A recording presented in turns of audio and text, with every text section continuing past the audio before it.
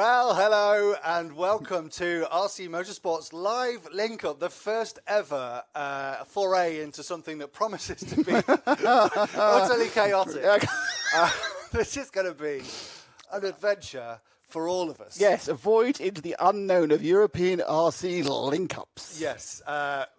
Some of you might call this the dream team. Yes. This is Nick Daman. Only obviously you're subject to bad insomnia or nightmares. And I'm Matt McCallum, and we are here. We're coming to you live from the UK, but this is not a UK-focused broadcast. We do have some races in Great Britain, but we also have some racing in Switzerland, which is an international race. That is large-scale touring car international race, which, for reasons we will explain soon, the results have already been decided, but that doesn't mean we can't enjoy it. Because I've hidden from the results. I haven't looked at any of the news on the BBC. Yes. I don't know what the results are, so I'm going to enjoy the race as live. Just like he does with F1. Yes, don't you dare tell me a thing, is the exact thing.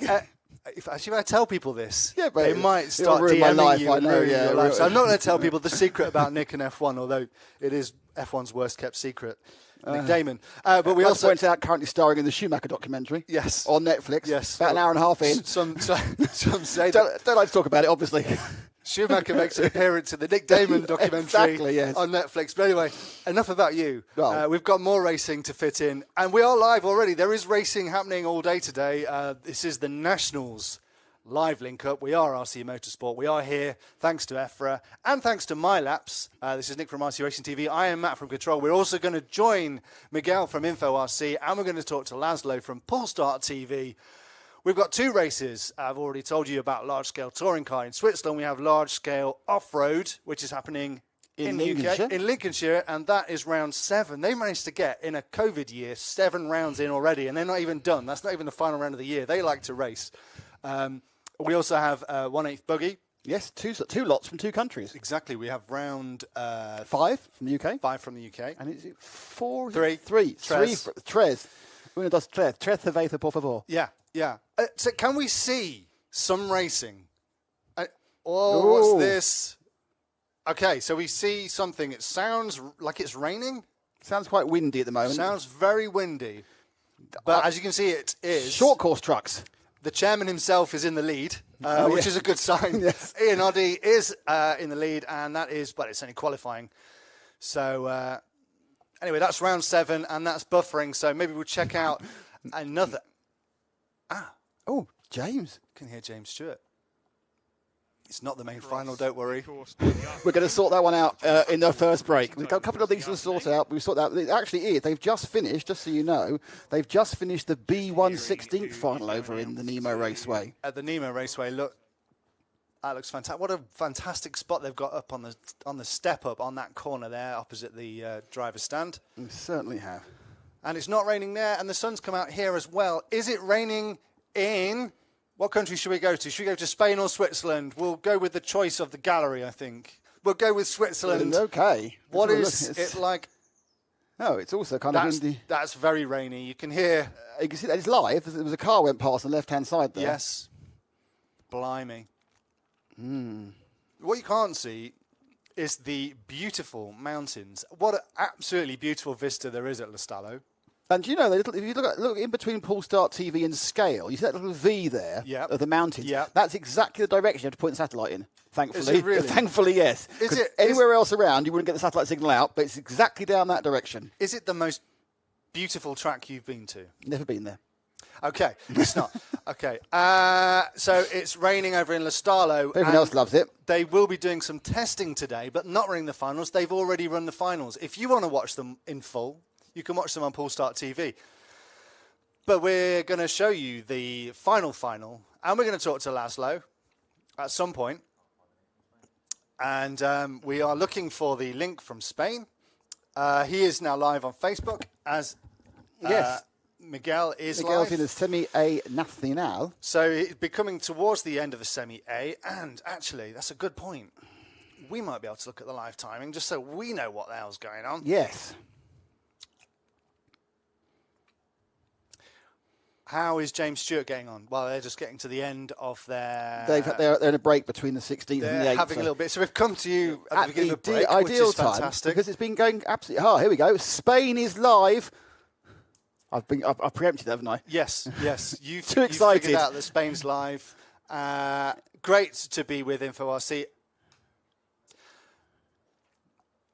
That's quite special. We can hear James Stewart. Yes. Can we lose James, lovely though he is?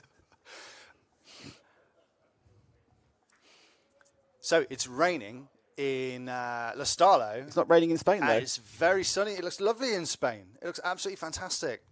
This is round 3 of the Nitro Buggy Spanish Nationals. Have you got the timing for that up? And I'm going to get timing up.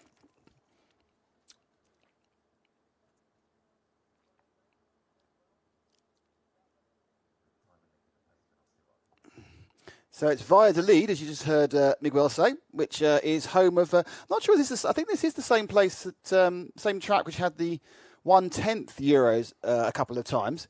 It's not the place we went to for large scale near Valladolid, which had the world's greatest number of flies, because it was very close to a pig farm. Yes, that was for that was for large scale. You're right. So we're looking at Joao Figueiredo. Figueiredo with the Kyosho. Not sure. Obviously, he has been recent. I may have missed out some of the most recent chassis changes, but certainly that's what he was running with for a while. Nice close-up work of the 3 car. Typical bleached out Southern European circuit. Very light coloured dirt. Protecting the jumps with the AstroTurf. And Robert Battier is leading this semi-final. Ah, is this semi-final B? It is, yes. And Jose Sanchez in second, Daniel Parente in third, Nacho Sanchez in fourth, and then it's Jose Thomas Escudero Romero. Joao Figueiredo, we looked at him, was 6th earlier. João Manuel Chaguan is 7th, Carlos Martinez is 8th, and then we have Ivan Navarro, who we know quite well. I've commented him a few times. Carlos Huertos, Joan Espana and David Todd. I think they're all running. It's quite early on, 6 laps in. They've done for sort of 4 minutes and 16 minutes to go. Let's see if... so this is now number 1, which I assume is Robert, with the Mugen. And of course his new engine supplier. G.I. Joe, isn't it? His engine supplier, something like G.I. Max or something.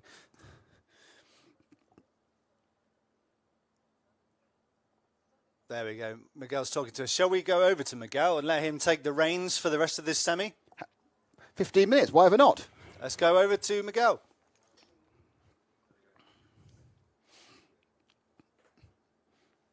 Come back to us. Coming back to us. And we're going to go over to Miguel in a second. He's preparing himself. Actually, that do him a disservice. Miguel's absolutely fine. Absolutely fine. Everything's running completely smoothly for Miguel. Unfortunately, not so much for us. But we're going to go over to Miguel and let him take the reins. You're not missing anything. Well, you are. But you're going to get caught up because we're going over to Miguel now. No le va a afectar para llevarse el primer puesto en esta semi, pero sí le puede afectar para llevarse el primer puesto en la parrilla de salida de la final, que ahí es donde va a estar lo interesante, ahí es donde va a haber sangre. I think Robert Badge will probably win this semi-final without much problem, but his time will decide if he will get the pole position or not for the main final, which is the really important part of this weekend. Because if he wins this final, he will be the Spanish national champion 2021, recovering his title from Canas, who stole it from him after 12 years in the last season. Ya sabéis, chavales, que Robert recuperaría el título si gana hoy. Recuperaría el título si gana hoy después de que Canas se lo quite tras 12 años siendo campeón imbatido. Vamos a ver si lo recupera o si no, se lo tendrá que jugar en la última, en el Club RC El Estrecho. Ahí tenemos a Robert, a Fuegote, Papu. Aún así yo veo más constante a Canas, ¿eh? En estos momentos creo que el coche de Canas es más consistente. Ahí tenemos etiquetando a Valen EF. ¿Quién lo ha hecho? ¿Quién ha etiquetado a Valen EF? Álvaro Redondo del Ferro. He leído algo de quesos en miniatura. Espera, porque esto tiene toda mi atención. Quesos majoreros de Tesorero. Pues mándate un quesito, Tanouso, enróllate, majo. Ahí tenemos a Álvaro Redondo etiquetando a Carolina Fernández. 203 espectadores, chavales, 203 viewers. Comienzan los reportajes.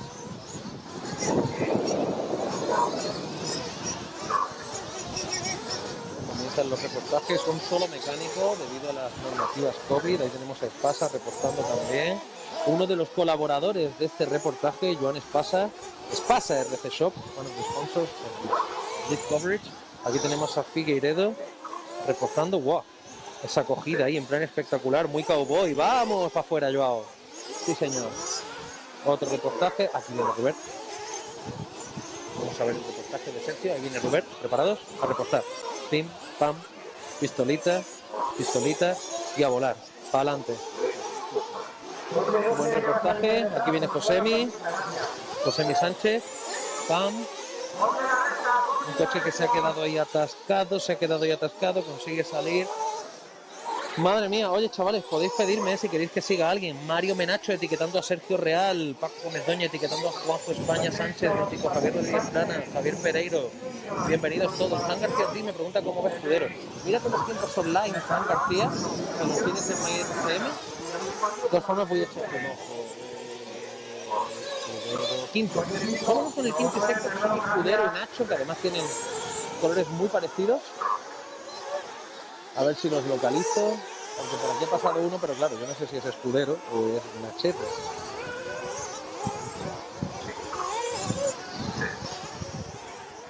Ahora os diré. Sigue Escudero, me pide Francis García. Ok, vamos a ver si es Escudero o quién es.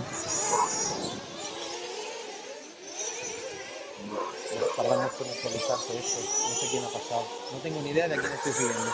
A ver, el número 9. Estoy siguiendo el número 9. Y el número 9 es, pues ya es ni uno ni otro, es Iván Navarro. José Tomás Escudero es el 10. Va, voy a buscarlo. Aquí lo tenemos. Perfecto. Escudero que ya no lleva los colores de antes, ahora lo lleva blanco y morado. Vamos a dar una vueltecita con Escudero.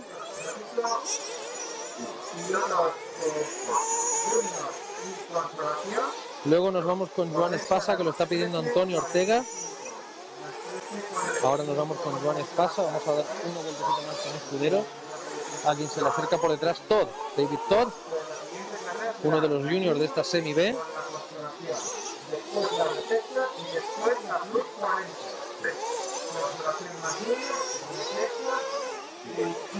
Escudero, ahí lo tenemos. Yo es que quiero buscar al sexto, que es Nacho Sánchez. No, ahora es José Tomás Escudero, se han actualizado los tiempos y ahora va Escudero sexto. Bueno, acaba de tener allí una serie de fallitos que no sé si han puesto sexto a David Todd, ¿eh? A ver cuándo se actualice esto. Pues no, sigue sexto José Tomás Escudero, quinto Nacho Sánchez con el número 6, vamos a ver si lo localizo. Aquí lo tenemos, Nacho Sánchez. Nacho Sánchez en pantalla, Nacho Sánchez on your screens at the moment. Car in 5th position, quinta posición, number 5. Ya está Pariente segundo, me avisan por ahí. Álvaro Redondo, muchas gracias por el chivatazo. Ahí tenemos a Nachete, a ver si localizo a Pariente, ahí lo tenemos. Vamos a dar... Uy. Se ha quedado Pariente allí en el carril. Y justo detrás le viene Espasa, que me lo habían pedido, así que nos vamos a quedar aquí con Pariente y Espasa.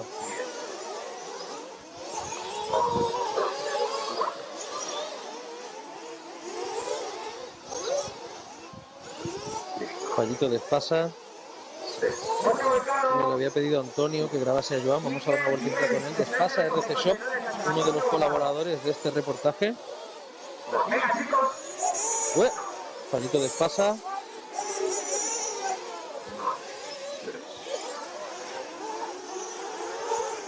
Le viene por detrás Josemi, que Josemi está ahora mismo tercero.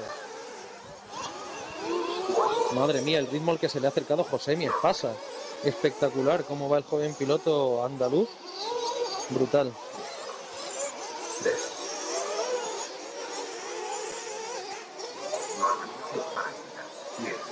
Acercándose a Espasa muy rápido. ¡Guau! Cómo se abren ahí para aprovechar toda la trazada.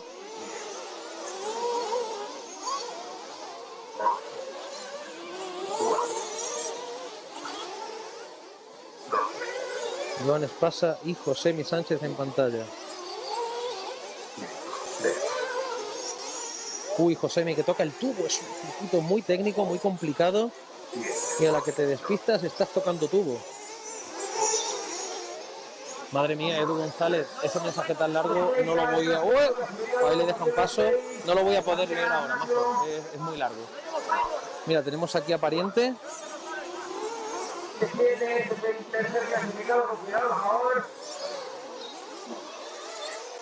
Dani Pariente en pantalla. Y yo pues me quiero ir con el sexto, que es el coche número 5, que es el que se juega este, aquí lo tenemos. Que lleva detrás al 10, que es Escudero, ¿verdad? Bueno, pues más Escudero va adelante. Gracias.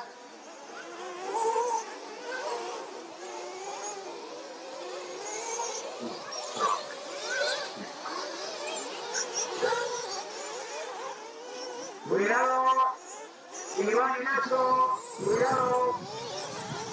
Correcto, estamos con el coche número 5, que es Carlos Martínez Gualda, coche número 5, quinta posición. Y el sexto es José Tomás Escudero, sí, o sea, que la van luchando. Lo que pasa es que como va el timing con retraso, pues no lo puedo saber bien, pero vaya, que ahí está la cosa, y Escudero dominando.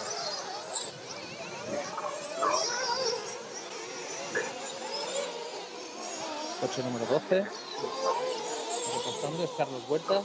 Vamos a por el 10, José Tomás Escudero. Aquí lo tenemos. Sí que va con sus colores, macho. Antes es que estuve siguiendo. De verdad, os pido perdón porque entre la visibilidad, mirar los tiempos, grabar y comentar, pues que no voy. Y a veces me desubico. Pero bueno, estamos ahora con José Tomás Escudero. José Tomás Escudero que va sexto. Y el séptimo es Iván Navarro.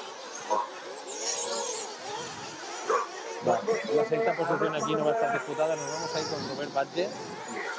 Vamos a ir con Robert para seguir viendo su ritmo, para compararlo con la final. Ahí lo tenemos.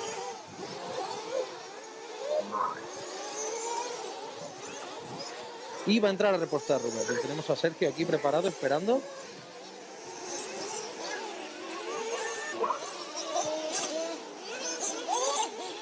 Repostaje de Sergio.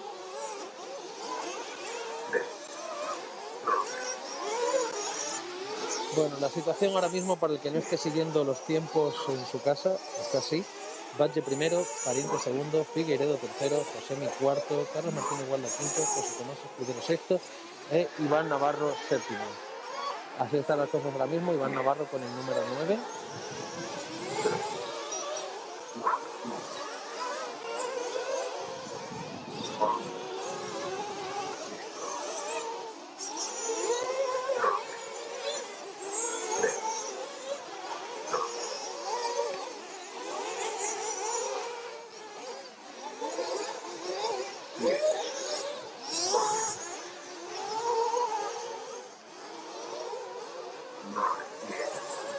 Número 9, Iván Navarro. Va en séptima posición.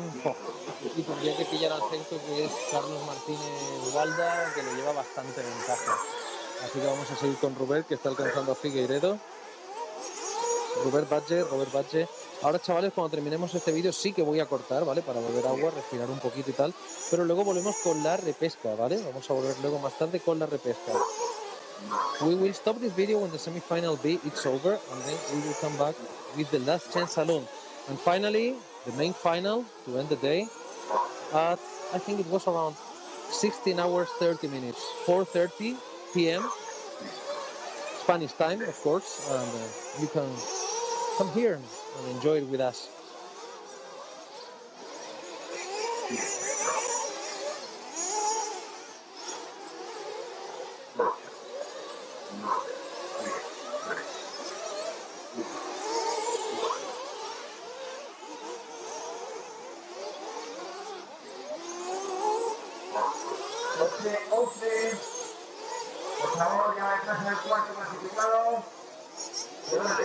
Bueno, Robert Batlle muy on point ahora mismo, ¿eh?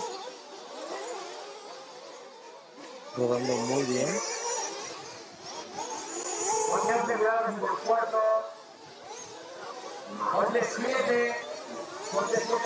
He leído un comentario que no me ha dado tiempo a ver el nombre, que me pregunta, ¿y la final? Pues mira, te voy a invitar a que te pases por nuestra web que se llama www.inforc.net y ahí hay una noticia que pone horarios de los directos de hoy. Y ahí podrás ver si retransmitimos o no la final en directo. No he visto el nombre del comentario, he mirado así un poquito de reojo, pero échale un ojo a la web y así sales de dudas sobre los directos que vamos a hacer hoy. Si es que es lo primero que tiene que hacer uno al levantarse el domingo por la mañana, sabiendo que hay Nacional y que InfoRC está por aquí. Te pasas por InfoRC y buscas la noticia que pone horarios del día. ¡Pam! Y ahí tienes toda la info. Bueno, pues ahí estamos viendo a Robert Badge. Va mucho mejor que antes. Yo sigo pensando que está ganando mejor. Lo veremos luego en la final.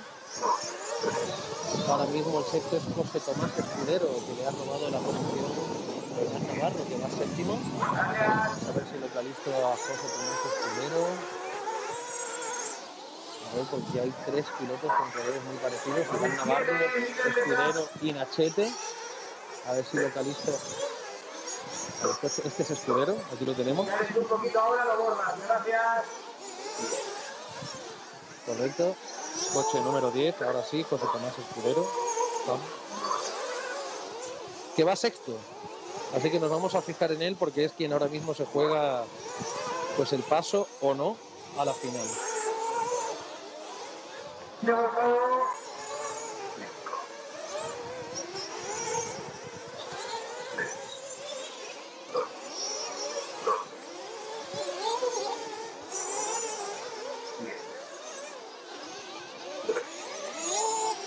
Se le acerca por detrás Daniel Pariente, que ahora mismo es el segundo clasificado. Dani Pariente, approaching José Tomás Escudero.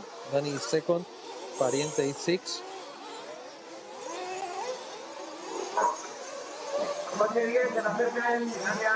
Madre mía, estupendo Pariente. Brutal Pariente. Ojito con Pariente en la final, ¿eh? Ojito con Pariente en la final. Que puede dar espectáculo. So there we have it. Yeah. Yep, so Robert's going to be, looks like he's got a minute to go and he's going to easily cruise into the main final, which was never really in doubt as long as the car kept going, because there he's going to face his nemesis. Canas. Well, this is all about whether Robert can take back his crown from Canas. That's what today's about. Canas stole his crown. The young lion. He did. He took the crown off Robert, who held it for many years, and so he lost it. And is he going to take it back today? I don't know. We'll find out with InfoRC. Thanks to Miguel for this fantastic live streaming, and we're going to check in with a little bit of the second semi-final, which will come up soon. And then we will check in with him for the main final in a bit. But they've got lots of things to go in between, like the 40+ and the junior final. They've got the one-legged final, and the break. Then they've got a final for people who don't speak Portuguese. And the siesta. Siesta, absolutely. And the paella. So there will be lots of other RC to go in the meantime. In fact, we're going to talk to, I believe, our first guest. Can we have a look? Can we have a look at the large scale, which is happening in Great Britain? I believe they are still in qualifying right now. Yes, you can see on your screen now, we're over to two-wheel drive. And I think we can actually hear. Okay, shall we? Well, I think this is coming to an end. We've got two Elcons there. Yep, and an ex-Elcon Trax. Oh, that is not a way to get a fast qualifying time around this track. But it is a way to make more cars. We've got a wet and slick AstroTurf and sand large-scale track here out in North Ings. Oh! That's... Hopefully that number, is that the number, that's the number 4 again, I think. Causing some trouble for Mendagas.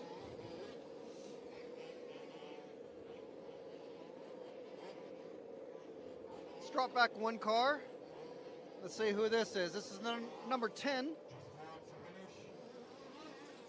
the number 10 of Audi, Mick Audi, running a Horman HT. And they are on their final lap. So let's see if Mick can get past Mindaugas cleanly, or if Mindaugas is going to make it tough for him. Coming into the S's, he's just going to cut the track. Why not? I think they finished. Down the back straight. Frank's doing his best work, but they've actually finished. Yeah, so that's finished. And what we're going to do, we're going to talk to Connie soon. We're going to bring our first guest in very soon. He's just having some webcam issues. We're all familiar with that. Oh, yes. When you try and do something new, these things will happen. But anyway, that was Heat 6 of the third and final qualifying round for the two-wheel drive over at North Ings. We do also have another British Championship taking place today. Yes. We will have another look at them in a little bit, where we have James Stewart talking about Buggy. Racing towards their 8th final. It's not quite there yet. Just to confirm, Robert Battier did indeed win his semi-final with 40 laps ahead of Daniel Pariente on 39 laps. So fantastic for him. And we've got the guys over. Where's James Stewart? Where is that track? Oh, it's at Nemo Raceway. He's at Nemo, yes. That's over at Nemo. So we're going to check in with them very soon. Guests are plenty. We're also doing large-scale on-road today. So we're covering many classes, 2 large-scale, 1 on-road, 1 off-road, 2 Nitro Buggy classes, and everything in between. Now, you can get involved. Yes. We're taking guests. We're taking callers. If you want to add something to this, then feel free to get in touch. Put your comments below in the stream, and we can get a bit interactive. And it would be great to potentially get some callers on the stream. Oh, yeah, we'll talk to anybody. Impromptu callers. Talk to anybody. If you've got an opinion, maybe we'll bring you on air. We'll see how that goes. We are going to talk to a raft of fantastic guests. I'm hoping to speak to Carlos Gomez, who is obviously the section chairman for EFRA for Nitro 1/8 Buggy. So with the nationals going on in Great Britain and in Spain, his homeland, it will be great to check in with him as we look towards maybe having a Euros next year. Oh, I hope there are some Euros next year. That would be nice. Because the Euros are obviously officially supposed to be down in Redovan, but that might not happen, of course. Yes. If the other thing we can't talk about happens. What? Okay. Because you can't have both at Redovan. Oh, can you not? No. Okay, that's interesting. Unless they made it the warm-up, which is a bit unlikely. Okay. That's a secret. That's why I winked. That's okay. So if you've got any secrets that you don't want us to share, just wink at us on the camera. Just send us a few wink emojis. We'll know what's going on. We'll all know what's going on. Absolutely. You can comment below. I am going to say hello to Connie fairly soon. He's having camera issues still. Just check. Yeah. Gives us a chance to see if Frank's... Let's get some comments. As we see Heat 7 kicking off with Carl Norris. They're getting to the car end number 1. Magnus Berglund likes the concept of this. Hooray! Hooray! Thanks, Magnus. Thanks, Magnus. I think Magnus won a car about 5 years ago. He's still following us. He's over another car, isn't he? Did he win a car? He won the car. He actually is pretty unique because he won a prize we actually gave away. What did he win? A Schumacher something? No, he won an HB.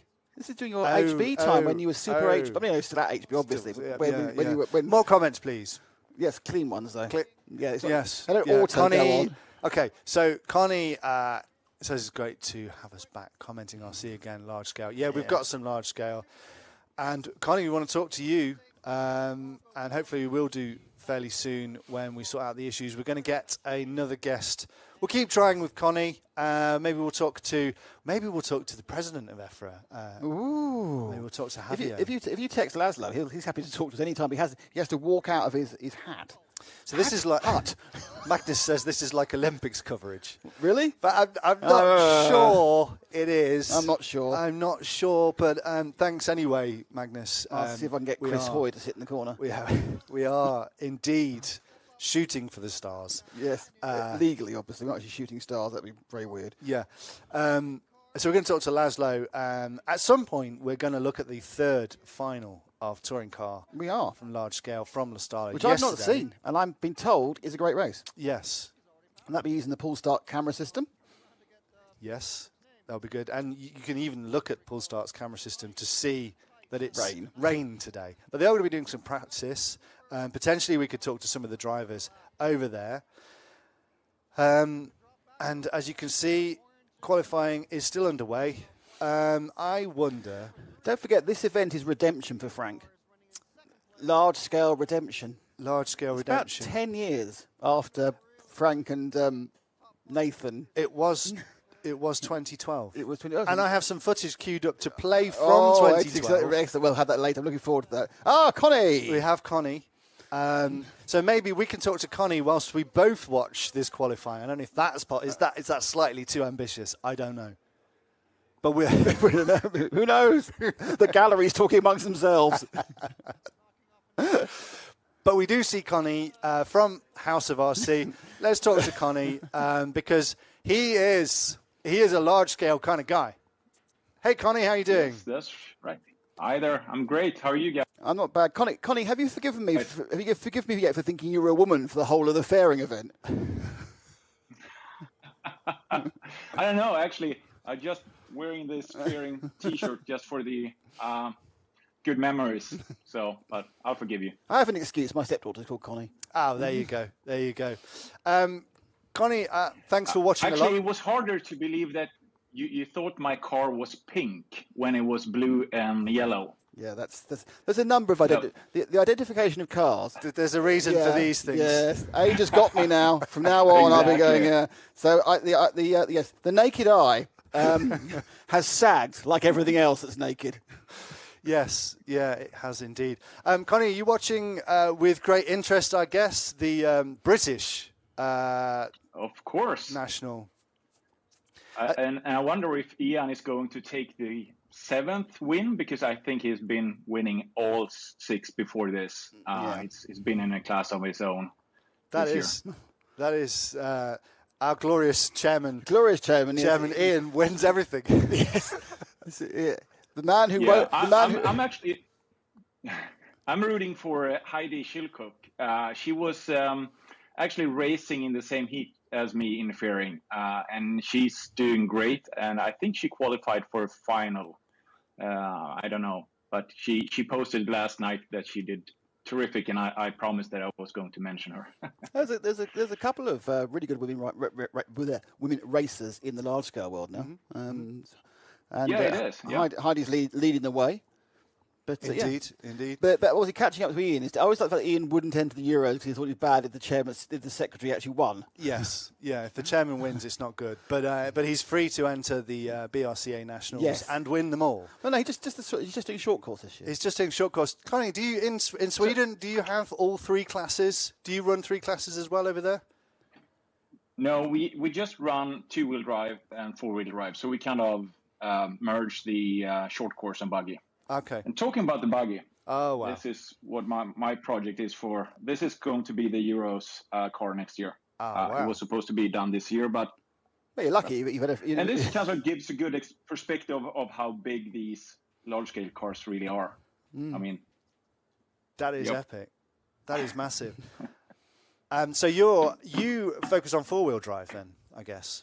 I'm focusing on 4-wheel drive, buggy. I'm maybe thinking of short course, but I'm a buggy guy. Yeah, I must admit, I was watching some of the footage of the 2-wheel drives because I was doing some footage of you actually, and I was thinking those things were really having a massive struggle even moving forwards with the amount of grip they got. And you watch a 4-wheel drive, hey, well, up you go, that's a bit of fun, yeah. 2-wheel drive, too much like hard work and subtlety on the throttle, which is not a strong point. I'm a jammer, throttle jammer. So we had 2 weeks ago now. That was great, and in Czechia and Turkey they are more on the 2-wheel drive, and here in Sweden and Nordic countries we are more on 4-wheel drive. What's the 2-wheel drive as well? It's a different ball game.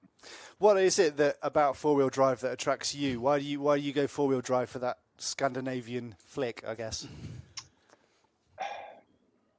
I don't know. I mean, I was competing in 10th scale, but just in the 80s, 90s, and that was 4-wheel drive, and then 8 scale 4-wheel drive. So I guess I'm just more used to that, and you can push it a little bit more. But I think my driving style would actually fit 2-wheel drive very well. I'm a pretty smooth driver. I'm not too trigger happy, so that's interesting in 2-wheel drive as well. But 4-wheel drive is definitely a faster class. On a track like Fairing, I think it's about 4 or 5 seconds difference there, so it's definitely a difference in speed. But 2-wheel drive has some other interesting aspects to it that I'm drawn to. You talk about fairing. You couldn't get much different between the fairing track and the track we're looking at right now, which is on AstroTurf in the UK. Is this like a Swedish track? What are your tracks like? We actually, I would say that I'm proud of that we probably have the most diverse tracks on the circuit. Every track. So this year we have had 5 events in the Swedish Large Scale Cup, or the RC Bash Large Scale Cup as it's called. And all 5 different tracks are completely different surface and layout. So we have one Astro track, we have dirt, we have grass, we have mixed of clay and kind of concrete and stuff. So that makes it really interesting to me. Some of the tracks like this, an Astro track, stays the same the whole day, so you can really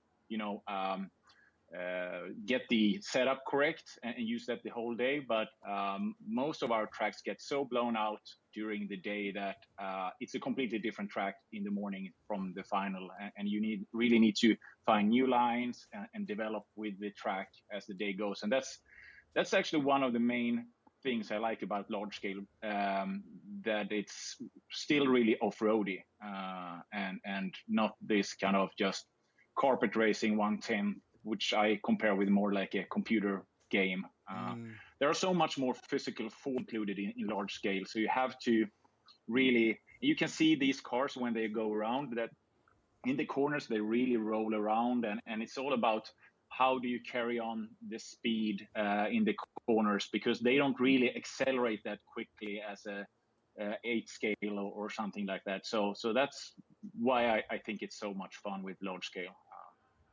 So you say it's the most realistic class, then, in your opinion?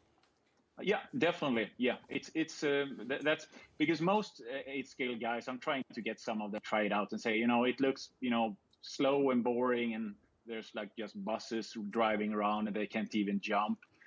And I try to explain, maybe it's not the most fun to watch. I think it's fun to watch, but that's why I drive it. But driving it is a completely different thing. As you said, it's more realistic, like a real rally car. So in the other classes, you can adjust your car in the air as you jump. But in large scale, you really need to plan the jump before, because there are not that much margin you can do once you've jumped out in the and you're in the air. Not as much as with 1/8. You can do these whips and control the placement in the air and all that. So it's a different mind you drive it. We just saw a car being marshaled, and then you get a perspective of just how huge the cars are. I mean, it's quite scary to actually be on the track that close up to these huge machines flying through the air. It is. If you remember in Fairing, we had the big double jump on all the way back. I think they removed that now. It's just one big kind of smooth jump instead. That corner, there were a lot of cars that jumped out in the bushes there. And in the final, I was marshalling that corner. My wife, she was actually really afraid that I was going to hurt myself, because there were some guys that got hit by cars. So she wasn't that, but I was like, that's the best corner. I want the action. I think far more important than that, Connie, our camera got hit during one of the finals in the large scale last time, which is right. But I do know the secret, Connie. I know the secret of why drivers like you and I, who raced in the 80s and 90s, perhaps move into large scale. And it's these things again, because all the parts are much bigger. So you aren't dealing with tiny screws, it's big screws. It's not small wrenches, it's a big hammer. It makes it way easier. Old eyes, way easier. Yeah. I mean, it is kind of a old guys or gals sports, I guess. But also because I really like to build and do my own parts and do actually fabrication, and that's another thing that is much easier in large scale, that you can actually do these things yourselves. In 8 scale and 10 scale, all the cars have the same layout, the same parts, and it's not much you can actually improve on. But in 5th scale, you can do some improvements and some experimentation yourself if you just have access to some CNC machines and stuff. Cool. Okay, that's cool. You're obviously interested in all the kinds of RC. You've told us that you've done 10th scale and 8th scale. You're not just about large scale, are you? Particularly, and I'm admiring your cap there, Connie. I need to get me one of these hats because that's pretty cool. So are you using this entire broadcast as a blag? Yeah, we just want free stuff. Yeah. Oh, hang on. Yes, free stuff. A lot of people will know already about House of RC, but I guess for those in a nutshell, for people that haven't heard about House of RC, what can you tell us about it? Well, as you said, just the name itself, it's not House of Cars, so it's not just cars. So when I'm saying RC bones, I like boats, but I'm mostly into cars. But RC is a new crowdsourced platform during the whole RC community. And when I say the whole community, I really mean it all. So manufacturers, clubs, organizers, all the tracks, drivers, hobbyists, fanatics, just, builders, everything in the whole industry of RC. I'm trying to build a new, I call it the crowdsourced community platform. So, but I don't really want to compare it with Facebook or anything like that, because I don't want kind of the drama of it. But I really want to have a platform where you have something that understands the intricacies of RC and how it's connected. That, you have a club that runs a couple of tracks, that has events. After event, you write a race report.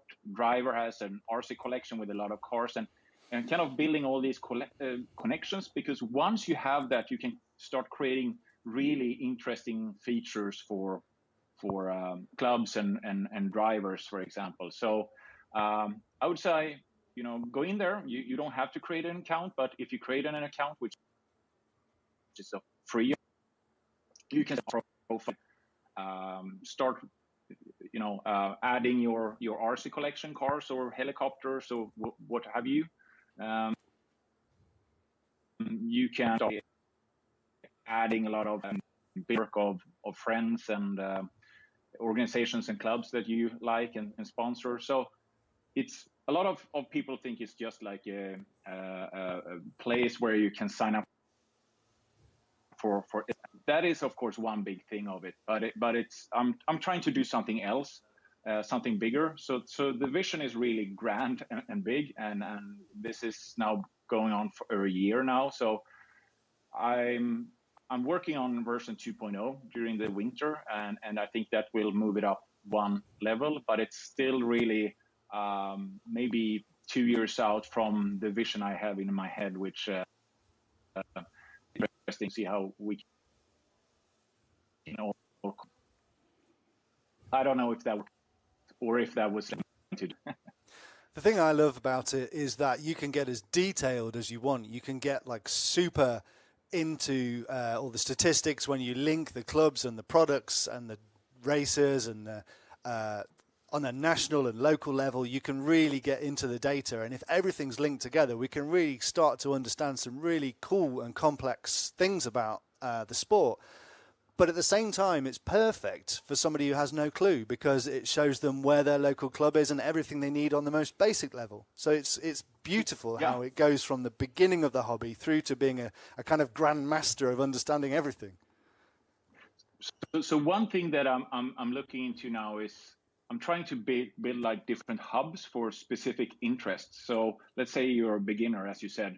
The first thing you want to know is kind of, how do I get into this? Maybe you haven't even bought your first RC. So what are the different classes? What's out there? What do I need to think about? And also, maybe you register a profile, you say you're a beginner, then you can see all the clubs, tracks, what have you in your area, your local hobby shop. So maybe that's a way, just the first way to get connected to this and see what's in my area. And as you say, then you move on and you become a racer. Some of them are just, bashers. Some just love to collect and build RC models.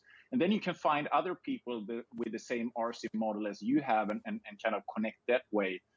Because at Facebook, where a lot of these kind of communities are built today, you don't have really that connection between the physical entities in RC. It's just really putting up a group and hopefully people find that group, but it doesn't really have that kind of as you. Yeah, completely. It's really interesting. So for people to get involved, obviously there is an app, but I guess you start from the website and then you install the app on your phone, iPad. It's houseofrc.com. Houseofrc.com. Yeah. Excellent. So that's the first place to go. Enough. And as you said, there is an app both for Android and iOS, and I see that most people are getting this through the mobile experience, if it's web browser on the mobile or the app. I think almost 70% now is using mobile. Right. And that is one of the hard things here, because there are so much information and fit that on that little screen. So it really makes itself better on the desktop, but mobile is the way to go, I guess, because that's what everybody has in their pockets.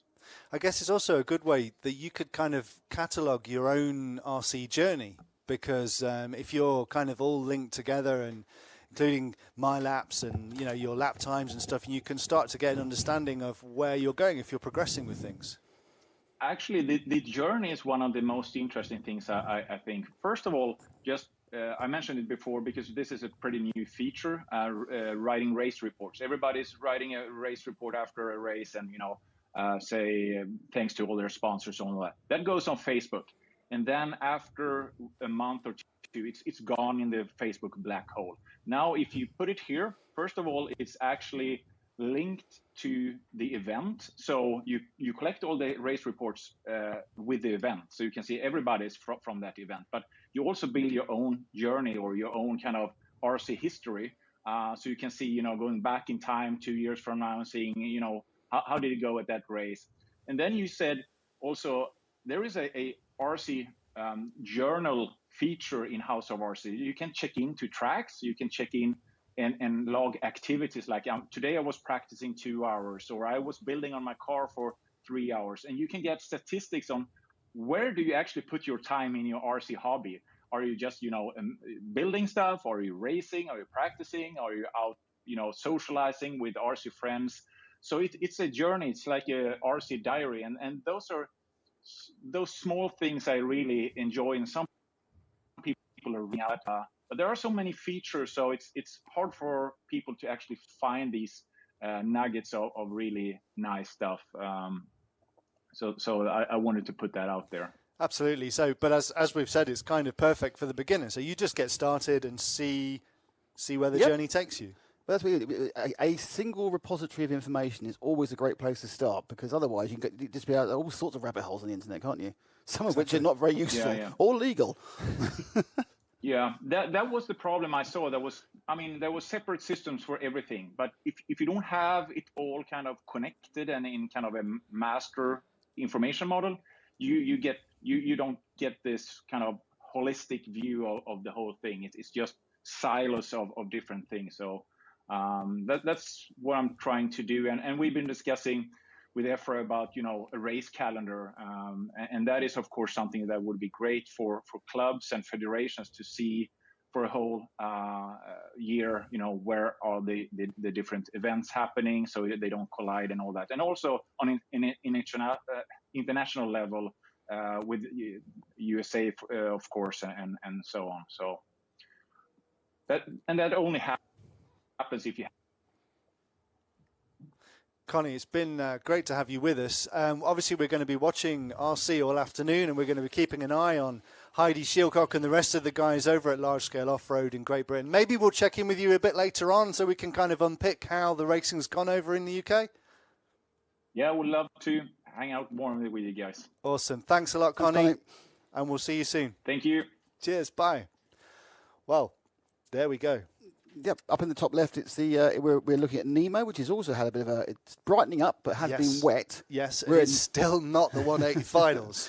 No, but no, 1/8 finals, yes. Hey, It's the 1/8 finals.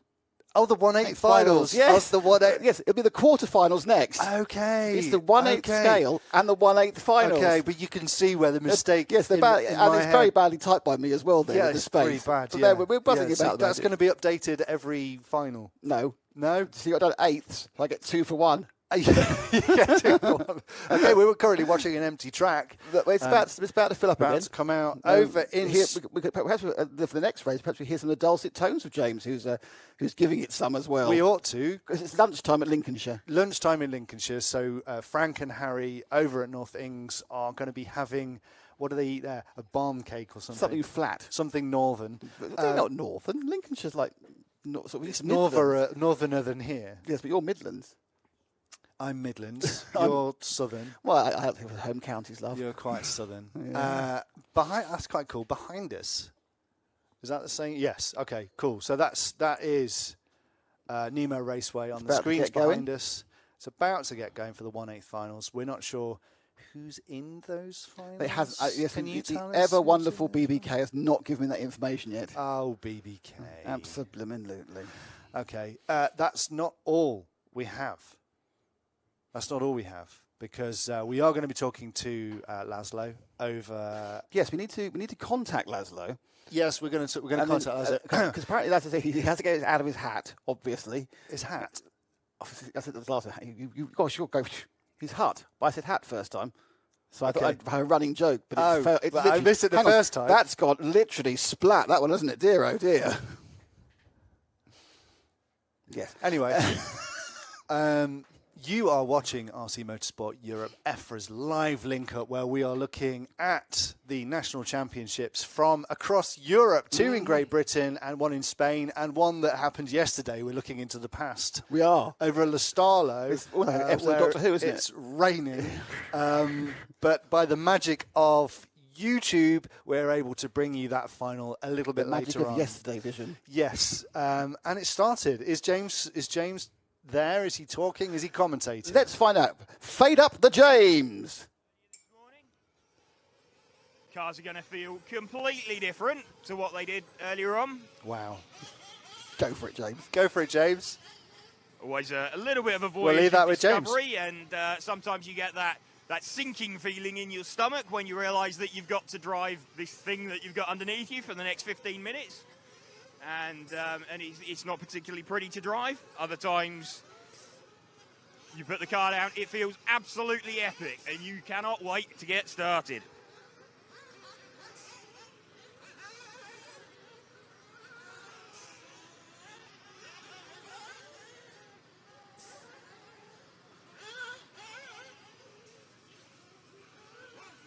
Coming towards the end of the warm-up now.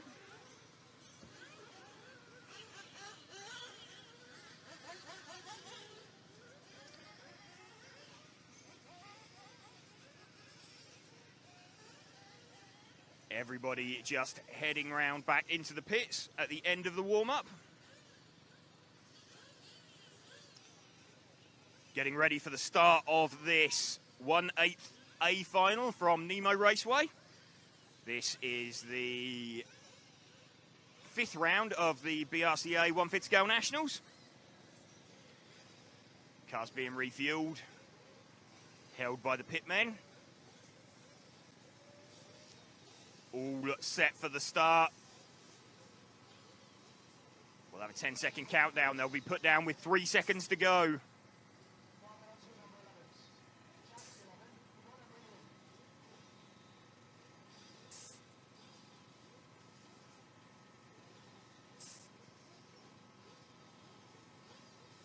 Looks like we've had a little bit of drama there. Someone called off the track, or is that an engine cut?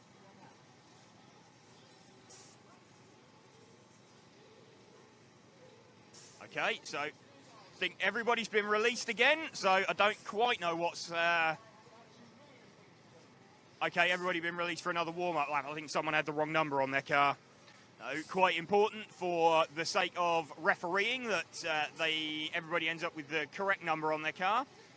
So referee has released everybody for another warm-up lap. You can see just having the correct numbers affixed to his car.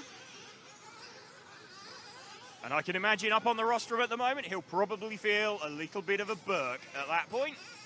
But being taken back to the start line. It'd be a little bit odd for the drivers. You can see pitmen making the universal symbol, get the revs up, get that exhaust cleared. You don't want this bogging down at the start. So we're going to have a 10-second countdown. And then into the start. Ready.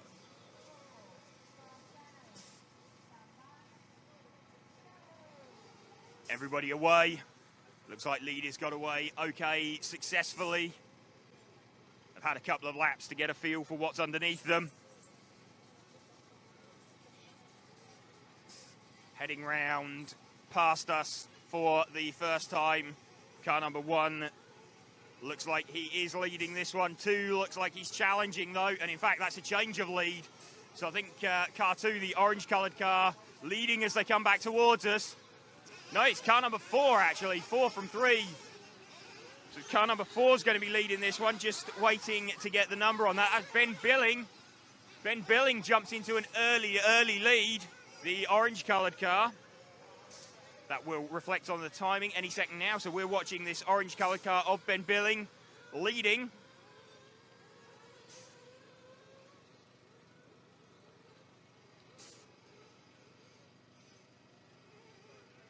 It did look like the number 4 as it came past us. Let's just get a check on that because the timing is showing it as car 2. Just want to confirm that. He's got a big lead. Should be able to pick him up. My mistake, it is the 2 car. So Ashley Owen leading from Adrian Svensson. Ben Billing has made a decent start and he's running in what I believe to be 2nd place now. So Ben Billing is running in 2nd place. Towards back of this. So if we can move back 1 car. Here we go. This is the battle for 2nd going on. Ashley Owen appears to have checked out. Ben Billing is running in 2nd. That's an awesome launch from Jack Willits with the 11 car. And I think he's just popped out in 2nd place.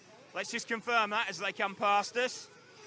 That is the 11 car. So Jack Willits, all the way from P11, has got himself up into 2nd place. This white car just coming out onto the main straight now. White car, white wheels, black wing. Heads off down the main straight now. Everybody giving chase. Ashley Owen has absolutely gone. Has checked out at the front. That's what he will like to see. He's got a huge lead. He's got 8 seconds already. As we come in, I suppose we're 3 minutes into the final, so it's a decent amount of time that we've been running. Everybody going to try and give chase. Jack Willits still occupying 2nd from P11. Car number 6, Wesley Jolly, running in 3rd position at the moment.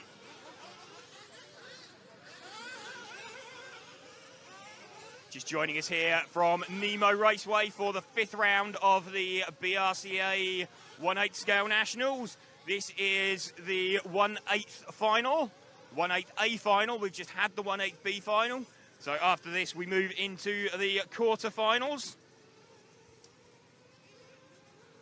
Coming up towards the 4-minute mark now. Ashley Owen leading this one quite comfortably from Jack Willits, who we're running with at the moment. Ashley Owen already heading out towards the main straight and down the main straight. The car didn't look particularly quick, actually, Ashley's car. Let's just see if we can pick him up. He's over the far side of the track at the moment. Just watching Ashley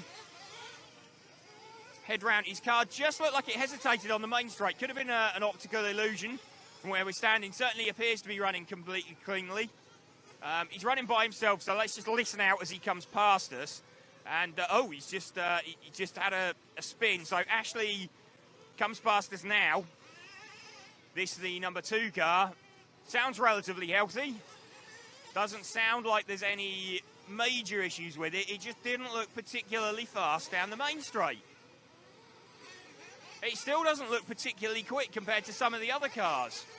It does look like he's maybe struggling a little bit. Looks a little bit strangulated. Let's just see if he ends up losing the lead there. So Ashley Owen had a fairly huge lead. He seems absolutely fine on the infield. Just seen him taking some liberties there with some of the hoses. Gets away with it. Just doesn't sound particularly clean when he opens it up down the main straight. Looks fine through the infield.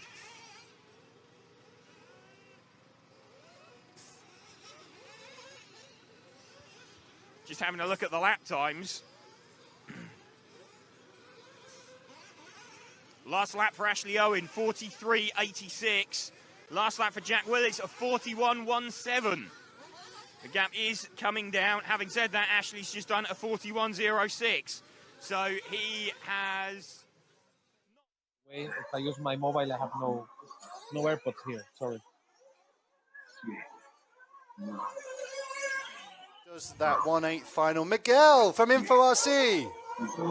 Hello, guys. Hello.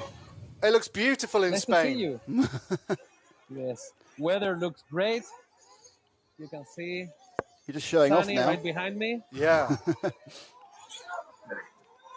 So here I am. It's my position where I am recording the race and live streaming it. So what's up, guys? How is it going from your side? Oh, fantastic. And it's been great to watch your coverage so far. Semi-finals look very good. Robert Battier, very strong.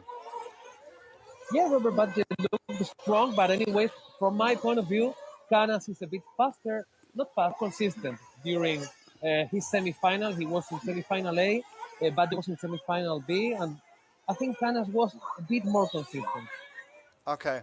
Okay. Do you think the final's obviously going to be very... Who's going to be on pole in the final then? Well, pole for the final was for Canas. Okay. So he has a small advantage to Badge.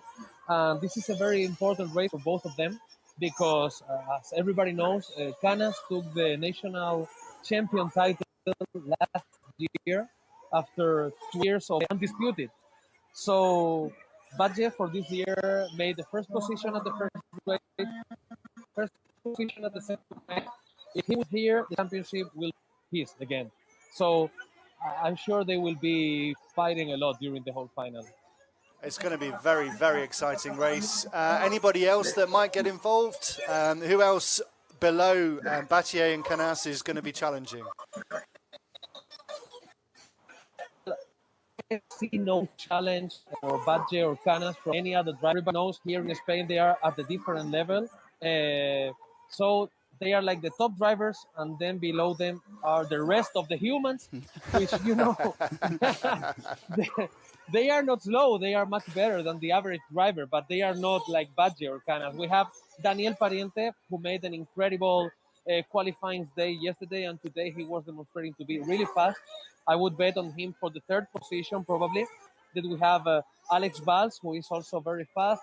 Oscar Baldo, who is doing a great weekend also, but Oscar, for long finals, he gets a bit too stressed sometimes, and he's not so consistent as he could. And then we also have, who was I going to say? I forgot. There was another guy that will be fighting from the third to the fifth position, because first and second, if nothing happens, will be for Badge and Canas. Cool. So, yes, we have Brian. Sorry. Brian, Baldo. Brian, of course. Both the Baldos. The Baldos. Yeah. But the thing is that Brian is racing this weekend with a broken arm. Oh. Oh, wow. Yes, he's like this, like all broken. We shouldn't laugh. No, please Yeah, get we him can on laugh. camera if he's still in the final. Yes, yes. Broken arm drivers, we need to see. Just goes to show RC is the most accessible motorsport. Even when you've crocked yourself. Yes. Yes. I've put him on camera a few times during the weekend, and then for the final, I will do the same and tell him to say hello with the broken. It will be so fun.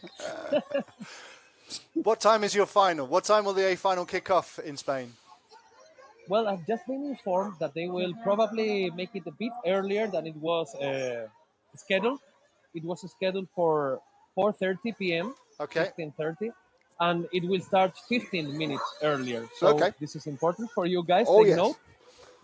We will start the live stream for the main final at 4:15, 4:15.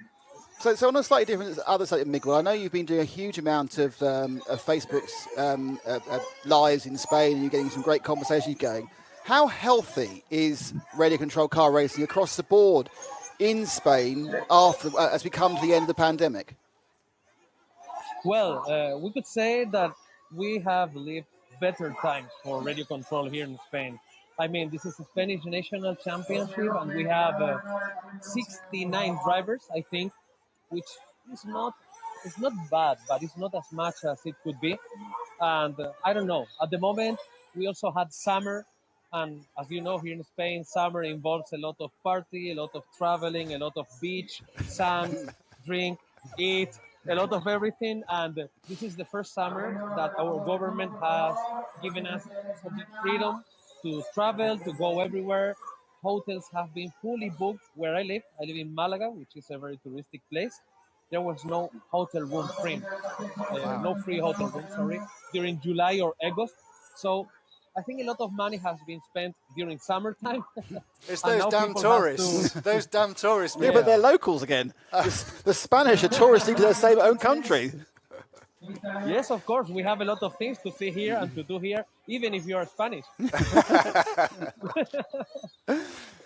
So, what is your prediction for the final? Do you think Batlle is going to get ahead of Canas and take the win? No. Oh, okay. Oh, this is what do you know? I love Miguel because there's no fence sitting. It's straight on. That's happening. I've always said that. Always have an opinion, even if it's the wrong one. Maybe I'm wrong. I can be wrong. I'm human. But the thing is, Batlle has to win, which puts a lot of stress on him. He has to win if he wants the championship. And also during the weekend, I have been seeing Canas more confident, more stable, more consistent on the track. I don't know. I would like that Robert wins because he's my friend, and also because he would get back his title, and that would be a very exciting moment. But I think if he wins the championship, it won't be on this race. I think Canas is a bit stronger this time. Canas is obviously a young guy. He's one of the most talented drivers in the world. Do you think he's maturing a little bit? I mean, he's been known for being slightly aggressive on the track, sometimes making some hot-headed decisions, 50-50 decisions. Do you think he's kind of maturing and settling into a more kind of consistent racer now?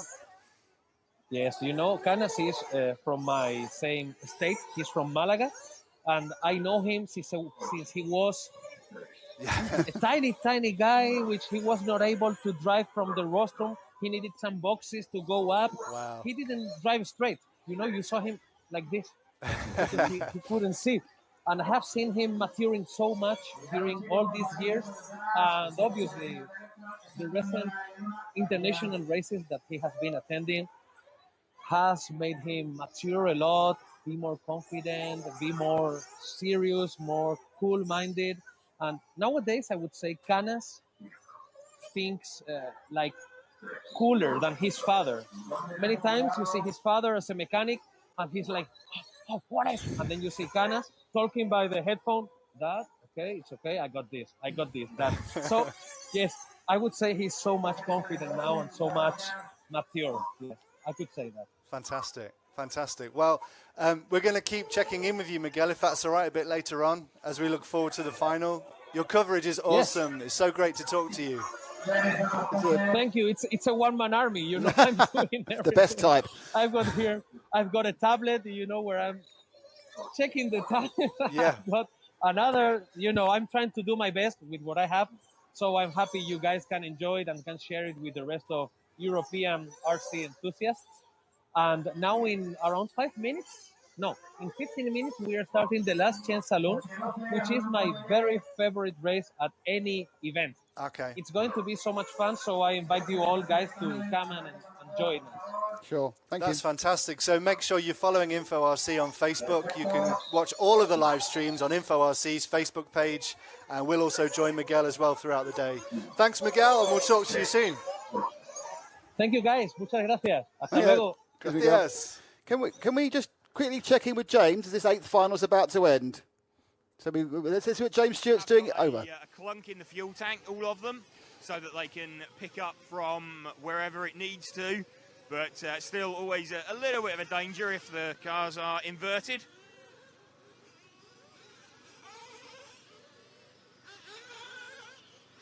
Ash Owens lead 3.6 seconds as we come up to around 30 seconds to go within this 1/8B final.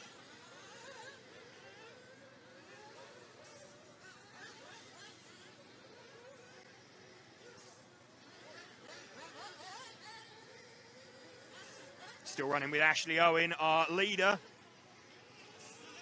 Quite possibly the last lap.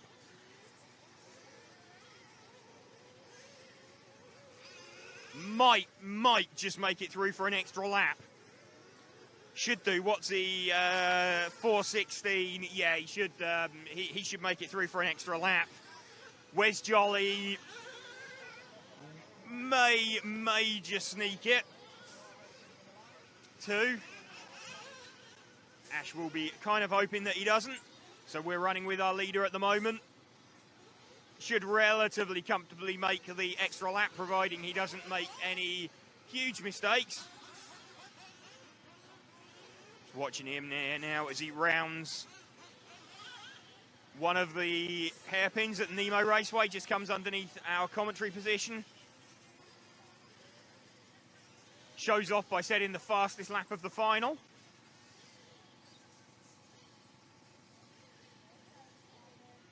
And takes the win. So Ashley Owen from Wes Jolly, Ben Billing and Adrian Svensson our top 4 there as we finish. So just going to get everybody head off the track, and then we will start getting ready for the quarterfinals. So thank you to Miguel and thank you to James Stewart, and Zach is on the camera there. They're down at the Nemo Raceway with the 8th finals. And now the most important thing we have to do is change that graphic to quarterfinals. Yes. Because that's next. Yes, that's absolutely essential. It really, that's the whole running of this European F1 Live link-up depends on that changing to 4 from 8. Because at that point, you'll no longer be confused, will you? I won't be confused anymore because we don't have any quarter-scale racing. No, we don't. We used to, years ago. Really? Yeah, some of the early large scale was quarter-scale. To me, that seems like a good scale because you just take everything and but then take you've got 1/10 yes. and 1/5. Because officially, large scale off-road is supposedly 1/6 officially, yes. So it's just guess. But then again, if you look at real cars and look at the scales, it doesn't make any sense anyway. Oh, does it not? No. I think originally it was like that, and of course they've now been developed beyond belief in different ways. Okay. You are watching RC Motorsport Europe's live link-up.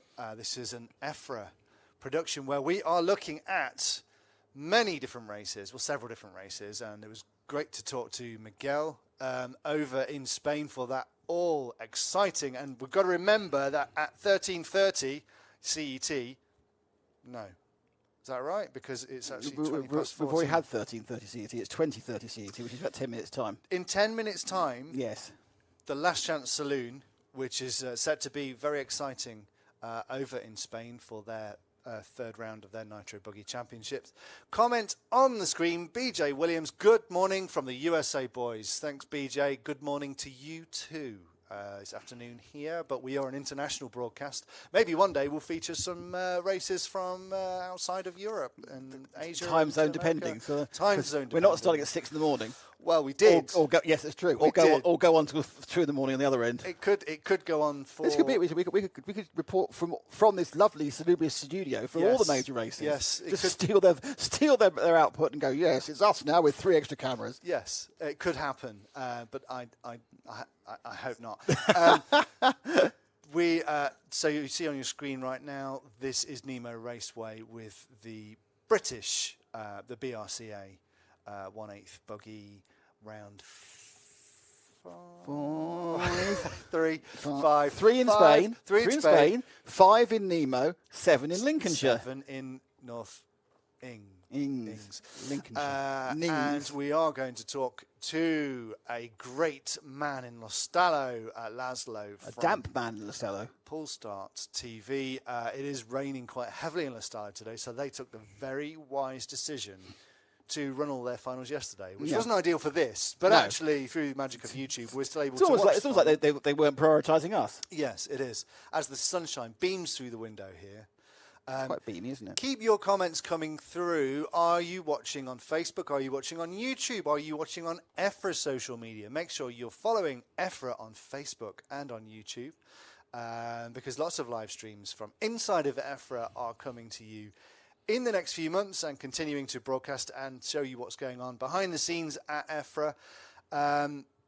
But keep your comments coming in on this stream as well. What do you want to see? What races do you want us to cover? We may cover some more races next week. Are you live streaming? Yes. A race? Can we cover it? Sorry, can we watch it? Can we nick it? Can we look at it and talk to you? It's very nice to join with our international friends and do such a thing. We don't have Laszlo yet. No. I wonder, are the large-scale guys over in Lincolnshire, are they still on lunch? They're going to start. They may actually have just started. I don't know. Cars are now back on track, I see, over in Nemo. No, 13:31 they're going to be going off. This is a quarter-final, by the way, which is worrying me intensely because it's got the wrong thing at the top. Do you want to go over to Lostallo and watch the final from yesterday? Well, I was kind of worried. I thought we were going to get a kind of like a preamble. Yeah, that was I want to talk to Laszlo first. He's going to help us out because you said it was a third of three. So yes, 10 minutes. So we're in a holding pattern waiting for... Well, we could have more James, couldn't we? We could have a bit more James and we could get this quarter-final, which is about to kick off. Is James over in Nemo Raceway? Can we hear James? Let's make a few tweaks, a few changes.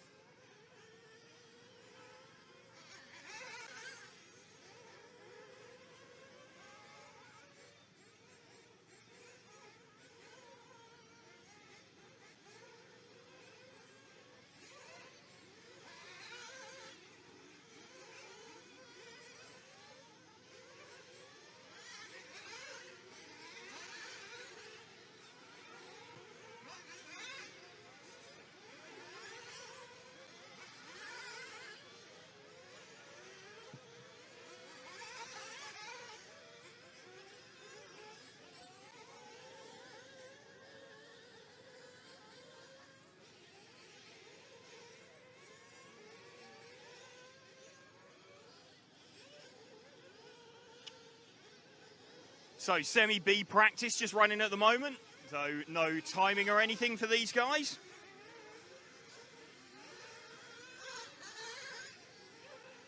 Just getting a feel for what they've got underneath them here at Nemo Raceway. 5-minute practice for semi-B. There'll be a 5-minute practice for semi-A. Then we shall get back into the action of the quarterfinals here from Nemo Raceway.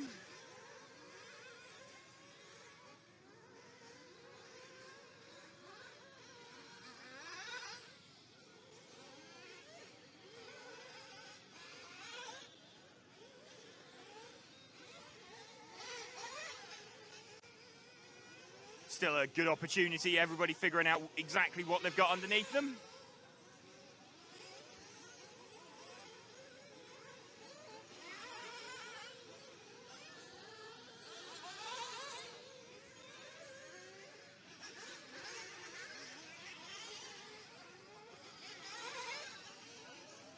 So, coming towards the end of this semi-B practice. I'm going to have semi-A practice coming up next.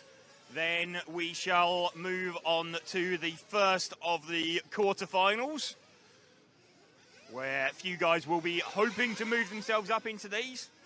If you're wondering why they're not having the opportunity to practice, those guys, and why they're running the semi-practice at the moment, basically they're going to have come off of a 20-minute final straight into that anyway, so that will serve as their practice.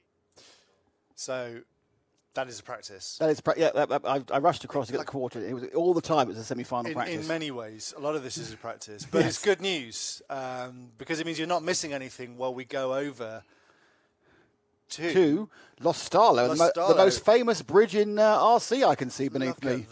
Look at that! Even in this weather, it looks beautiful. Look it at does. that. It's not as beautiful as Laszlo. Yeah, Laszlo, let's see your face. Laszlo, we want to see you. Come on, come on, Laszlo. Come on. Hey, Laszlo, go! Probably it looks beautiful for you from there, from the warm room, but here it's incredible. It's winter, and 10 minutes ago it was havoc.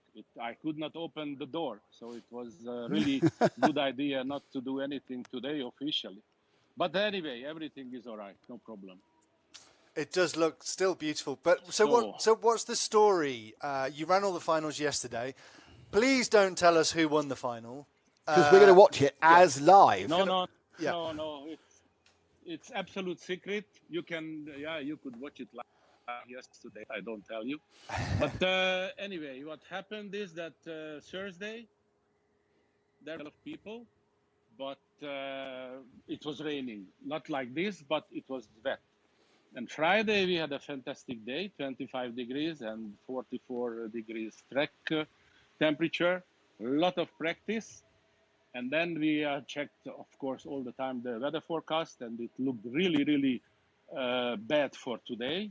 And it looks like it was a good weather forecast. But for Saturday, it looked okay after Friday. So Ernesto decided, and with the other guys, of course, that we will do everything on Saturday, qualifications and finals, and a very special way of organizing this day. So we had 4 qualifications and the 2 best counted for A, B, and C finals and the Formula One. And for each group, there was 3 finals. Wow. So A, B, C, D, 3 times. B and C, 20 minutes. A final, 30 minutes. So if you wanted to win the main final, you had to go 3 times 30 minutes. Wow. And I don't know 90 why, minutes of driver racing. won all the main finals.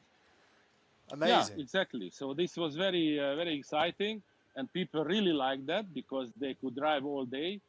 And it was very good. Everybody was happy, what I know.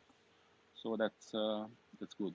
That's a great... It's a pity that it's not today, because then you could show it live, but it was live yesterday, so we had a lot of viewers as well. So excellent. Before we take a look at the race, can you tell us a little bit about Polestart TV? It's thanks to Polestart TV that we can actually see the pictures of these races, and we can actually look at tracks around Europe 24 hours a day, can't we?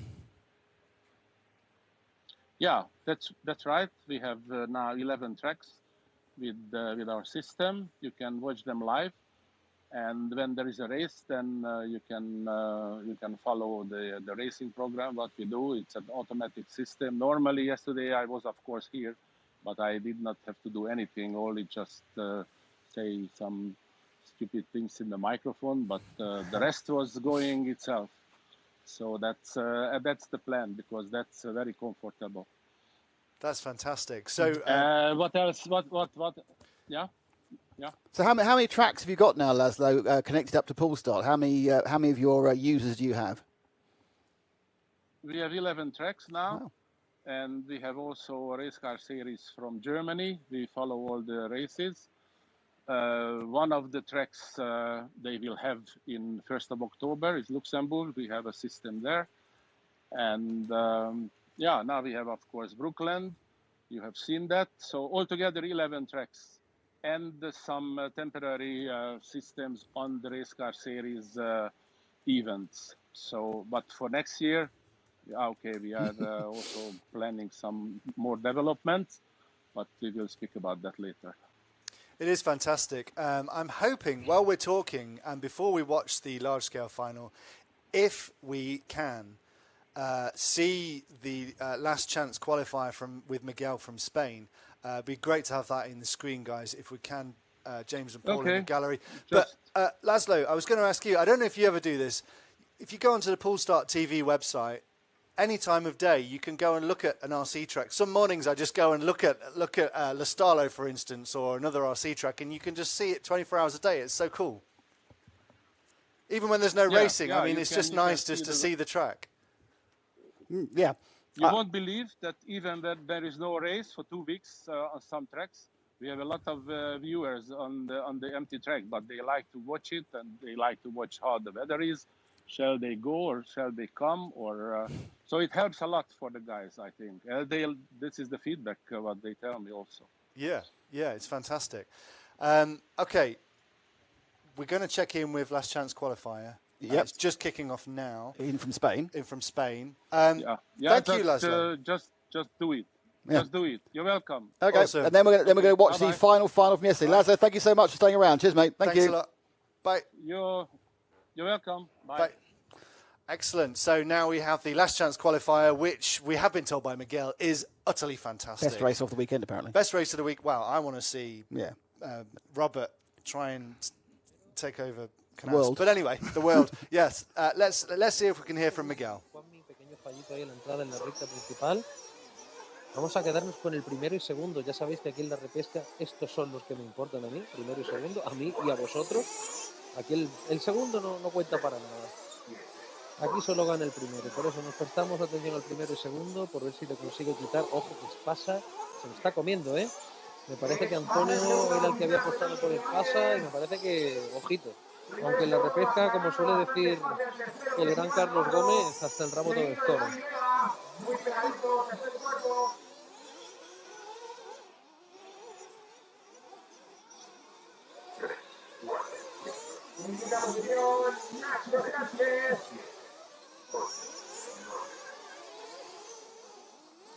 Juanmi está aguantando muy bien el tipo, ¿eh? Sí, señor.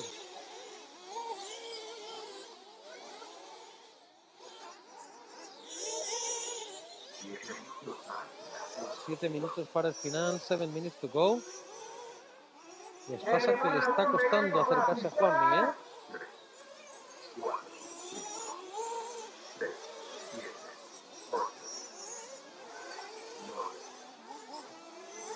Ahí lo tiene ya.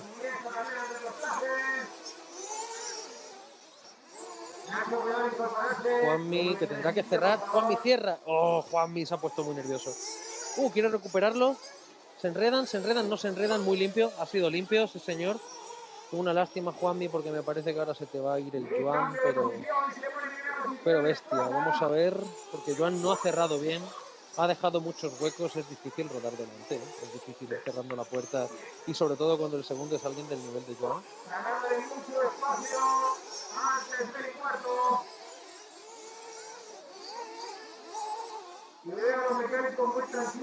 Gran repesca está haciendo Espasa, sí señor. Está, de verdad os lo digo, rodando mejor que en la semi, ¿eh? Espasa is faster now than semifinals. But watch out because Juanmi is not letting him go. He wants that last spot on the main final. Both of them are failing there. Vámonos. Vaya fallo por parte de ambos. Están los dos muy nerviosos, se les nota. Y Juanmi ha pasado muy cerca del cubo de su izquierda. No entran a reportar. No refueling for first or second. None of them refueled. David Todd coming in for fuel. Watch out to the last chance alone, the last spot for the main final. First position for Joan Espasa, second position Juanmi Martínez. Espectacular, sí señor. Juanmi, cómo le está apretando las tuercas a Espasa. Madre mía, parecía que se le iba a ir Espasa, pero nada más lejos. Se está viniendo arriba Juanmi. Madre mía, qué bonita repesca. Qué bonita repesca. Otra vez le tiran el salto. Es el punto en el que Juanmi parece que ha decidido intentar adelantar a Espasa en cada una de las vueltas. No se ve tal vez preparado para intentarlo en otras zonas, pero ahí sí que se lo tira. Vamos. Ahí le intenta buscar. Espectacular. Sí, señor. Ahí lo tenemos entrando una vez más juntos a la recta de meta. Fijaros cómo encaran ese doble vértice. Buah, Juanmi, madre mía, la repesca que estás haciendo. Espectacular. Espectacular. Sí, señor.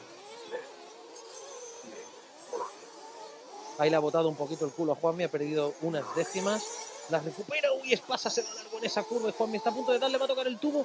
En cuanto se salen un poquito de la trazada, se descolocan demasiado para la siguiente curva y eso les pone en peligro de tocar el tubo, cometer algún pequeño fallo. Uy, ahí Espasa se cruza y casi se lo lleva puesto Juanmi. Mucho cuidado porque esta repesca todavía no han entrado a repostar. They still didn't come in for fuel. Un pequeño rebote, le está botando un poquito el culo a Juanmi, a ver si apura mejor esos aterrizajes para no perder tiempo. Madre mía, pero qué repesca es esta, Virgen Santísima. Entrarán. Entra Espasa.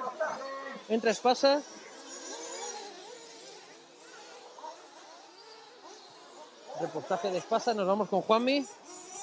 Juanmi entrará en la siguiente o no entrará. ¿Qué va a hacer Juanmi?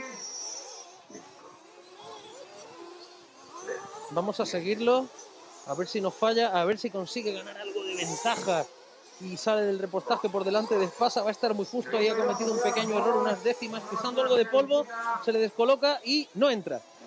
No creo que vaya a intentar no entrar a repostar. Tal vez quiere alargarlo un poquito más y rodar en solitario. Recordad que no es lo mismo rodar tú solo que rodar con alguien. ¡Buah! Espectacular.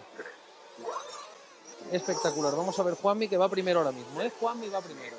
Y se le acerca. ¡Uy! Juanmi ha fallado. Se le está acercando por detrás un coche azul y amarillo que puede ser Nacho, puede ser Iván Navarro. Vamos a ver Juanmi. Sí, Juanmi, entra ya. Me estás poniendo nervioso, Juanmi. Juanmi, ¿por qué no repostas, Juanmi? La madre que te parió. ¿Será posible que intente no repostar? ¿Le aguantará el depósito a un no repostaje en la repesca? Muy bonita esa zona enlazada de saltos, me encanta.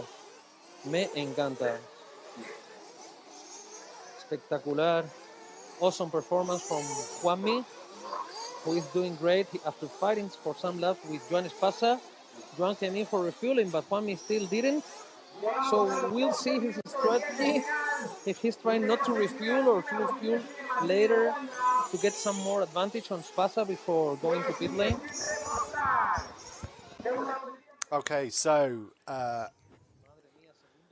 we have the quarterfinal just kicking off right now. In large-scale off-road in Lincolnshire. How long to go on this last chance? We've got about a minute to go. Under a minute to go. Juan Miguel Martinez Gaida is leading this from Johan Hispanic. It's Johan, isn't it? I think Johan Hispanic Bow. His lead is pretty substantial, to be honest. So it looks like Juan Miguel Martinez has it to lose. And we'll tell you if he does lose after we've checked in with Frank and Harry over in Lincolnshire. For the large scale, both the large scale events have been affected by rain. On-road changed their calendar and ran all the finals yesterday. Off-road has been stop and start due to the rain, but they are up and running with the quarterfinal. For four-wheel drive, first chance. We've seen a bit of background short course, a bit of background two-wheel drive. Well, let's have a bit of four-wheel drive with Frank. Number 3, the second place car is actually Kerry Thorpe, who's now in the lead. And we've got Ian Gardner in third now. So hopefully there's no more trouble for Paul Scrace, because otherwise he's going to fall into the clutches of car 7, and that's Jim Bell, who's running in 4th place. So we're still with that lead car of Kerry Thorpe. I'm not sure what happened to Phil Chester. There was a very big crash in going into the first corner, as you'd expect. Usual sort of thing kind of happens. It's a wet track. AstroTurf. Plastic artificial grass. Oh no, we got someone very stuck. And there's, okay, let's drop back to the infield. To the infield. Sorry. And we've got a battle for 4th now. A battle for 3rd, actually.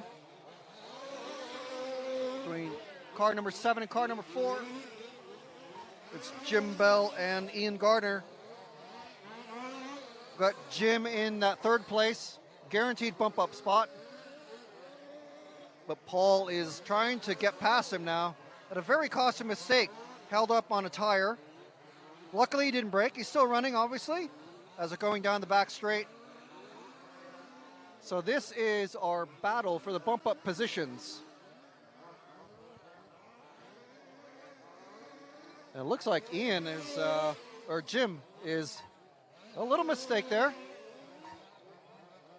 Paul getting a little squirrely around that tire. Coming into that hard 90-degree turn down the pit straight. And past the timing loop into the sweeper. Going into that hairpin, trying to maintain his lead.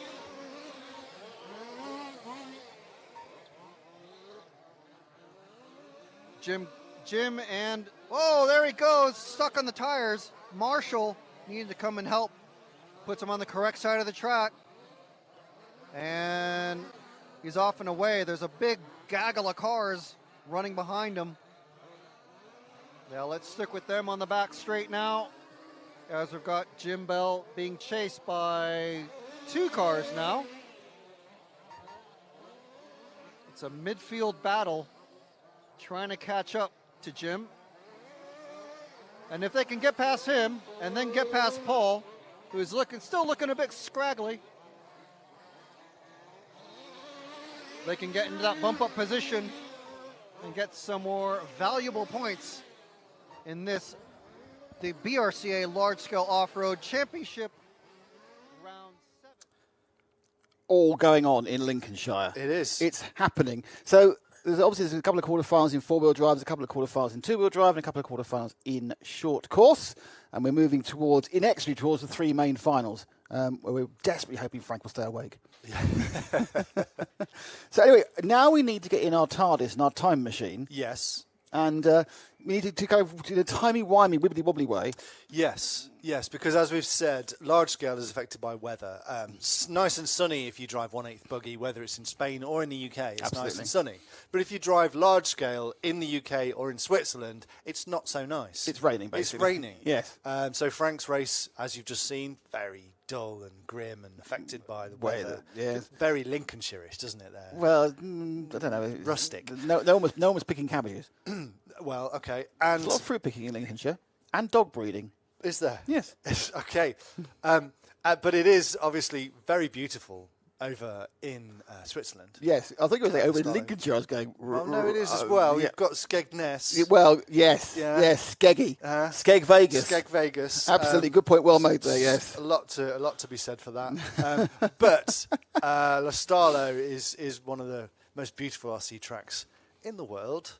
In and the world. We are going to check in with them Yesterday. Let's go and see Let's have a the look. third final for the top Just class. about to kick off. Starting on, they've got Marcus Feldman, Dario Vaselli, Andrea Catalani, Marius Hedlund, Cedric Privot, Giovanni Verbrugge, Hessel Roskam, Tom Acker, Ambrogio Venda, and Placido Siliki. So you've got the just about everyone there, apart from the reigning world champion, of course. But so Feldman has won in the past. Feldman's won a lot. He's won European and the world. This is a good example. This is what is our first chance. We have a look at the pull start system. It's very, very clever. Basically, you select a car to follow, and that is linked by the cameras interrogating the timing system and then estimating where he'll be. So clever. we're obviously currently, I think we may actually focus at the moment on, yes, we see, I think we're on Catalani. So they sweep round the back of the circuit. They're going the same way as they did in the Euros a few. It's like a different version of the very multitudinous Lostallo circuit, where they go very different ways depending on the layout they want to have. I'm absolutely certain, I didn't go there last time, I think they got given a jigsaw. A jigsaw of the track. A jigsaw of the track was the free gift. I mean, that's amazing, isn't it? I'm not sure this before or after Paul put his hand through the screen door. I'm not sure. That was Italy. Yeah, I think that's where they went from there to Italy. Yeah. Was it? Yeah. Yeah. So you see Feldman's made a good start in the red and blue machine out front. That car in his traditional colours. Andrea Catalani in the multicoloured machine. Dario Vaselli, who will be another red and blue car. As you can see in third with more orange and blue, the Croatian. And then you've got Marius Hedlund and Giovanni Verbrugge, who of course is a former European champion. As they sweep round the very tricky infield section before you get loop round the corner and start finish, and then just power it down the main straight under the bridge, where many a sorry 8th or 10th Nitro car has been dragged back across with its recalcitrant owner going, oh, I don't know, why is it flamed? Why are 3 bits hanging off? So already gapping, and you can see there's a slight lead for Feldman. He's about a second and a half out early on. Second, third and fourth right together. Catalani, Vaselli and Hetland are shooting out into the frame. They've dropped Verbrugge in fairness. Verbrugge's back 4 or 5 seconds. So the top four here carried by 2.5 seconds.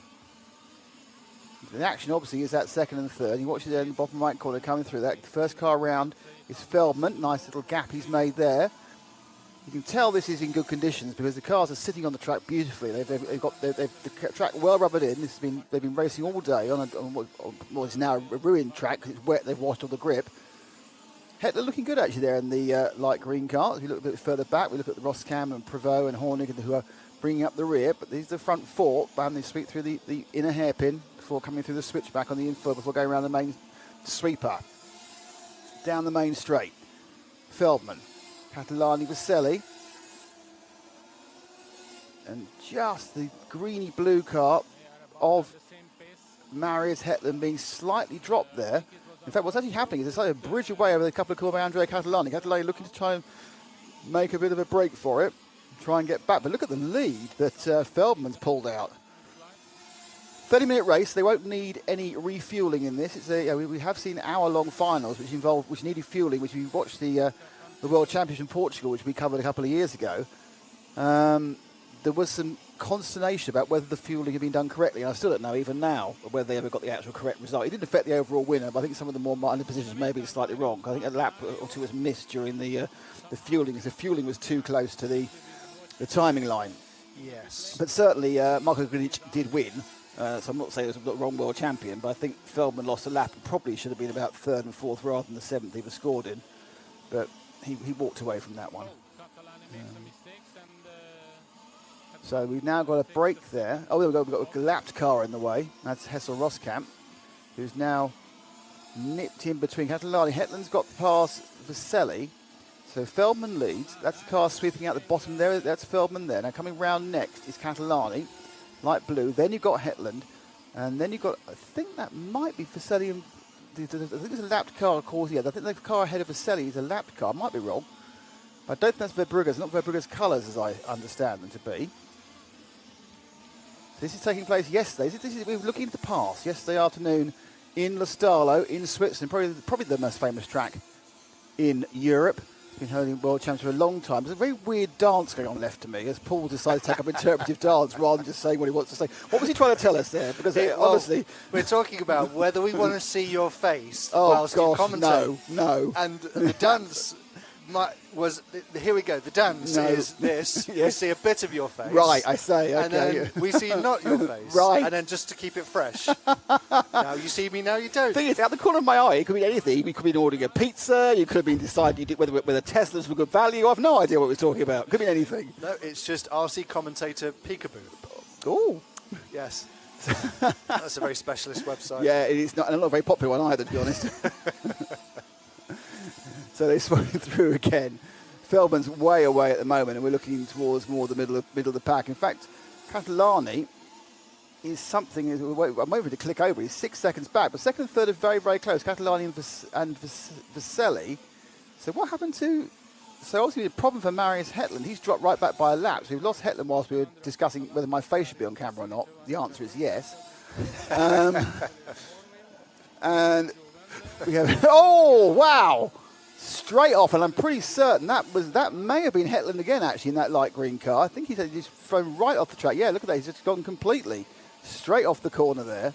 Of course, there's no marshals to help him out. No, that's right. A very good point. Well made by a man who remembers how the sport works after 2 years of not doing it. Yep. That's right. In large scale, your mechanic is your marshal. It's too dangerous to put anyone out there, really. Weirdly, they do put marshals out for off-road, which I would say is arguably more dangerous. Not moving as fast.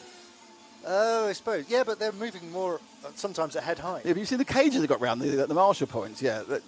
In fairness, I actually completely agree with you. Mm. Perhaps it's more dangerous having someone running across an off-road track. Ooh, they could fall over. Up and down. Yeah, but trippy trip. But absolutely, I have been hit in the ankle by a 112 car, which weighs less than a kilogram. So and that really hurt. So being hit by one of these things weighs 11 kilograms, probably a trip to A&E. To say the least, yes, yes. Did that hurt your dancing career? As we know, you are an Well, award-winning dancer. It's true. I And you think I'm joking? Oh, yes, Latin. Ballroom dancing, I have a bronze with merit. I don't want to say anything. I do get distinction, actually. I got distinction, yes. The wife got honours because she was brilliant. Oh, they do grade you individually? Yeah. Are we getting distracted? No, because I wasn't. You don't dance with your partner, you dance with a pro. Oh, it's kind of a professional, swapping, by the it's way. a swapping thing. No, exactly right. Get a pro in, they swap. No. What happens is you dance with a pro because obviously they are the reference point, you know. And then they help you along as you dance various moves. And it's a set dance. And it takes about, you get very nervous about it. It takes about 3 minutes and you get a certificate a bit later on, which means nothing but hangs in the toilet. Feldman's still in the lead. Is he? See now, what I'm liking about this has turned into an RC racing broadcast. Bang! We're straight into going off topic as quickly as possible. Yes, this is true. But it's a final, so we shouldn't do that. Feldman leading now by 8 seconds from Catalani. Vaselli third, Fabriga fourth. Privo is in fifth. Hetland, we saw falling off the track a while ago in that light green car, has, I think, retired, at least gone back with his tail between his legs to the pits. There goes that red car, is the leader, so massively. Now, second and third still nailed together to come underneath us now. Catalani in the light yellow car. And he'll come shooting back at the end of the straight. You can see the track goes both ways. You can run the other way for different types of cars. You can run either clockwise or anti-clockwise at Lostallo. That's the timing loop. As you can see, they're now down 10 seconds. Vaselli, that's the green and the blue and red car just at the back. These two, very close together. Verbrugge's been dropped by about 6 seconds. And we're not in the third of the way through. So while the fact that currently Marcus Feldman is currently in a different postcode, probably in Italy rather than Switzerland, these two are battling it out. Verbrugge's trying to catch up. Last lap they were actually dropping off, which is not what he wants to be doing. So we're joining here. This is the third of 3 finals they had. So these guys have already done an hour's worth of driving plus warm-up. So they're now in the hour and a half of running these cars around. So I imagine the tyre bill's been pretty hefty. And as you can see, Vaselli getting very, very close to Catalani. They're the two cars together coming towards us now. And they'll sweep underneath the last corner sweeper now. And Vaselli actually looked closer than he did before. He looked slightly dropped in that second part of the track. I think we've got one of these situations where different cars are faster in different parts of the circuit. This switchback by the timing loop, Vaselli gets a bit closer. But he was, and now he's much, much closer again. So he gets really, really close to that tight right-hander. Now when we go to this infield flowing section, Catalani pulls back out again. Vaselli's been better there, held closer towards him. So remember that gap, I'm certain will come down this lap unless he makes a mistake, and he hasn't on this end sweep. But see, it's a very, very quick track. It's a very, very mixed track. You have a very quick section where you go sweeper, straight, sweeper, which is about as max as we can go. And there's a very complex internal area here we move through, which is as a wide hairpin and an angled hairpin before a switchback, and then a tight left-hander before they sweep back on the track. And that time around, again, Catalani was scored a couple of tenths quicker. But the lead, visually, isn't increasing, so it's quite strange seeing every lap. Oh, it's best lap, that's why, that explains why. I mean, look at the best lap as the last lap. So the best lap, obviously, is always going to be the same. So he'll be 2 tenths faster until... Oh, Vaselli... Very consistent. Vaselli picked up a really poor drive out of that corner there. He's definitely lost time here. So Dario in that red and blue car just didn't drive out the tight inner hairpin. They'll come down the straight, and Catalani's lead will increase. It looks like it's something in the region of a second now. And we'll find out as they go over the timing loop at this point. They're 12 back. Look, I said something like a second. It's 1.03. Visual gapalizing. Visual gapalizing. You've not even got your spectacles This is why... on. No, it's true. This is why I get the big butt. Oh, hang on. No, I don't. My gap assessment... So anyway, so that Gap insurance. Gap insurance or gap year. This sounds like blankety blank, doesn't it? Gap what? Gap insurance. Oh, no, that's what's 50 blanks. Gap year, 100%. Gap tooth. Gap tooth, 150 blanks. Yay. That's going back, isn't it, blankety blank? I don't know. And that's lost the whole of Europe. Anyway, so as were the parochial Terry Wogan and Les Dennis presented programmes, who else presented it? Quickly. I don't even know what you're talking about. Blankety blank. Blankety blank. Blankety blank. So there's Dennis. There's Dawson. All the Leses. Yeah, Les Dawson and obviously Bob Monk has it as well for a bit. Okay. Dave Williams, the comeback episode. Oh, it's useless. Feldman leads by 13 seconds. Vaselli being slightly dropped at the moment. So 1, 2 and 3 are stretching. Prevost, Verbrugge's had a problem. So Verbrugge's dropped out of 5th and he's now down to 8th. So it's now Cedric Prevost who's in 5th. Max Horning is behind him, and Ambrosio Venda, let's call him Ambi, shall we? Ambi Venda is in 6th, and Tom Hacker is in 7th. So we've got 3 of the cars I don't think have run particularly well. Verbrugge must have had a short error. I think he's still out there. Wait and see. I'm trying to count the cars. I'm not quite so sure. Vaselli dropped off by Catalani. Catalani crossed the line now, and now Vaselli. I think it's a little bit of a comeback, actually, from Vaselli. So back to a second. Yeah, he was being dropped. And, it's us again. And it's us again. So there we go. There we are. Someone pressed the wrong button. It was quite off-putting. It was. Suddenly, I'm commenting and thinking, and now I don't know if they can hear you or just we can hear you. Who knows? Who knows who can hear what? Who can hear? But just to remind you again, this is the rerun of the final from Lostallo yesterday, which they were going to run today, but it rained. No, it was going to rain, and it did rain. So large-scale touring car action coming out of this will be off to a little bit more action from the UK events as we build up to hopefully speaking to Robert Battle at some point prior to his attempt to reclaim the Spanish Nitro Championship from that young pretender, a little whippersnapper. Who's maturing, Carlos Canas. Says Miguel. Well, he did get an RC is Life tattoo. Does it say RC is life? It says RC is life. He's Spanish, but it says RC is life. It doesn't say RC is whatever is life is in English. Life is RC. No, oh, look, hello, there's Paul. RC is life. There's going to be some more. Oh, we've got another presenter. There we are. Another presenter of Blankety Blank. Paul had to come and tell me that Lily Savage / Paul O'Grady also presented Blankety Blank. It's amazing that was its sojourn to ITV, though. We don't talk about that. Okay. This is what people tune in for, isn't it, really? Feldman leading by a country mile, or a country kilometre, because we are in Europe. Though obviously Britain has reclaimed imperial measurements for some unbeknown reason. 16.5 seconds ahead of Andrea Catalani. Behind him, Vaselli. And then Prevost.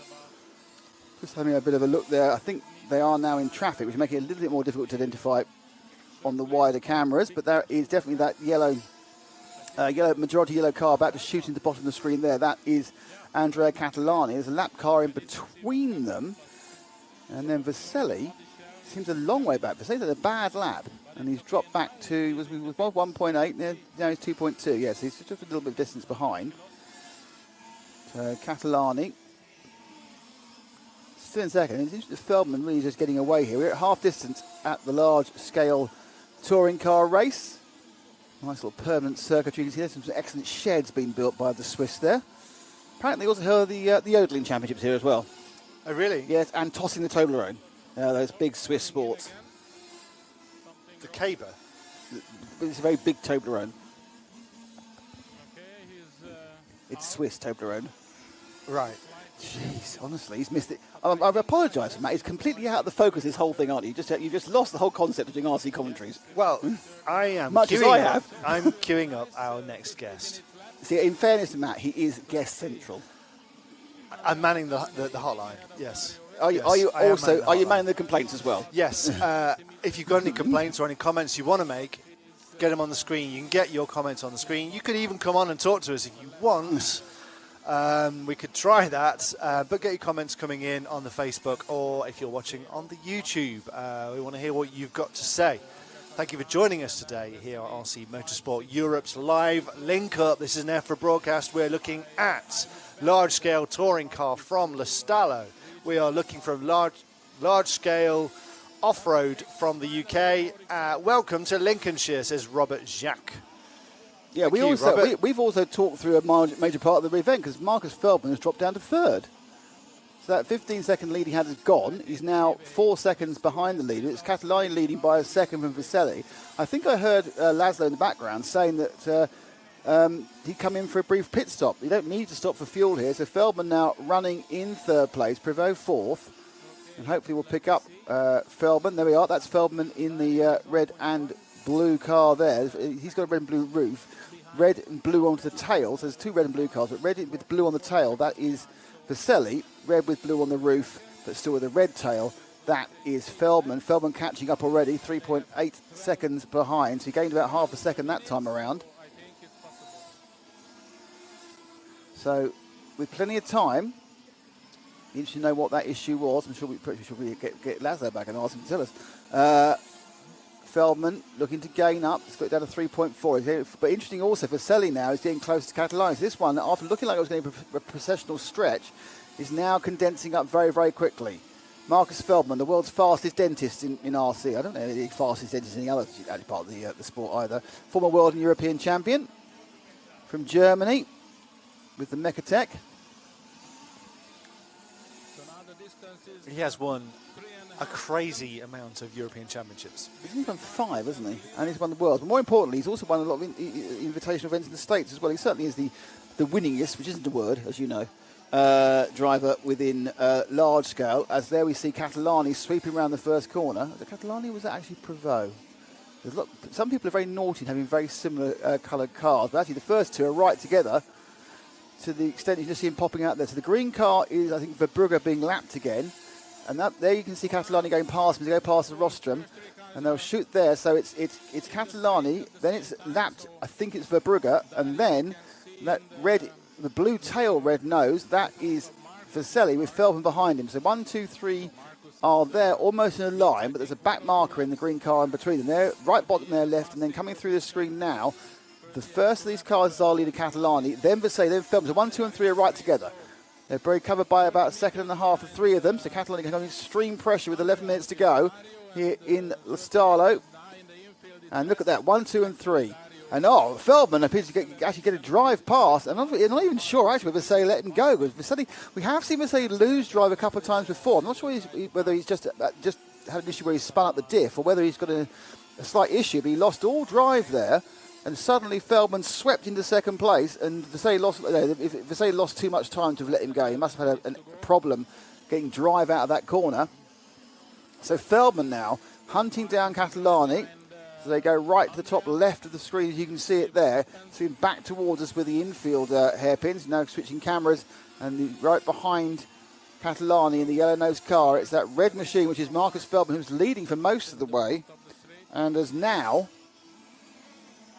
after that unexpected pit stop, dropped about 15, 16 seconds and dropped into second place. But he's got his chance to get back again. Plenty of time, third of the race still to go, 48 laps down, so by my calculation, they'll do another 24. They sweep round the picturesque Swiss countryside in between the mountains of the Alps, quite close to the Italian border from memory. That's only memory of me looking on Google Maps. I sent various other members of the team there. For some reason, I've never actually been there. It's one I've missed out on, despite going to most of the tracks in Europe during our many multi-year trips. I think we've done 10 years, haven't we? Well, we've done 12 years now, therefore we haven't done anything the last 2 years, so 10 years of actually travelling somewhere. I went in a Postman Pat van. Did you? Yeah, which you hired for me. It's fantastic. Absolutely very scary. I didn't know how going around the Alps. I didn't know I hired a Postman Pat van for you. It sounds very generous as Feldman now takes the lead from... Oh, someone's pulled off at the bottom there. So Feldman leads. Second place is Catalani. Those are the 200. Now Vaselli is pushing back. There we go. Shooting through is Feldman. There's a couple of cars painted the same way, which I'm going to have a word with later because it gets very confusing. But second and third are right together at this moment. So you've got Catalani and Vaselli right together. Feldman just doing some lappery. So Vaselli, who's been unable to get past Catalani for a long time, has suddenly caught up the pace, catching back up with him, going on the main straight. 3 cars out. That's Venda Ambrogio, Hesse Roskamp and Malleus Hetland. They are not taking part anymore. They pulled in. Car's probably very tired after an hour and a half of running, which they received yesterday afternoon. So Feldman already pulling away. Absolutely, he's the class of this field. He's so much quicker than everyone else. He's nearly 2 seconds ahead. But the cars you're looking at, those 2 beneath us. Where's Catalani gone? Oh, there we are. Just a bit further than I thought he was. There's Catalani. Yellow, blue roof. And then behind that we have Vesely coming there. Oh, get the inside look on the switchback, but not happening. Now he's going to run behind him down the straight. I think these cars are obviously tuned up properly now. They'll be very similar maximum velocities. Sweep round, braking hard. These large-scale touring cars have proper four-wheel disc brakes.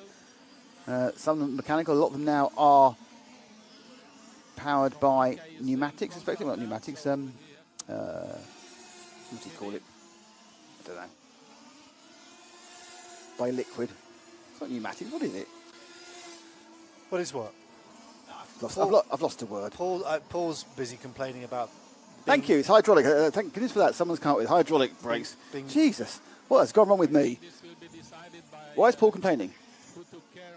Being sent places with cars with no air conditioning by right. You. Let me take you on a journey. Let me take you by the hand and lead you to let me take you by the hands and lead you to another place with no air conditioning and lots of RC events. I've got to be careful because if I sing too well, I get a copyright strike. Yes, this is true. So Feldman leading, Catalani second,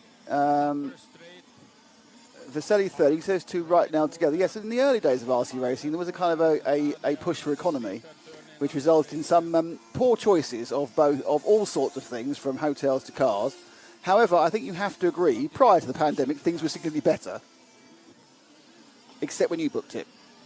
Hey, that's not nice. How good was that French 1/8 Nitro hotel, Matt? Yeah, that was pretty dire. Pretty grim. Pretty grim, yes. Booked by? Myself. Thank you very much. Okay. Anyway. There's a little over 5 minutes left in this one. So second and third still nailed together. After this 25 minutes gone nearly. There they go. Bottom of your picture, and now they're going to just emerge at the top. Oh, Vesely's as close as he's been the entire time. Those are the two cars that come back to one towards us now, going through the switchback. First car round's back marker. Here they come now. Catalani from Vesely. Vesely, of course, a multiple large-scale off-road champion. Can't remember if he's won touring cars. It was mostly the Bayers, wasn't it? Both the Bayers won a touring car European champions. Yes. Martin won 2 before moving to become a development driver for X-Ray, and Alex won 1. I haven't seen much of Alex Bayer recently, honest. And of course, you spent a lovely week in the Bayer Drome, didn't you? Which unfortunately is also gone now. In our earlier year, our first year of EFRA, we sent you away for a week. Been bulldozed. To be at the Bayer Drome with the Auto Bay Arena. With the greatest cannon intro of any event ever. Yes. There's a 21 cannon salute for the start of an RC event.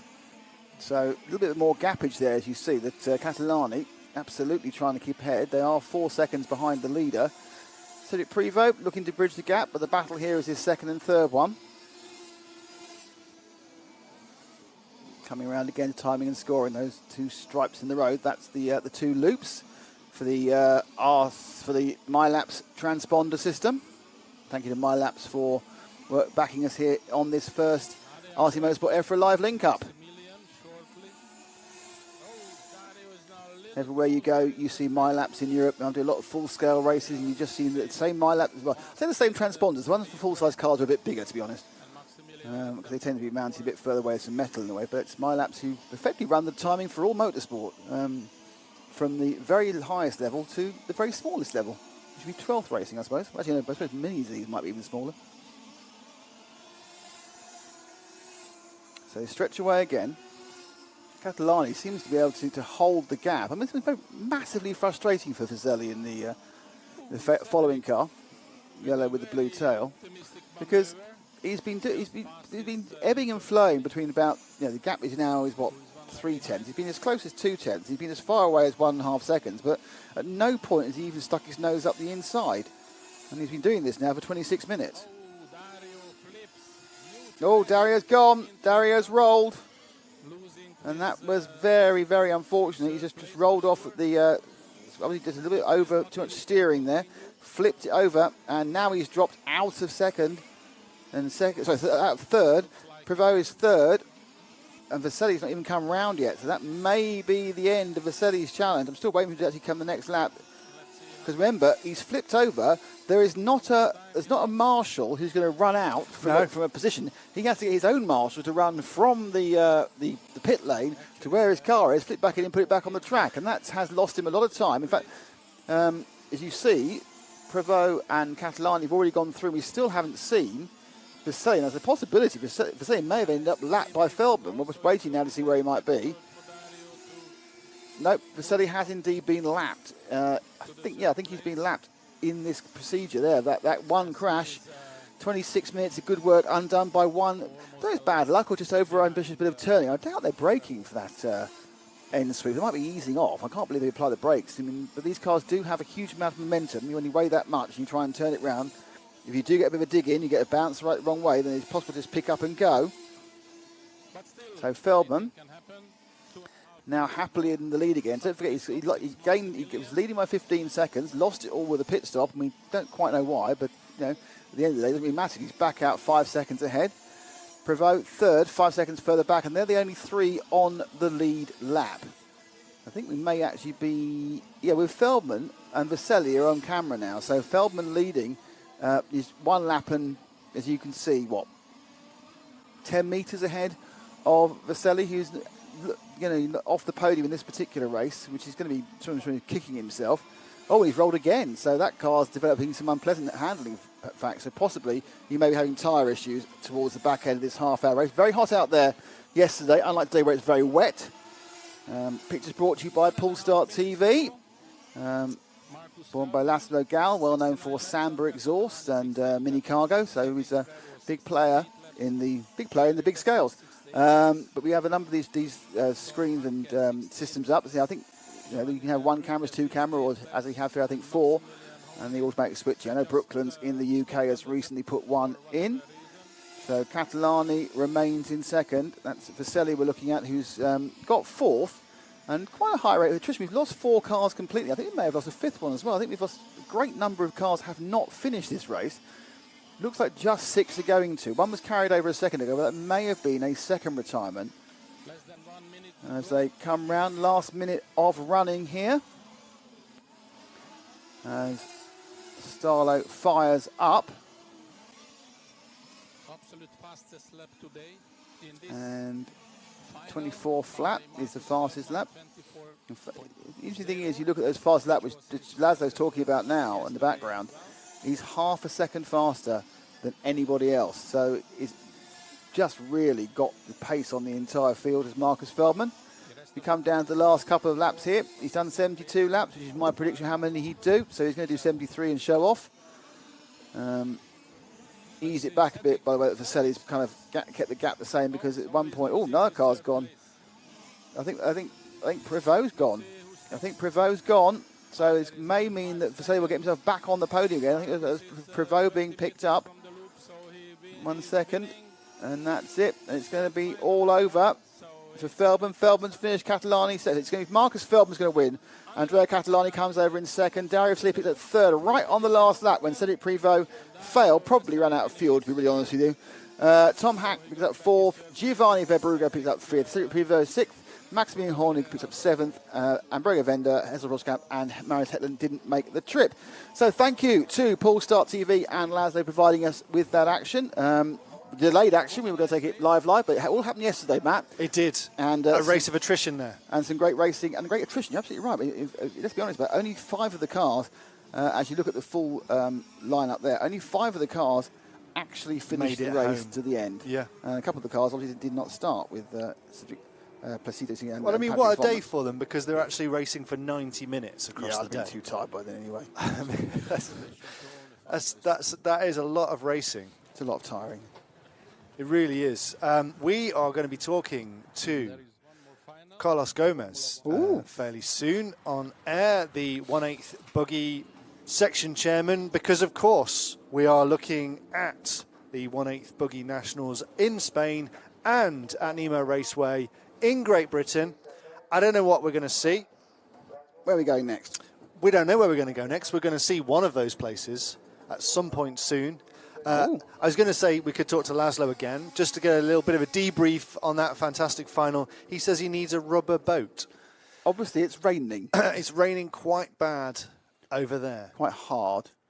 Yes, yes, it really is. The precipitation is precipitous. I can tell you a few things. Oh, go on. If you're interested, the quarter-final A has just kicked off over at North Ings with Andy Spence on... no, it's finished. Ian Southey, no. I don't know. We've got some racing over at... We've got some stuff. We've got some racing down in the Nemo Raceway. Buggy's coming. Well, I try and decode what the hell's going on this screen. Halfway well, they're not quite halfway through the quarterfinals, which is a 20-minute race. Does James have anything to tell us about these finals, team? Let's see where he comes in. And I can see, here we go. There we go. I've got the captain in 4 again. I thought I'd taken that out again. Everybody else continues on. James Lepovo's pitted, so he's going to drop down the order on the timing screen very, very shortly.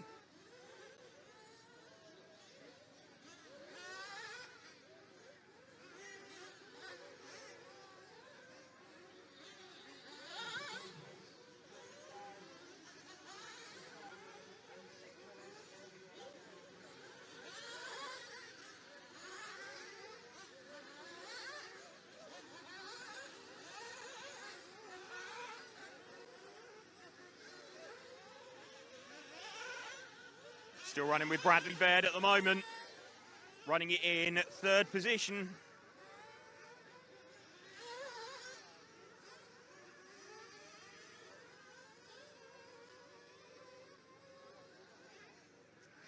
Bradley Baird running it in 3rd place at the moment.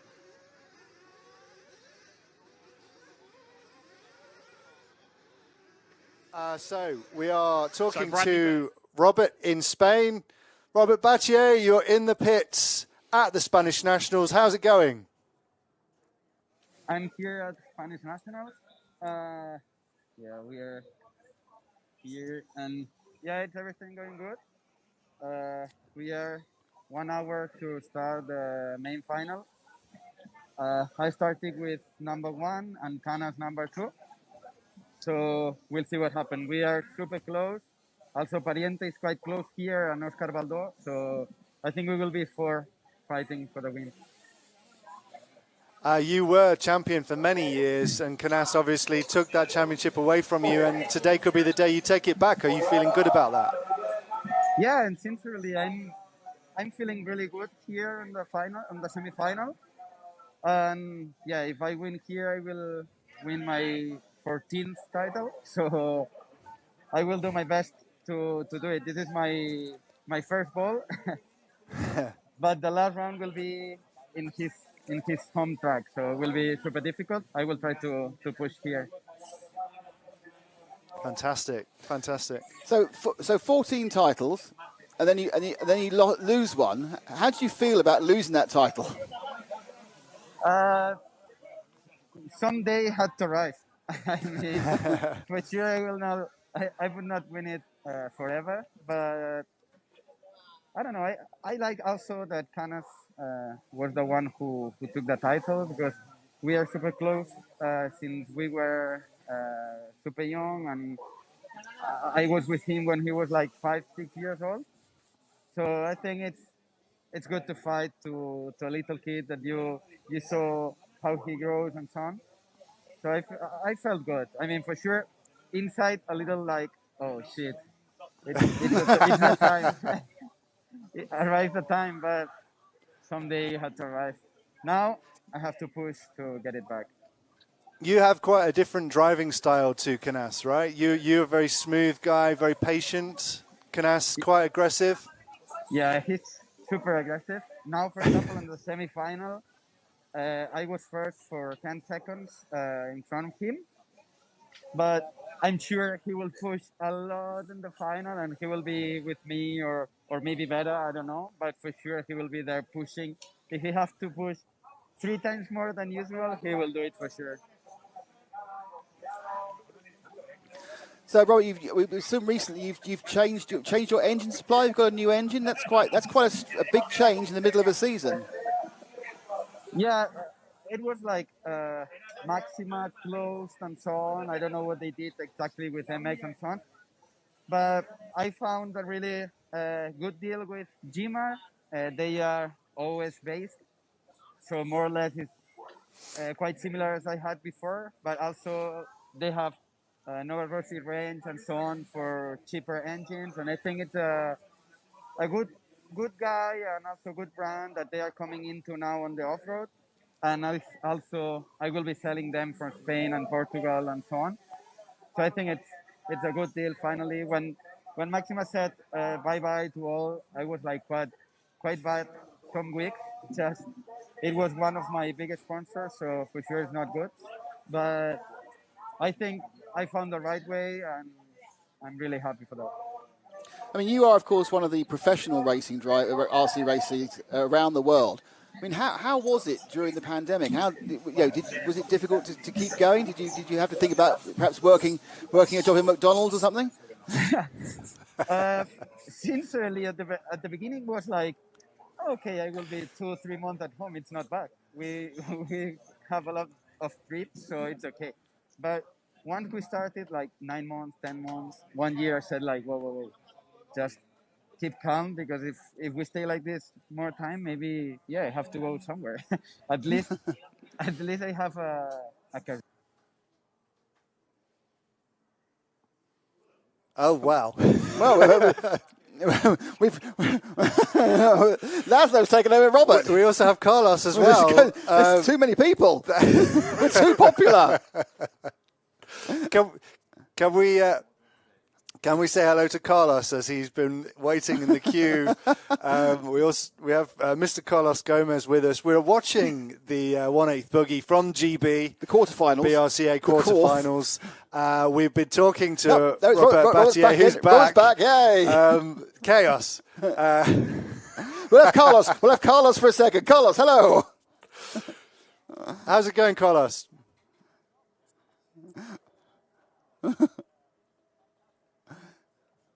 Yeah. The wet surface for sure. Yeah, they have rain as usual. Yeah, and then in Spain you have the sunny surface, no dusty like yesterday, so kind better.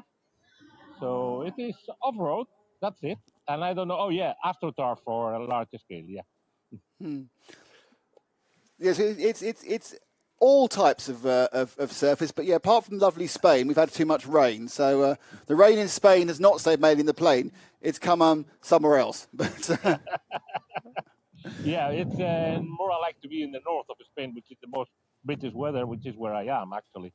So yeah, we have risk of rain tomorrow, not today, but luckily I am seeing cars racing in the UK in Nemo facilities. I like the track. It looks like a quite interesting one. How do you feel about Nemo being a candidate for Euros in the future? We'll go there. Yeah, it's a short drive. We're happy to go there. Sounds good. Yeah, we have to ask the owners and the BSA as well. I think John will be very happy to do it. No, it's nice. It's the first time I've seen the facility. It's a really nice track. It's hard packed dirt. It's perhaps could do with a couple more jumps. But apart from that, it looks really good. And it's an all year round facility as well, so people can drive there, in the middle of the week as well. And John Hazelwood and the rest of the Nemo guys are pretty good. I have a question for you, Carlos, and you aren't allowed to sit on the fence. You have to give me an answer, okay? Yeah. And we can ask Robert as well. My question is, Robert? Hello? Or Canas? Which one? Who are you going to go for? One Carlos or Robert? Come on, who's going to win? Come on. No. I know you're a lawyer. I go for Robert. It's 12 years in a row. He has been 12 in a row, which is a real Dothan, the dirty Dothan, because it's done on the dirt. So it's the dirty Dothan for Robert. I have to look in the archives to see who was the very last before Robert, and it was Richie Gomez. Oh, wow. And Robert was runner-up in 2005. So there is one moment where you are the young guy coming, and there's a moment when you are the veteran who are waiting for the young lads to come. And Robert is now on the other side, and probably he will go like Nieto, like 12 plus 1 instead of 13. I don't know, because Robert likes a lot the numbering, He's 36 and everything like that.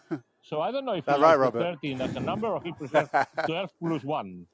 What do you prefer, Robert? I think it's frozen. It keeps freezing. I have another question for you, Carl. I've got you here, and you can't go anywhere. Okay, so currently, hopefully, if we get to travel the world next year, currently the European Championships in 1/8 Nitro Buggy should be at Redovan. Yeah. But is there a different event that's going to happen there instead?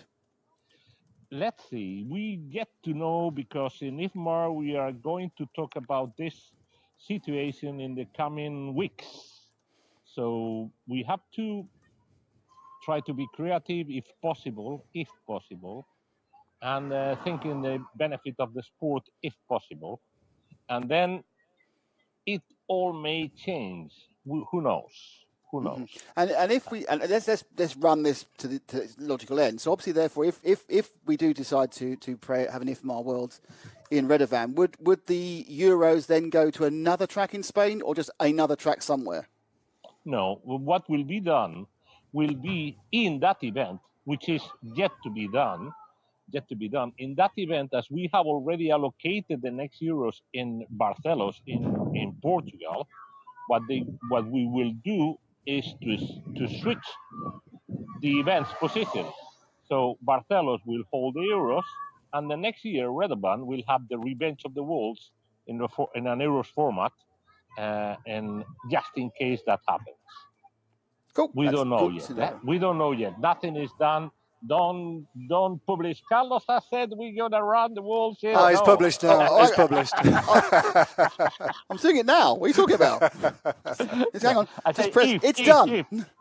Well, we can edit those ifs out, Carlos. It's not a problem at all. I can edit the whole thing out. Carlos says. Yeah, you have someone. You just cut the messages, and then it's fine. Literally, I can make you say anything you want now, do you? Okay. We'll deep fake Carlos, and he can give me any event I want. Oh dear. But Redovan for sure next year we're gonna have a super huge big race, which will be for sure the return of the super European racing. Although these national races are absolutely incredible. By the way, I think there is Danish nationals in Denmark as well, but I don't have seen any broadcasting from there. And I see the Irish doing some nationals also in Badlands, but it was Electra and Truggy, which is not the one at Nitro. Just not the thing you want to talk about is electric and truggies, honestly. Shocking. So Carlos, I've been asking everyone else about this. So what have you been doing for the last year and a half then? Come on, we are desperate with the fuel rule, which is a horrible rule in Europe. Oh yes, of course, The new fuel rule for the European community is causing headaches at organizing level, because we have to see a rule which is valid for the whole of Europe. And it must enter in force this next winter by the 1st of January of the next year. In many countries, we will not be allowed to use any more than 60% nitro in weight, not in volume, which is something like about 14 of the volume, 14 in the volume system we are using. So it is reducing the nitro even in the on-road. But imagine what is the nightmare for off-road, which we are actually on 25, and we're going to be nearly half of the content of nitro. And that is a lot of change in the engine. Carlos, can you just explain to the people who aren't watching, who aren't experts in nitro engines, what does the effect does that have? What does the effect of reducing the nitro have on the engines? What does it do? Temperature-wise, it will be problematic, for sure. The engines will get hotter and will get much more critical on tuning. The range of the tuning will be reduced to have the best performance, and it will require more good mechanic to do a proper engine tuning. That will be mainly the issue. So we are talking also with the industry, trying to find out if we open the diameter of the carburetor may help or may not. And we know that some of the industry is thinking of making a new head button for the engines, in those countries where they are going to be obliged to use a shorter content of nitro. But these are possible solutions we are focusing, but yet to be focused at EFRA level at this stage.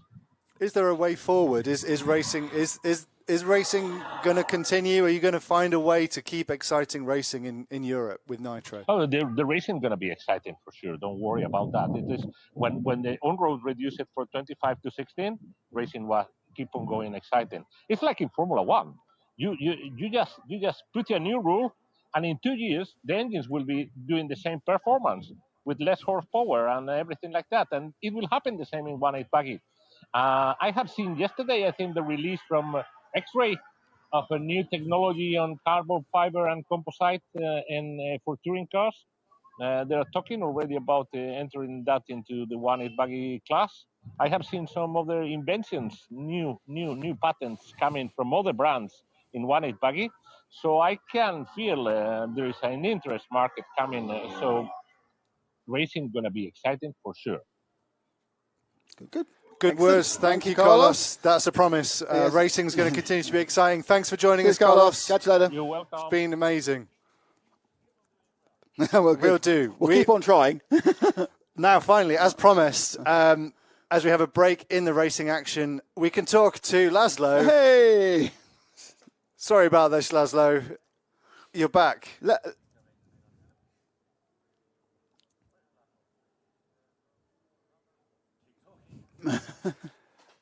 Weird.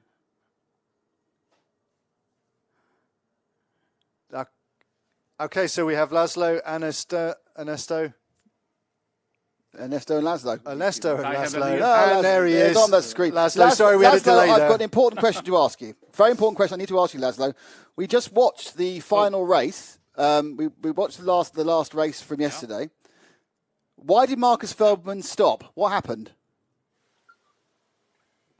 He made a mistake, or let's say he was leading so much that he fell asleep. And then he made a mistake, went to the grass, and then he had to come to the pits to do something with the body shell, which was not on its place. But that was it. And also, actually, I discussed with him that if he has so much lead, that he should come to the pits to make it more exciting. That was a kidding, of course, but he certainly got the class of the field. Happened. So he tried to make he made the fastest lap with 24.0, but he wanted to go under 24, and then it was too much, so the car could not make it. But coming back to Carlos, I just heard that what he said about engines, and I think this is a hot issue in our category, because this is just on the edge. And we had 33 entries yesterday, which is, I think, the worst in 20 years of Lostallo history. But okay, COVID and whatever you can say, but we need to do something with the rules, especially with the NG rules, because this cannot go on, because normal people, club drivers, cannot afford 3 engines for a race weekend. That's for sure. And if you don't have it, then you can forget the main final for sure. Obviously, okay. What, Laszlo, you're of course part of the media with Polestart TV, but we should say that you're also a manufacturer as well, and an associate member of EFRA. Yes. With your brand. So do you actually, you say it can't continue and something needs to happen. Do you have an idea of what needs to happen? No. We need to reduce engine power, and the reliability of the engines has to be much better, because some let's say teams or drivers or whatsoever take care of their engines, but it takes a lot of time, a lot of effort, a lot of money, and so on, and it's not so many people can follow this. And in my opinion, if you look at the race car series in Germany, you can only use standard engine parts. You can slightly tune the engine, but standard engine parts, and they have the same fun or even more fun on the races. Also the top drivers, because most of the top drivers also take part in that racing series. So, but we are speaking about that for years. Also last year we had a big discussion And I don't know what happens now with the AGM, but we really need to focus on this because this is very crucial for our large scale category. And as I just heard, for all the categories. We have to reduce costs because all the costs are in sky high, hotel costs, traveling costs, tires, everything, and that's why we just lose drivers. We cannot save it if you don't act very, very quickly. I had a lot of discussion also this weekend with a lot of drivers, and this is what they say. This is not only my idea. Yep, I think that as you say, you don't need the last half horsepower to have fun. So why not make the things more reliable and cheaper? Exactly. If you have a 0.3 of a second slower lap, and everybody has the same, then what? You can save thousands of euros for a racing season. So I don't see any reason why not to change it. Yep. Sounds good. Laszlo, we're going to let you go and enjoy the rest of the day. Can we just see out the window what the weather's like now in Lostallo? Is it still, you say you need a rubber boat. What does it actually look like? It is very beautiful. Okay, we will open the window. Ernesto help me. Oh, well. Oh, yeah. This way the wasps coming in like there can be. There we go. Damn. So, oh, look at this. so the low mist. Yes, yeah, yes. Beautiful. The sky, Mist. Clouds. Blue skies behind the clouds. I hope you got your sun cream, Laszlo. Yeah. Okay. Or whatever your trench foot protection is. Thanks then. Thanks, Laszlo. Cheers, Laszlo. Great to talk to Thanks you. a lot. We've a little less than a minute left with Frank over at North Ings Raceway of the quarterfinal A, where Ryan Griffin's in the lead and seems to be untroubled. He's on 16 laps. Is Frank doing the old comms? Broken on the car or just coming loose a bit?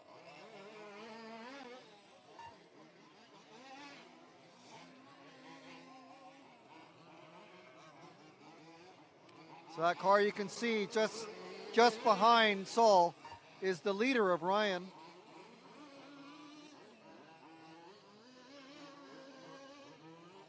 Bumpy ride through that tire wall section, around the hairpin, through the short chute, around the danger tire, and into that tight and twisty infield. I mean, it doesn't sound healthy, but it doesn't sound horrible either.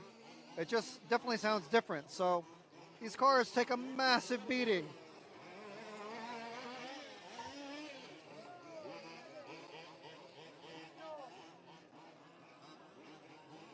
Coming through that S section. Mark McCabe still several seconds behind, at least 10 seconds behind, so quite a big gap. Saul running third to Zach Whittleson in second and Ryan in first.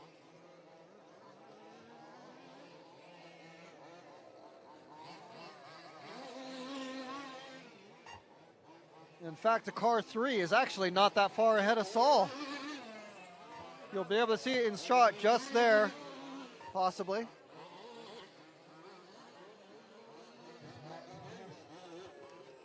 And they're starting to finish the race now. So everyone just kind of dialing it back a bit, rolling up the throttle.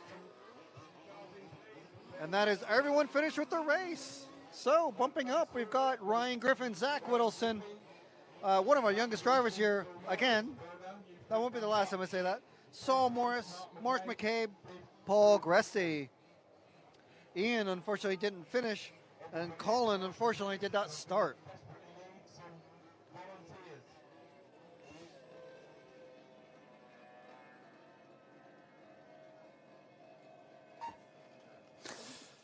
Right, frank action from Lincolnshire. Let's swap our muddy, overcast parts of Britain, please, chaps. And we're going to go over to the Nemo Raceway, where the first semi-final is underway.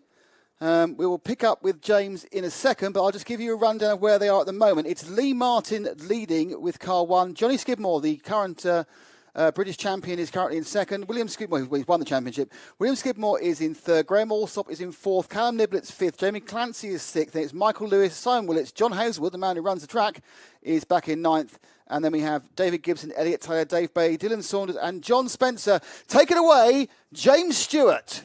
Being chased by Johnny. Johnny trying to close in. Johnny already the champion for this year. After the first 4 rounds of this BRCA series. Heading out onto the main straight. Johnny trying to find his way past. Really close battle going on at the front between Johnny and Lee Martin.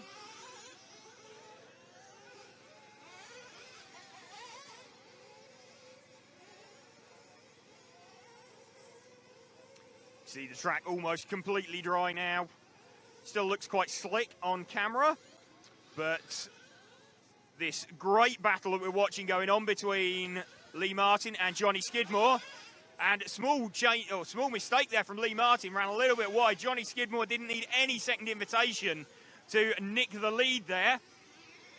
This great semi-B that we're watching going on between Lee Martin and Johnny Skidmore. Johnny Skidmore out in front at the moment from Lee Martin. Lee will be looking to get this one back. Either one of them will be happy just to get the move up into the main final later on, though.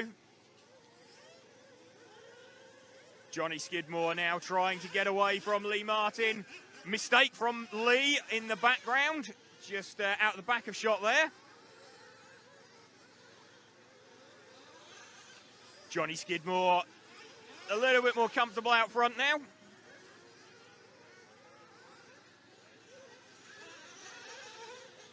Johnny Skidmore going away at the front. We are coming up to the 5-minute mark here. That's gone quickly in this 20-minute semi-final B. Getting to the range of first stops relatively shortly. Running with Johnny Skidmore, our leader there. Will Skidmore running in 3rd place at the moment. Graham Allsop running in 4th. So it's 3 from 1, from 2, from 4. Current running order.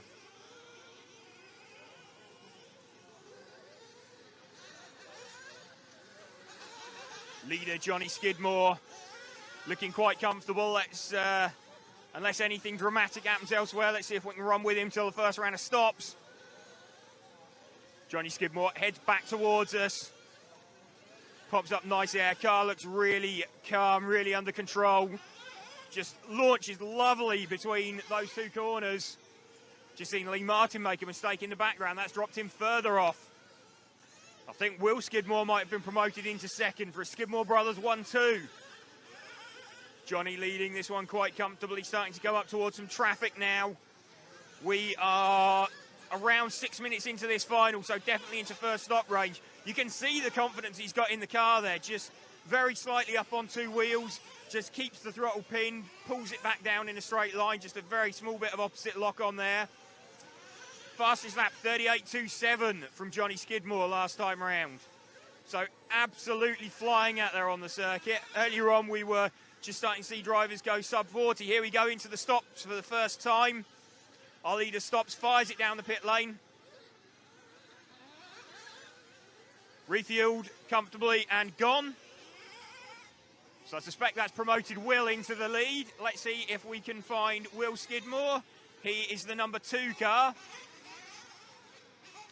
He's going to be somewhere out on track in front of Johnny. Let's have a look. That will be the case until we come up to Johnny's stop. Let's have a look. Oh, in fact, Johnny's already in front of Will. So that didn't take long. Johnny's lead then some 6 seconds over Will. Let's see if we can find Will, the number 2 car. Looks like we've got him on screen as he's down the main straight. Heads back through the infield now.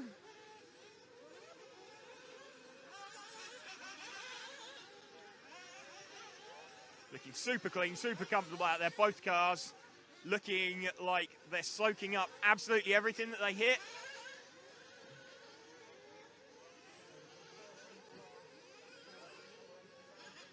The 2 car we're running with at the moment of Will Skidmore.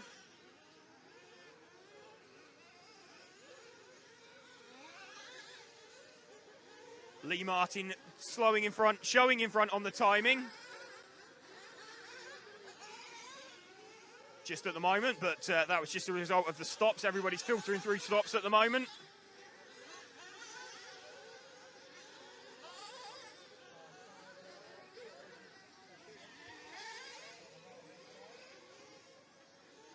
Johnny Skidmore still leading this one from the car we're running with Will Skidmore. Graham Allsop up into 3rd position currently. Let's see if we can find Sloppy, car number 4. See if we can pick him up. His colour scheme's normally fairly distinctive.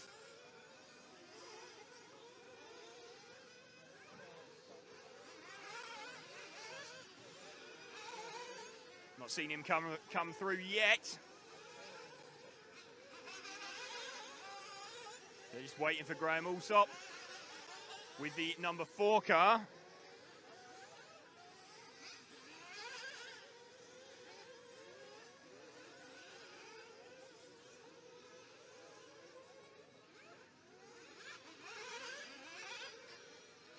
There goes Sloppy now. He's just the last of the cars that's just come past us, so he'll be the last of the cars heading out onto the main straight.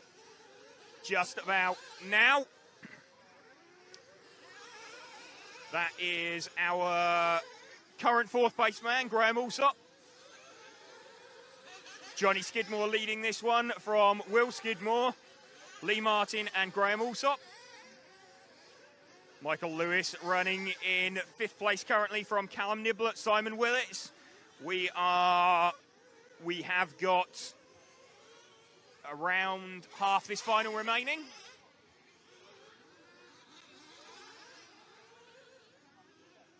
Running with Graham Allsop at the moment. Comes out onto the main straight once more. In for a stop.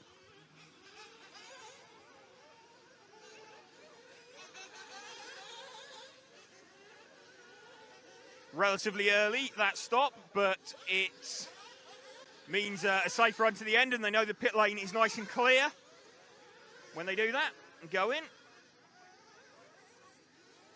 Let's check back in with our leader, the number 3 car. In fact, let's go back to this battle that's just coming out onto the main straight between the 2 car and the 1 car. So the 2 car just onto the main straight now.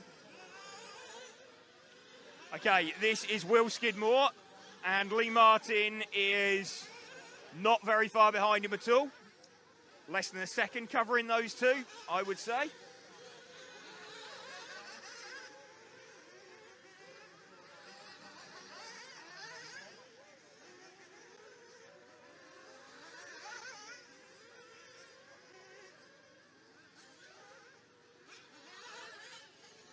Still looking at this battle for 2nd place going on at the moment. Will Skidmore occupying it. He is 9.5 seconds behind his brother. Lee Martin about 1 second further back.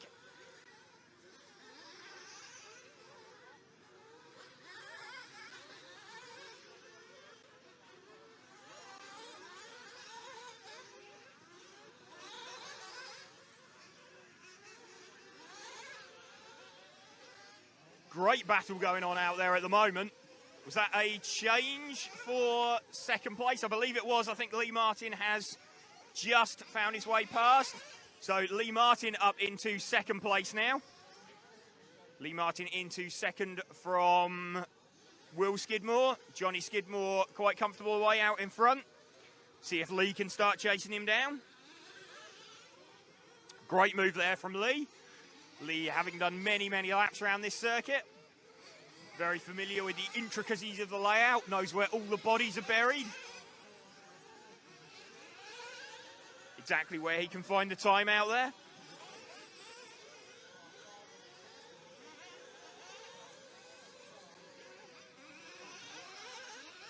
This battle still going on. Battle for 2nd that we're watching on screen. We have got around 7 minutes of this 20-minute final remaining here. This B semi at Nemo Raceway. just off the M40 in Warwickshire. Johnny Skidmore leading this from Lee Martin, Will Skidmore and Graham Alsop. Current running order.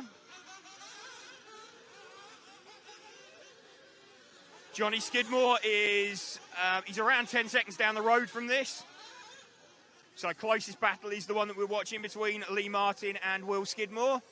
Will did have second for a large proportion of this final. But it's a great move from Lee Martin, jumped past him. Just seeing a stop there. And sent on his way again. Nothing left on the table there for Lee as he exits the pits. Every second could be critical there between Lee and Will. Okay, so just to summate, with a few minutes to go on this one, we have a very, very important guest. And this first semi-final, Johnny Skidmore leading, Lee Martin second, William Skidmore third, Graham Alsop is fourth, and Simon Lips and Karen Niblett, they are the guys who are bumping up, and there's a big gap to Jamie Clancy in seventh, so I think they probably will be. 5 minutes to go, you can carry on watching in the left-hand corner, and I will, of course, give you an update of the results at the end. But more importantly now, we have our star guest. Our star guest. Star guest. Joining us. Introduce our star guest. We have the president, as this is the RC Motorsport Europe live link, brought to you by EFRA. It's only right that we talk to the president, Javier. Javier, how's it going? Everything's fine, but I don't think that I'm the star guest. Another guest. We had, in fairness, we had Robert Battier. So we had Robert Battier. Lee Martin's coming on soon. Is he? Oh, that's good. David Ronnefelk's coming on soon. Yeah. No, you're still the star. You're still the star. I consider myself a worker for that, so that's fine. I want to say that congratulations for your job, guys. You are doing a great RC Motorsport Europe Sunday. And it's really amazing the work that you are doing right now and the work that you did to make it happen. I know that the work in the background. So congratulations, Mac, Nick, James in the background. I have to be honest. I know that it's not really me. He's working hard. I've just turned up and shouted at people. It's fine. Yes, this is true. This is true. How is things over there? Obviously, we're quite off-road heavy on today's show, watching lots of off-road racing. But next week we're going on-road. Have you been getting any racing in during the pandemic, Javier? Yeah, at the moment I'm following the action, the races around Europe. I didn't join any race. I think in the next month I will be in the nationals, the last round of the national championship on road in Spain, in Madrid. I will be there. But anyway, following all the activity that you can find in Europe, that is quite amazing at the moment with the nationals. It really is. Yeah, it's almost made us realise the quality of racing at national level. Obviously, myself and Nick, we focus on the European Championships and have done for so many years, but obviously they're made up of the best of all the nations, and it's great that we can spend a bit of time watching all the nations battling it out as well. Yeah, exactly. I think one of the, if I can say good things that the pandemic comes to us is that they put the focus on the nationals. It's so interesting for the people around Europe. In a few minutes, we are going to see the great battles in the national between Robert Badge and Canas. It's two top drivers, and also the rest of the field in the national championship in road in Spain, which is amazing with Baldo and Parenda and a lot of drivers who are working so hard. But it's so interesting, this kind of life for the rest of Europe. So I think we can discover something completely new for us. And I think this is something that, if it could be sustainable, I think it's very great to see next year. Also, this is great to have, it's kind of part of the overall effort development plan for us to be looking at new ways of broadcasting RC. So also great to have you on board to talk about that with a view to the AGM coming up in the coming months as well. It's great to kind of focus on the future and where we're taking EFRA. Yeah, of course. This is a kind of test also to show exactly to create this kind of show. But this is a kind of test that how looks like the European Championship coverage next year. So it's a kind of, as I said, it's a kind of test. And I think it's very impressive with the results. I know that a lot of things could be improved, of course. It's the first time. But all of us are out of the comfortable area, so I understand that this is something important for us. But I think this is just the top of iceberg. I think we are looking for some new features, and of course, all of you guys are on board on that. So I'm very pleased to work on that and to see exactly this kind of enthusiastic things in front of EFRA to move forward the RC Motorsport in Europe. 100%. Absolutely, yeah. I mean, it's an exciting experiment. We've been excited all day, haven't we? It's one word for it. It's been fun. Yeah. I think we are moving during the whole year out of the comfortable area. You know, Matt, and you know, Nick. So we are experimenting a lot of things that never happened before. So we have to be very proud of the work that we are doing. And of course, the results is very difficult to show to the RC community when we don't have races. But I hope that the 2022 will have a normal season, and everybody could see, or we will to see exactly what is the work in the background in the last 1 year and a half. So I'm very proud of that. Yeah, I mean, to actually get to a racetrack for an international race, are you excited for that next year, Javier? Yeah, really. I mean, that's the payoff. That's the payoff for all of this work is to go to these events. I don't want to show off, but I actually managed to do that 2 weeks ago. Oh, did you? Yeah. Not that it's about. It's about me, but it is. But I actually know because we didn't get to do. I've done 2 Le Mans remotely. I've done a Daytona remotely. We've done Sebring remotely, and I finally went to Barcelona 2 weeks ago. Wow. For an endurance race, and it was absolutely fantastic being there. But such an incredible faff with all the testing. Yeah. Luckily, that's gone now. The difficult testing's gone now for us. I don't. Obviously, every country is different, so I'm not too parochial about this. Yeah. So basically, I'm happy to go anywhere. A couple of quid, I'm off there. I'm fine. I've got so much holiday left as well. It's ridiculous. Have you seen the Netflix documentary about Nick? It's officially Michael Schumacher. Officially, it's Michael Schumacher. Yeah. I want to see that. I have a lot of things to do in the background because I don't have more free time, and I have to keep a kind of list of things that I have to watch. Yeah. And this is one of those. Yeah, that's right. Yeah, about an hour. Ignore the first hour and a half, and then it gets it's good for about a minute. It's good for about a minute, and then obviously it's back off again. Just talk about some multiple world champions. You asked Carlos earlier. Are you going to ask Javier if he has a prediction? Oh yes. For the Spanish national? Well, I think it's probably more of a chance we'll get. So who do you think is going to win today? Is it going to be Robert? Is it going to be the old head? We're all back in the old head. Or is it Juan Carlos, the young gun, backed by everyone else who's watching? Whoops. This is very difficult to predict anything, consider that the level of Canas and Budget. But I think that today Budget come back to crown the national champion. I don't know, because the level is so high. But anyway, I think it's the officials in the Spanish national will have been a little busy to see, because I think the battle will be hard. So I think it's congratulations for the Spanish official, the referees and everything like that it could be in this race, because I think it's for sure will be difficult. But anyway, maybe Budget could be a chance. I hope so. I don't know why. I just something about Robert, more resonance with some more resonant with Robert. We've watched Robert for years, haven't we? Yes, and he's such a consistent racer. He's so talented, and he's a great communicator as well. It's always great to have interviews with Robert, and he speaks for RC really nicely as well. So I think Robert's a great representative for RC as well. Yep. Yes, one of our favourite people. Which is I think in general, people, RC community have to realize that from, let's say, I don't want to say, I think, I don't know if my words sounds a little bit hard, but the RC community have to realize that EFRA is pushing for the new era. So I think everybody have to be on board of that, and EFRA wants that everybody be on board.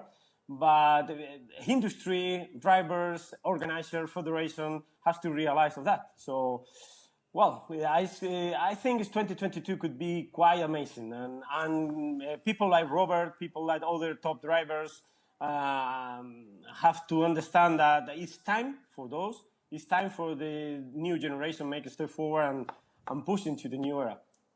100%, yes. And it's not just next year. We are actually going to welcome some new EFRA ambassadors. We're not revealing who they are, but in the next few weeks... Is it me? It's not you, Nick, no. It's very exciting, but we will be revealing some new ambassadors. That's going to be an exciting time, Javier. It's over me, first I've heard of it. Yeah, of course. I think that we selected the first, let's say, batch of ambassadors. I think more will come, and a lot of cool news could be done in the next month with the ambassador side. But we choose the first ones, and we will realize in a great show, and Matt will prepare everything and control others. Racing TV work on that, and I'm very pleased, and I want to be that. I want to see that.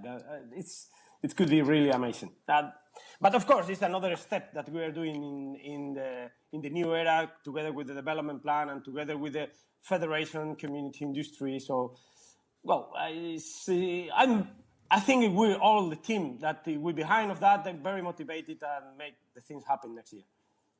Fantastic. Thanks, Javier. Exciting times, and it's an exciting afternoon. We're just 15 minutes away from that Spanish National. We have the semi-final of the large scale on your screen now. Javier, thanks for joining us. We're going to get back into the racing because we're about to get into the sharp end of the day and all the finals. Okay. So thanks for joining us. Thank you. Okay, thank you. Thank you again for your work, and I hope to see you soon in next kind of shows. See you soon, guys. Thanks, Javier. Thanks a lot, Javier. Just a bit of housekeeping for the semi we were watching in the inset during that. That was from round 5. That was Johnny Skidmore did win that by about 16 seconds. Lee Martin was second, William Skidmore was third, Graham Allsop was fourth, Simon Witts was fifth, and Jamie Clancy was sixth. And they're the ones who definitely go through. And we'll wait for the others. Over in Ings, we've got a few minutes to go of the final. Can we hear Frank's dulcet tones on the half A final four-wheel drive, everyone? We can hear revving. Is Frank not saying anything? Car 7's just gone under. Yes, he is. Yes, he is. These guys are almost a lap. They're at least 3/4 of a lap ahead of 4th place Paul Land. So they're in absolutely no danger at all. They can battle to their heart's content as long as they don't break or go off the track.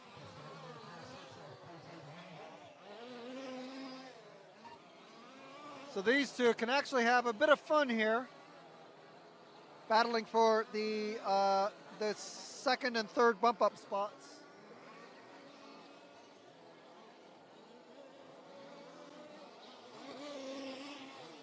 As they're coming around the short chute into that tight infield section.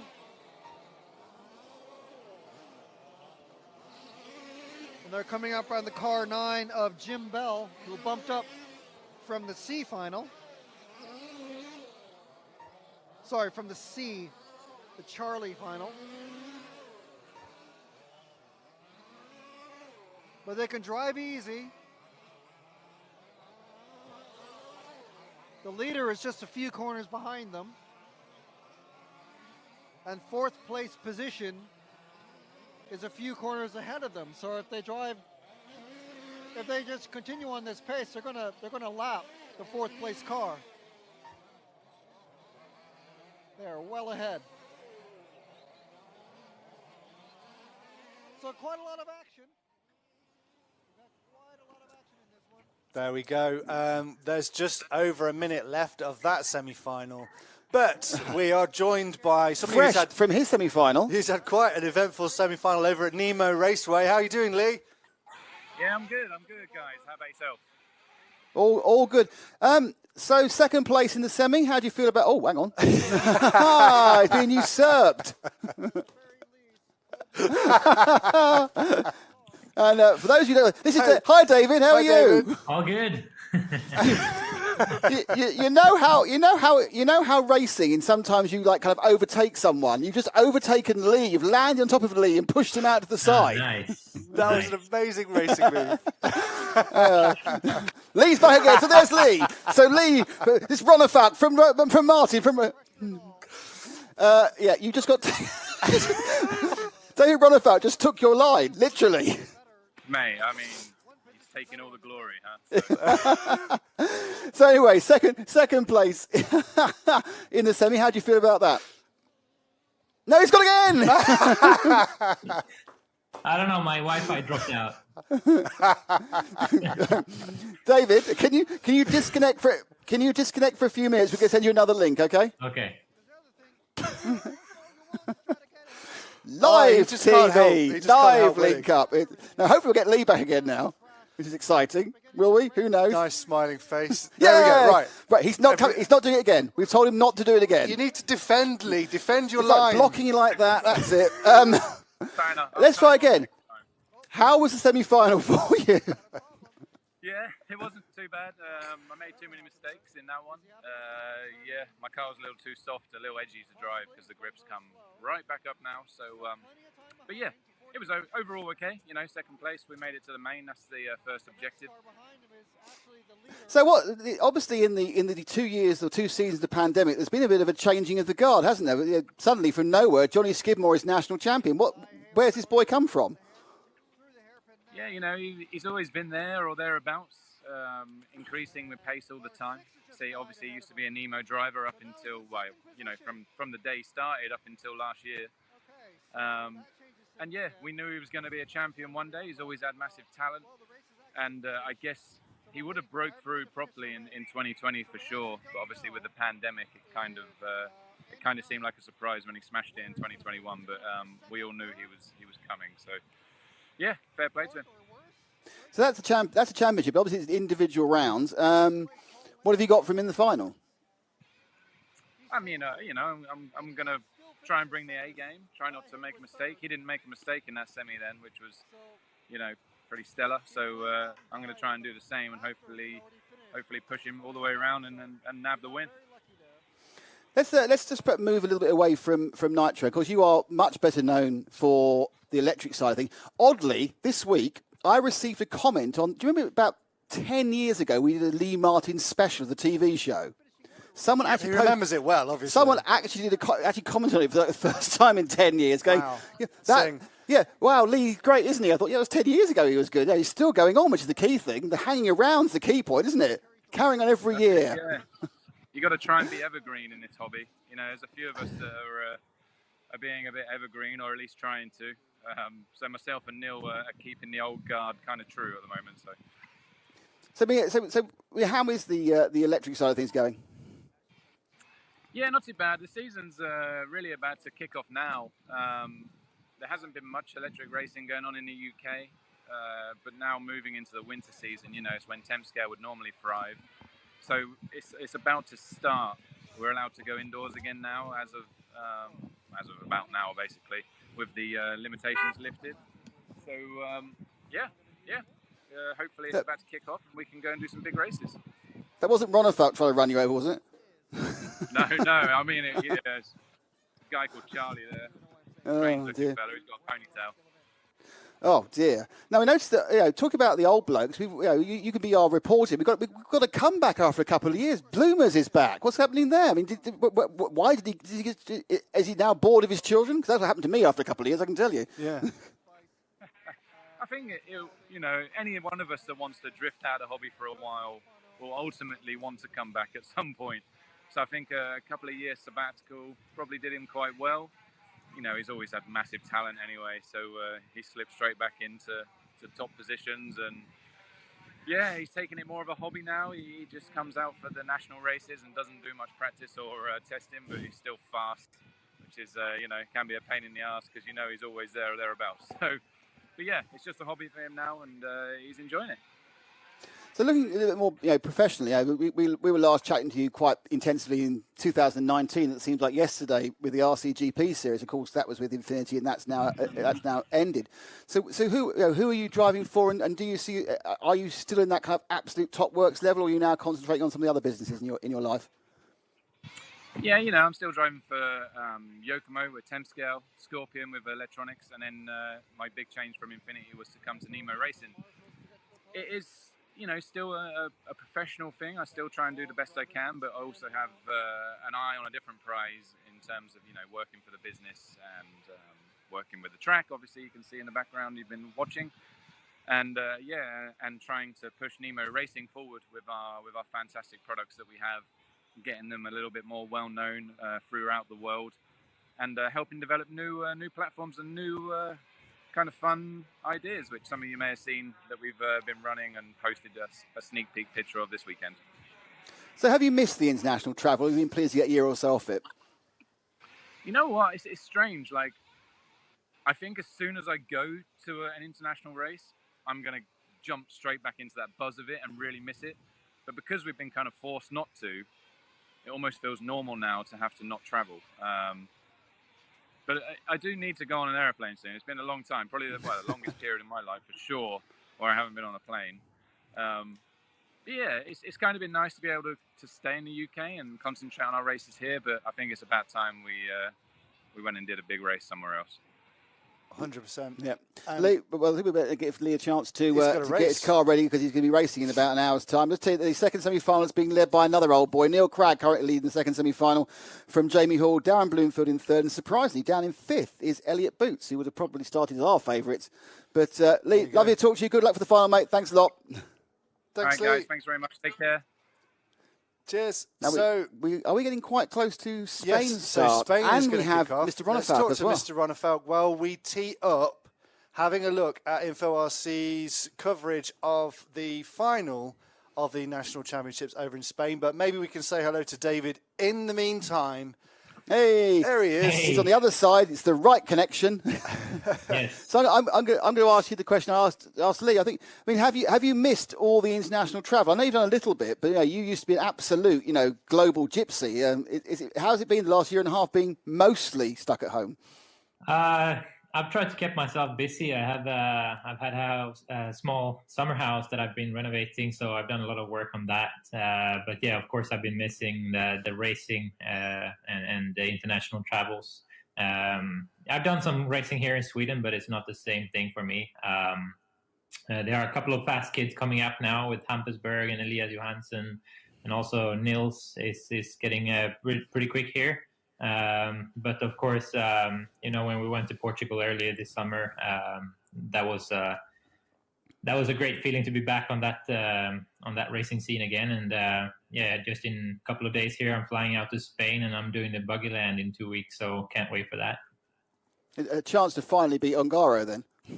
Yeah, I was close in Portugal. It was a good race. I think we were very close all main. It was just, I don't think any of us made any big errors or anything. It was very close racing, and I had one hiccup coming into pit with a lapper that kind of cost me the 5, 6, 7 seconds that he in the end had the upper hand on me. So of course I will try to get him in Spain. Anyway, so it's interesting because obviously you've kind of you were at the absolute top of your game, as was David. You've both kind of had this enforced gap. And it's interesting you mentioned Hampusberg coming up. We've seen, obviously, Johnny Skidmore in the UK. I mean, when we actually finally get back out onto a proper circuit next year, it's going to be completely different. We're going to have a lot of guys who we don't know much about suddenly nibbling at your heels. I mean, how much do you keep an eye on who's coming? And how much do you think, I'll just deal with that when I get there? No, for sure. And I mean, I was talking to my friend down in Spain, Zacharias, yesterday, and he said that there were a few guys now at the Spanish Nationals being really fast with the Pariente. I think that was the guy's name, Pariente, and he looks really fast. So I had to go look at the timesheets from yesterday qualifying. And, there are a couple of fast guys that has been, getting really fast here in the past 2 years when we haven't been able to travel that much. So it will be interesting coming to Spain and do that race there, because I think, Spain, they are very strong. They have many younger guys, and it will be a good battle because all of the other guys in Europe are going as well. So it will be interesting to see, and it will also be interesting to see how Hampus and those guys can do on the national scene when they get back out and racing internationally. So exciting times ahead. I think we have to wait a little bit more before it gets kind of normal again, but hopefully it's sooner than later. Speaking of Spain, just kicking off any minute now, potentially the Spanish National Championship will be decided, and it could be between Canas, who you have raced with many times, and probably crashed with, in fairness. Crashed with Canas a few times, and raced with Battier a few times as well. What do you think about that, Ty? I think we have Robert out front with Canas behind him. Bit of 50-50 action going on there, no doubt. Yeah, we'll see. I think I think after that, all that, the buzz around the RCGP thing there, I think, at least in Portugal, I think everyone raced pretty fair and stuff. And I think he also, got a little older. Since then, it was 2 years ago, but 2 years can make a big difference. And I think at that time, he was still just, getting into the top part of the main, I would say. But now he's like, he's one who you count on when you go to any race, any international race today. So he's gonna be there, and I think after we live and we learn. I think we have had a couple good races after that. So especially Buggy was also very good in Portugal. We were like 4 guys running super close on that kind of a track. It was a pretty cool thing to see that we could all be so close together without even touching each other. So for sure, there's always going to be heated moments, I guess, especially when the championship is down the line, like now in Spain here, and it'll be interesting to follow and see who's going to grab the overall win, if Robert can get it back or if Canas will retain it. Who's your money on if you have to bet on Robert? And you do, by the way. You do have to bet. Yeah, you Robert have to bet. Or Juan Carlos Canas. Who would your money be on winning today? I thought it was 2 out of 4 that was counting, but apparently it's 3 out of 4 in Spain. And I know that the last race is going to be in Canas' backyard, basically. It's not really, but it's only 30 minutes away from where he lives. So that one is going to be tough. So if there's one of them 2 finals that are left, Robert needs to take the chance here. I guess Canas was TQ yesterday, so I think he will probably be the favorite for today, and we'll see who's the winner in the last round. So Canas. Canas, okay. That's the bet. It's the Canas bat. We can see in our screen that they are just lining the drivers up for that final over in Spain. I thought it was very, very optimistic we're going to start early. Yeah. You mentioned e-buggy, David. Brand's been taking that more and more seriously. Obviously, you work for HB, I guess, and you're taking e-buggy more and more seriously. It used to be, I remember back in the days of the Neo, it was almost kind of the class to clear the smoke from the track. Do you know what I mean? It was a kind of a filler, get a bit more track time. Do you think that's turning now into being more serious? Yeah, for sure. I think so. And for us, us top drivers, it's good to get the track time, of course, but I know that many of us have there's a bonus check in our contracts for the e-buggy as well. So, it's not just another class. It's actually a class. I mean, if you want to get any bonus, you better work hard for it in that class as well.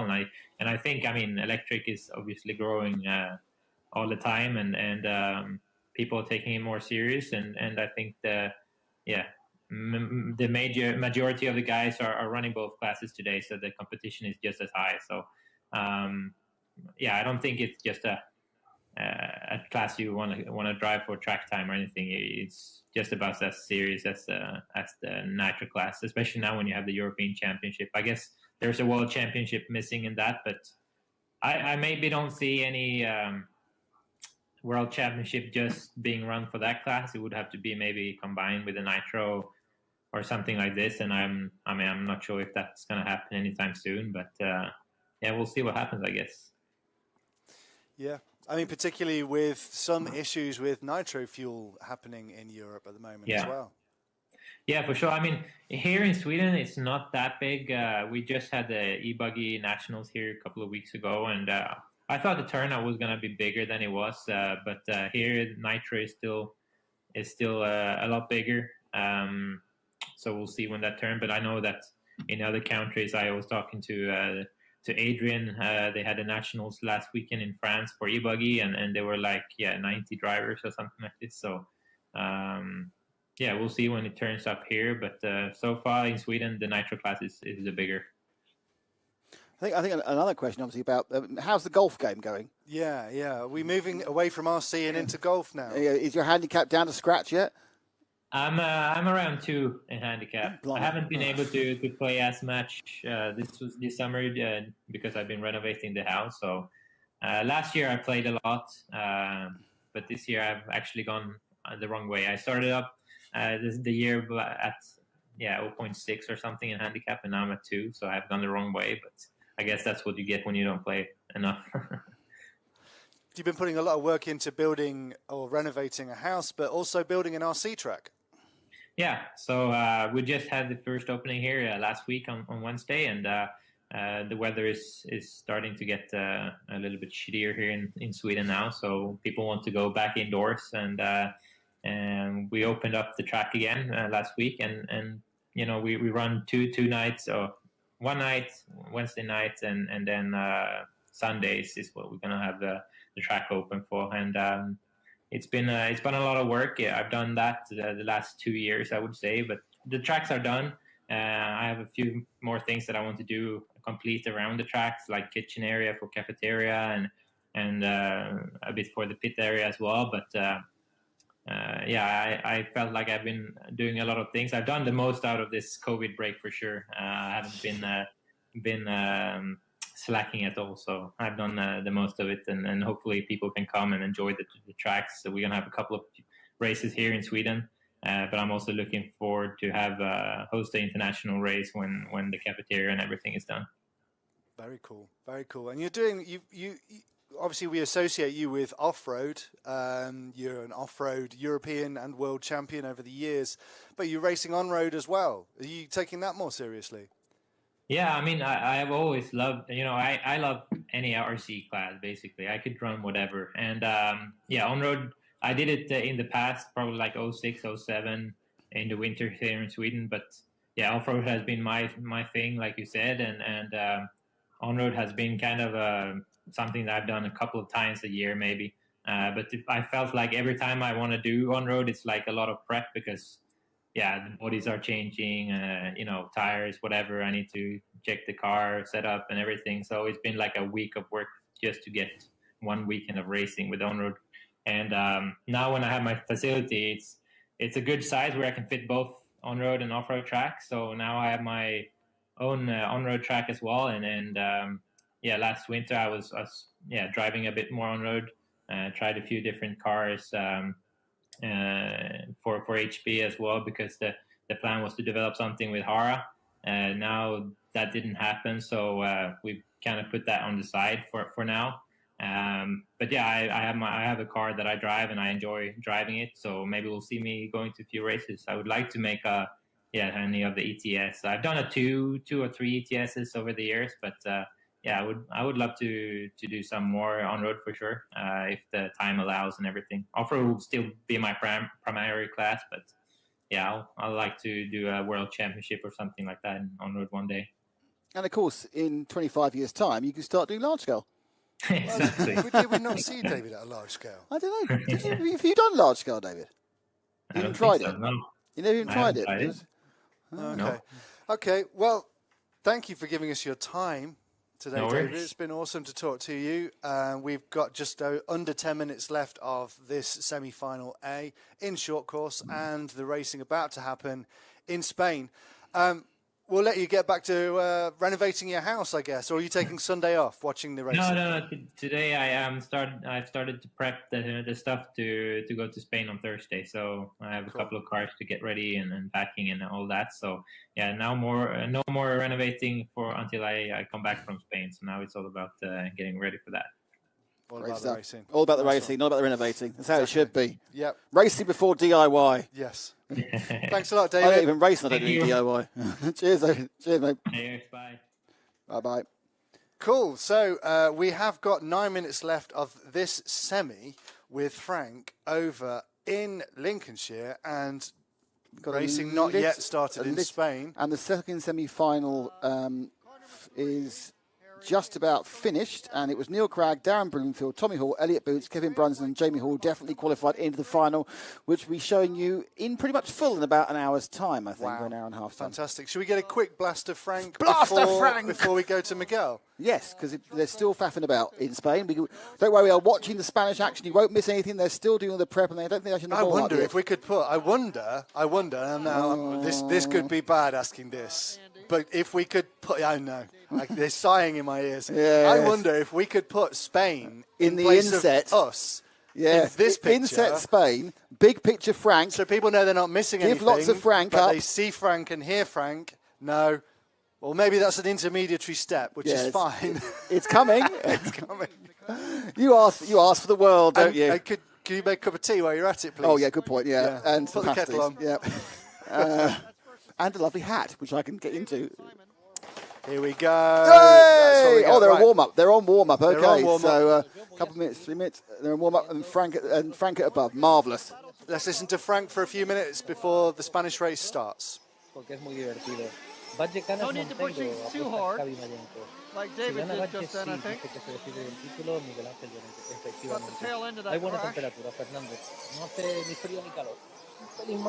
So as long as David keeps it ahead of Simon, hitting that cart tire pole.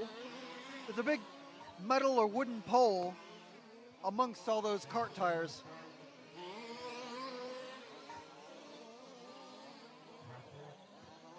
These two could just drive it easy, take the easy first and second place, and get a decent not last place. Oh, come on. That's not driving easy. So David's lost first position there, but it's okay. He's still second. He's way, way ahead of Sophie in third.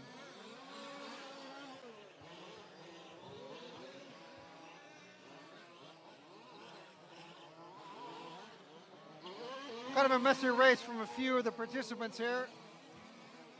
So let's go to our current leader, who is in the infield section now. The black car with the kind of wild pizza cutter front wheels.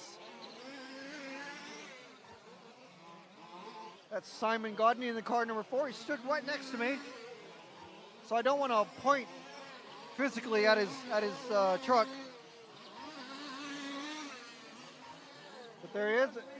Obviously, you can see it's a Losi 5T.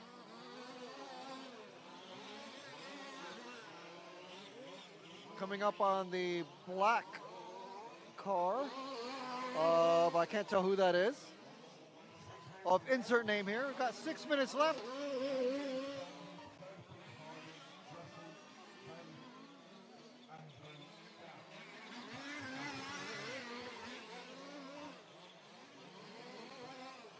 So Simon here has got third place Sophie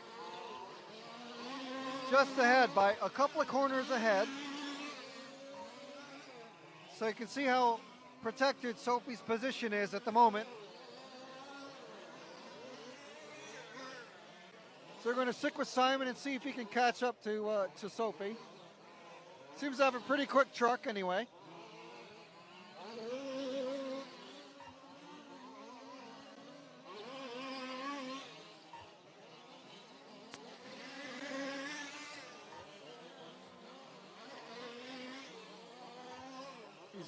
He's definitely catching up to Sophie very quickly.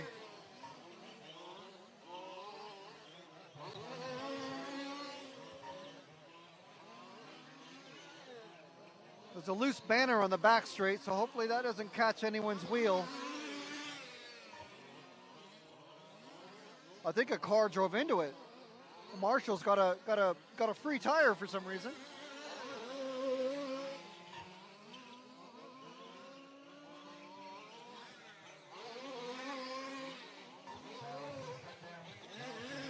So we're with Simon here. He's one corner behind Sophie now.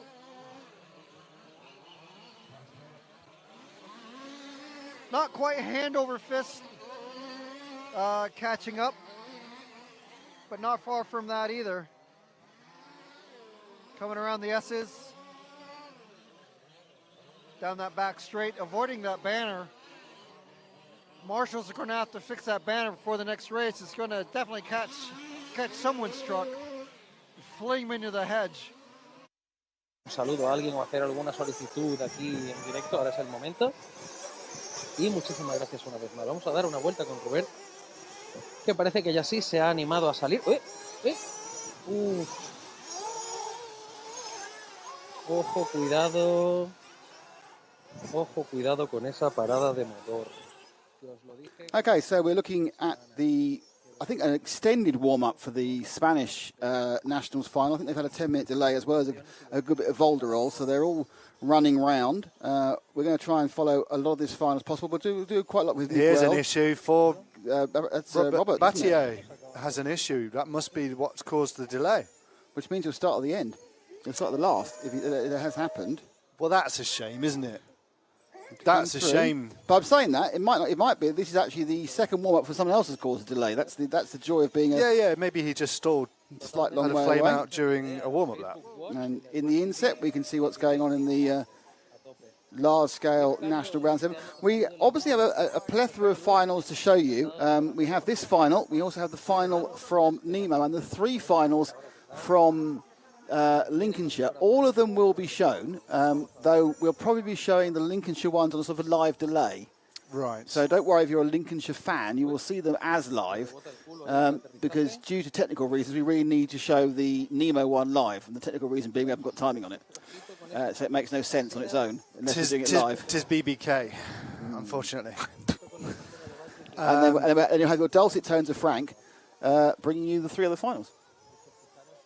Yes, with a bit of a gap in between, which we will fill with Frankisms.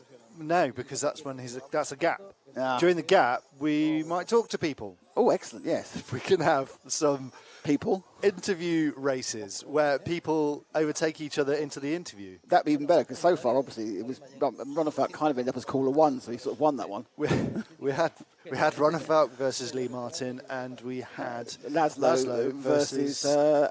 Surprisingly, Laszlo beat Robert Batten. Yeah, I mean that's a Ronefelt beating Lee. Yeah, that can pretty much like it's probably Nitro. Yes, electric perhaps not. Yes, but very unlikely Laszlo to beat Robert. Really, that's a surprising moment. The weird thing is we've got freeze frames of our last 3. We've got right in one corner. I've got Carlos staring at me, which is very off-putting. Yes, he looks very suspicious of you. Well, I kept asking the questions he didn't want to answer. Well, that's because you're a journalist.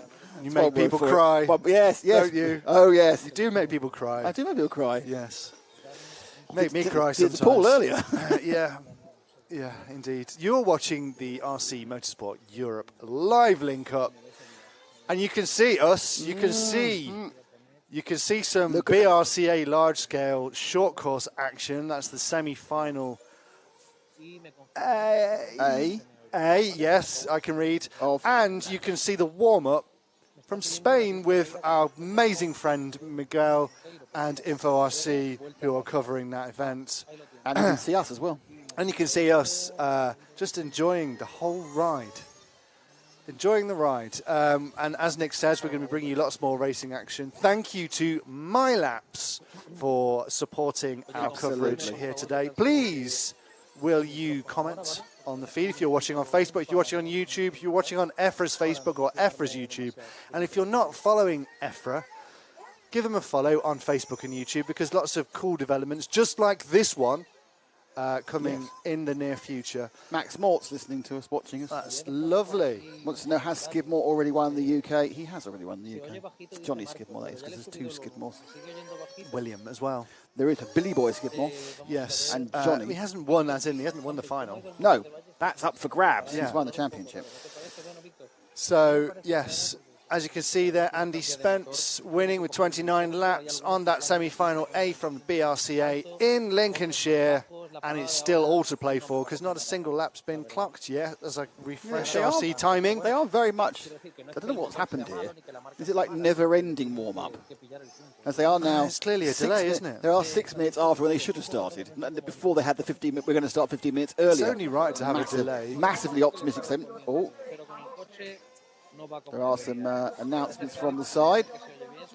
Just to explain to you this one, it's the second round of 4 in the Spanish Championship. The first 2 rounds will be won by Robert Battier, Robert Battle, take your chick, Robert basically, 2011 World Champion. And, I've got it wrong here. Anyway, doesn't matter. 2012 World Champion, sorry, 12 wasn't he won in Argentina when Boots qualified first. Anyway, back to the story again. Yes. He's won the first 2 rounds. Yes. There's 2 rounds to go. 3 rounds count. If Canas wins the next 2 rounds, he can still win the championship. Yes. And the final round at Canas' home track. 30 minutes from his house. So this is what needs to happen. Oh, I think we're about to get going on the Spanish National There's Championship. Canas himself. RC is live. He's got more tats now. RC is live. He's got some additional tattoos. I hope that's not a cannabis leaf. I'm sure it's not. We've been promised to see one of the Baldo brothers driving with one arm, with a broken arm. I think that may be more difficult to achieve, actually, as they've now started. That's your runners and riders. Key one, the top two, right? Bataille in pole. Juan Carlos Canas is second. Daniel Parente third. Oscar Baldo is fourth. Hal Figueroa is fifth. And they now are going, as they say, going white as they get down and settle down. Hands down. Miguel, take it away.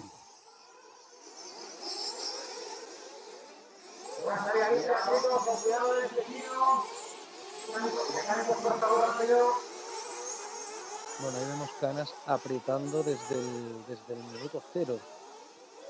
Apretando Canas desde el minuto cero. Madre mía, está sacando metros, ¿eh? Yo no digo nada, pero Canas está sacando metros. Vamos a ver cómo van evolucionando. Primera nube de polvo de estas de las que quitan la visibilidad en la zona izquierda del trazado. Ojo, Pariente, ¿eh? Valle, Canas, Pariente. Ha perdido el control Oscar Baldó. Ha perdido el control Oscar Baldó y se ha salido. Ha perdido algunas posiciones. Valle, Canas y una mosca que lo tengo aquí y no me deja vivir tranquilo. Ojito. Ojito, ojito. Madre mía. ¿Te imaginas 45 minutos así? ¿Te imaginas 45 minutos como en la final anterior y en la anterior? Porque en las dos fue igual. 45 minutos luchando juntos estas dos bestias. ¡Buah! Sería brutal.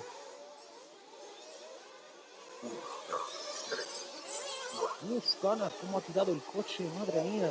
Míralo. Está buscando lo se lo encuentra. Se lo encuentra Canas. No quería aguantar más tonterías. Le ha tirado un interior. Aprovechando un pequeñito fallo de Robert. Vamos a ver. Uy, a Robert que se le va a meter Pariente. Ojito que Robert se le va a meter Pariente. Le ha tocado. Lo ha tocado.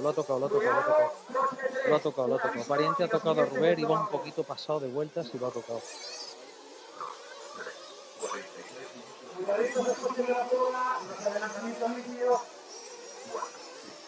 Y aquí va Canas. Ojito con Canas, que ha pillado pista y ojito, cuidado, que se nos va.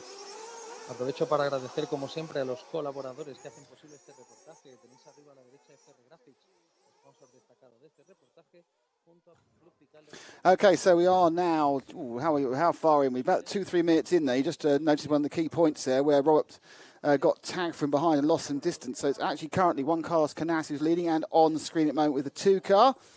That's Canas sliding round and on this very quite simplistic, I think, circuit here in Valladolid, but it's got a variety. It's got two surfaces. It's got dust and it's got AstroTurf.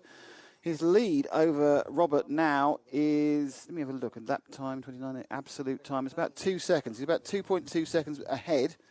Third place is Daniel Parente. Fourth is Hal Figueiredo. And that's your 1, 2, 3, 4. And we're just watching them as they go back on the infield. On one of these tracks, which has managed to get the max amount of track length for the minimum amount of actual real estate of the circuit. Nice little close. Quite a few locals watching. It's good to see. You see a couple of guys who stopped from their trip out from the velodrome to have a look at what's going on. And as they bounce over, this is with, I think we're currently with Robert in the all orange car, as often the case. So behind him in third, Parente just behind him. He is, yes. The second and third are right together. So Daniel Parente, who's got the lighter car, the white wheels. They sweep back round for the double, sort of the there and back sort of AstroTurf circuit. Double jump. You jump one way on a lower AstroTurf and back on another AstroTurf. It's quite interesting that if you look at the AstroTurf here, we can do. This is something to bear in mind when you're watching our programs. Look at the AstroTurf here. This is obviously AstroTurf that was bought for purpose. Whereas the stuff you see in large scale appears very much to be cut-up hockey circuits, hockey pitches. Actually, Kansas and white lines on there, so they've also appropriated this AstroTurf from somewhere else. And I think Robert made another mistake that last lap. He did So Robert's made one nidge, another mistake, and he's scored 5 seconds behind Canas. He's in third behind Parente. He just seemed to disappear off the bottom. This part of the track now, that bottom left part. I think he just got it slightly wrong, the landing, and he's down in third. Canas now away. Now, this is kind of an ideal first 4 or 5 minutes for him because he's got himself, not only going to lead from second place, he's got himself a gap, and he's got himself a car in the middle. The thing that obviously you have to bear in mind, anybody who's been watching RC Racing with us at RC Racing TV over the years, and we've covered so many of these major 1/8 Nitro Buggy Championships, is the longer the final, the more likely Robert Bataille is to win it. It's, basically, we did an RCGP last year, and they had these 15-lap races for fun. No chance, not going to happen at all. But once you get the hour final, you think, yes, cometh the hour, literally, cometh the man. I think it's 45 minutes. So the ability to just outlast everybody and everything. Well, let's say one near. Oh, and that's Canas. Oh, get away with it. Is that Canas? I think I made Parenti. No, that was Parenti making. So this is a chance for Bataille now to catch up. So that was Parenti who made the mistake there. Bad landing coming off the first of the there and back AstroTurf circuits, but it's Parenti still in second place. Just to know that Canas now has a lead of just over 3 seconds on the Parenti we're looking at here. They're coming up towards the first. We haven't been there the whole weekend, so I'm not quite sure how thirsty this track is. They're coming towards the first pit stop now, and Parenti getting back into the rhythm after that bad landing. Going to turn up and over. Just gets it right. And it's an interesting track. It's not often you see this kind of just two surfaces and a constant change between the two surfaces. Well, I'll pick up with Canas our lead. You can see how far ahead he is. He's basically those there and back switch back on the infield there. Over the biggest jump of all, flies it quite easily, lands now on the hop, and then we scroll back to how far behind Robert is. So Robert is looking to make up some ground. Gap currently running at about 6 seconds, actually. He's losing time. So at the moment, ground speed-wise, it's looking very, very good for Canas. We've got a problem there in the infield. Not sure who got caught out by that problem. This is the problem. We get the issue now. It's quite a reasonable spread of speed within this A final. As you know, I think as Miguel said, there's kind of two great drivers, and then there's the rest. So in fairness to Daniel Parente, he's absolutely in between them by merit. But fourth place is 4 seconds off the back of Battle. That's Carlos mentioned, and into the pits there. I think that was the one. Oh yeah. So the first stop after 7 minutes. So they're stopping quite quickly. They're quite a thirsty track. 7 minute stop for Robert with his new GI powered engine. And so Canas comes in a lap later, waiting for him now, still waiting for him. That's his dad. Up comes the car, in goes the fuel gun, nice and relaxed. Single man change, a nice backhand delivery, a little bit of a swish in the tail as Canas leaves the pit. So they both stopped. Canas went a lap longer in that first stint. Could be nothing and something, may just be, that they'll even up from here. But obviously, if you get a lap longer every single time, and we're looking at a 45-minute race, you're looking at 6 stops, 5 stops, then it's going to look pretty good. There's Parenti going as well. Where is the order? Let's see where they are. And then another pit stop comes in. Who's this who's stopping for fuel? One of the back markers. And then running through, throwing around this. Canas again over the little hop up in front of the rostrum, then over the tabletop. And then again, taking the wide. I think there's an alternate line there. You can take either of those two jumps. Obviously, the wider one is the quicker one, so no one's taking the inner one right in front of the rostrum. Canas sweeps round, nice bit of flat circuit there, get the power, and then you launch up. He's lucky there because there was somebody kind of dead underneath one of the takeoff points. Luckily, he managed to miss him. I don't think he had to adjust. I think it was just the guy crashed into a less difficult position. As Canas now comes into the in and out AstroTurf circuit right at the back of the track, the far end. They're the two guys who've given up cycling to watch this. It's the sun and the sand. It's a super bright day. I mean, this is a magnificent advert for going to Spain in September, isn't it? It's gorgeous. But the sun, don't blame the sand. That's not Spain's fault. That's the cars.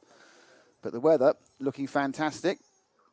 As Miguel gives us a view of the entire field and a bit of a fishtailing by the car in front of Robert as he comes around again. And we are now 9 minutes gone. Canas leading by 9 seconds, and he's eking out. This is turning into a little bit of a demonstration run. Long way to go.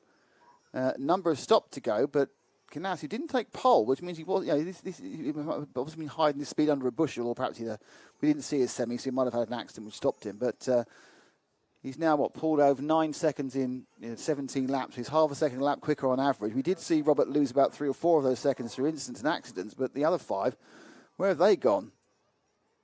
And Robert, obviously, at the moment, actually isn't even in second. That's held by Daniel Parente, who is something in the region. I'll just wait for him to cross the line because he's slightly irritating. Canas has done a lap and he hasn't. He's 6 seconds back. So, yeah, and falling back even more now. Battle's now 12 seconds back. So, another bad lap for Battle. Lost 2 seconds in that one. So, it's just not working for Robert at the moment. There's your chance to have a look close up at the timings. For those of you interested, you can also see the large-scale off-road action happening in a small window there. It is the semi-final A. Martin Fitzpatrick is in the lead, and he has Mindgaus, Klauskas, Darren Smith, Kaylee Knight, Glyn Taylor, and Lee Chapman behind him. And there is 12 minutes to go on that race.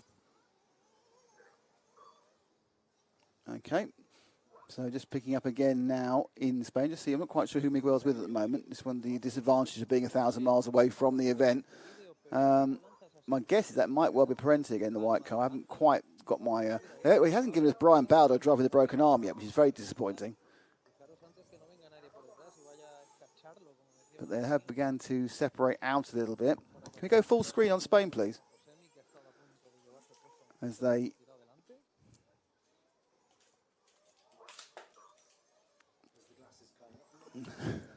Can't see the numbers, got to put the glasses on.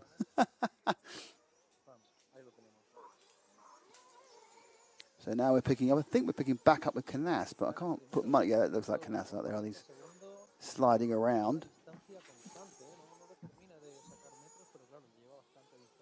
So that's the 2 car. Yeah, that's Canas going round, up and over.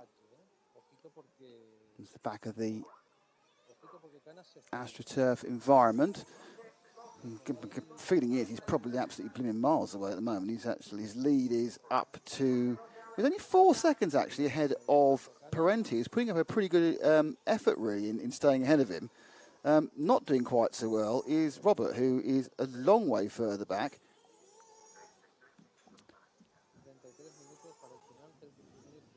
And Canas completes another lap in what is looking like a bit of a demonstration run, but in fairness, Parente's keeping him honest.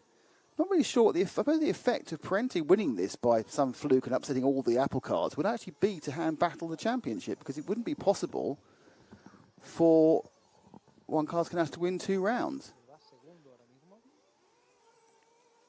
Picking up now, who are we with there? No idea. Might be the 5 car. Not sure. Into the meat of this race now.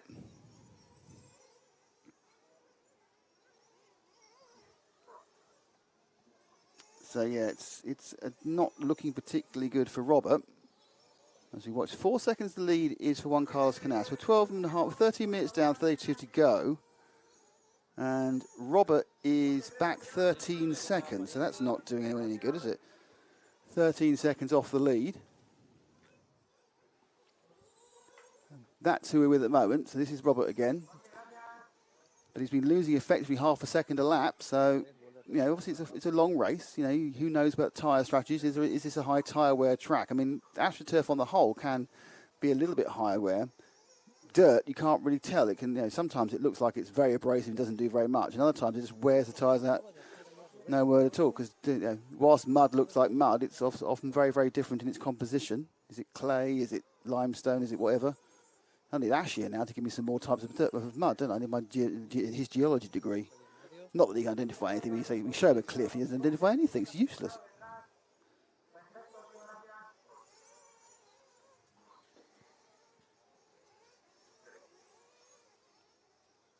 So none of that for Robert. He's coming in for his second fuel stop.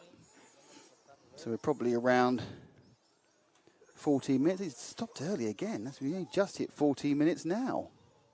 Pues sí, me acaban de pedir por ahí que grabe algún pit en la zona media. So early stop there. Las cosas están en la zona de cabeza bastante tranquilas, pues nos vamos a ir ahora un poquito para atrás, a ver si hay algún pique, ¿vale? Pero creo que la carrera está bastante Up the bien. inside he goes. No hay muchos coches rodando juntos, perdido, pero bueno, fíjate, voy a hacer un plano general para que podáis ver la carrera. So a quick rundown. It's Juan Carlos Canas leading after a third distance. He is 4 seconds ahead of Daniel Parente, and he is about best part of 3/4 of a lap ahead now. Robert Bataille. Hal Figueiredo is in 4th. Carlos Martinez is in 5th. Alex Valles is in 6th. Jose Miguel Sanchez is in 7th. Jose Thomas Escudero is in 8th. Oscar Baldo is 9th. Brian Baldo is 10th. Ricardo Montero is 11th. Juan Miguel is in 12th, and in 13th it's Alberto Garcia. 3 cars on the lead lap at the moment.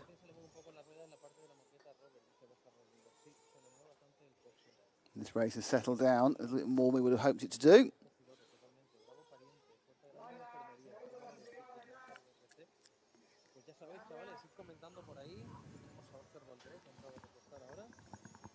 So, as we wait for this one to explode in interest, but currently still a 4-second lead for Juan Carlos Canas over Danny Parente, and then it is a 10-second lead to Robert Bataille.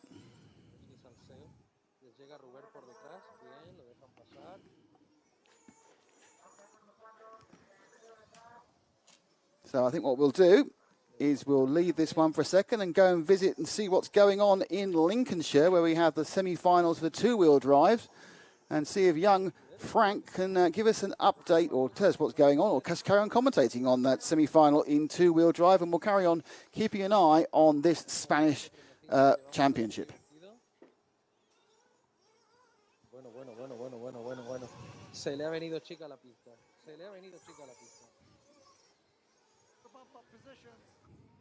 Kaylee going down the main straight.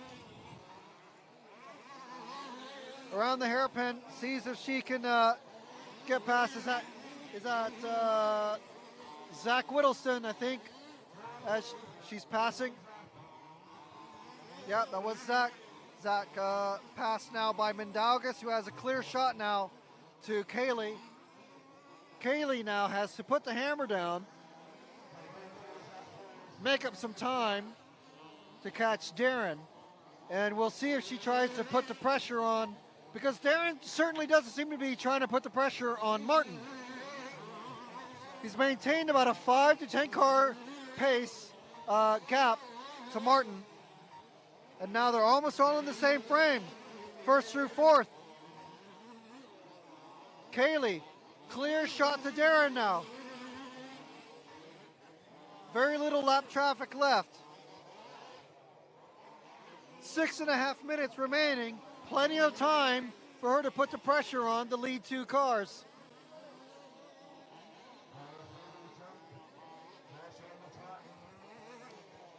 Coming around the danger corner through that tight infield section. I'd say the bumpy infield section, but everywhere is bumpy around this track. Just the nature of AstroTurf racing. And now Darren definitely starting to feel the pressure. Is he gonna play it defensive, or is he just gonna let her go? Is Darren gonna start putting the pressure on Martin in the white car?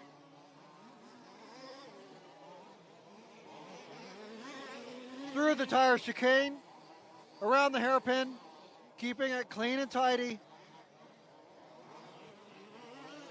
Mindaugas still there. He's not letting up. Kaylee all over the back of Darren now. Whoa, wheelie. Upside down, Mindaugas gets past. She's lost her bump up position. Now we've got another battle on.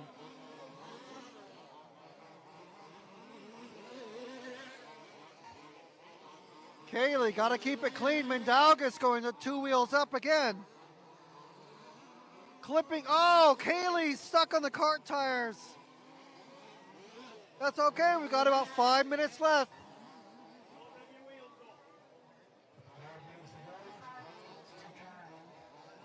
5 minutes exactly now. Can Kaylee keep up?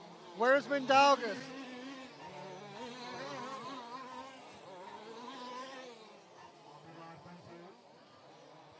Let's see if we can find Mindaugas in the infield with those distinctive orange wheels.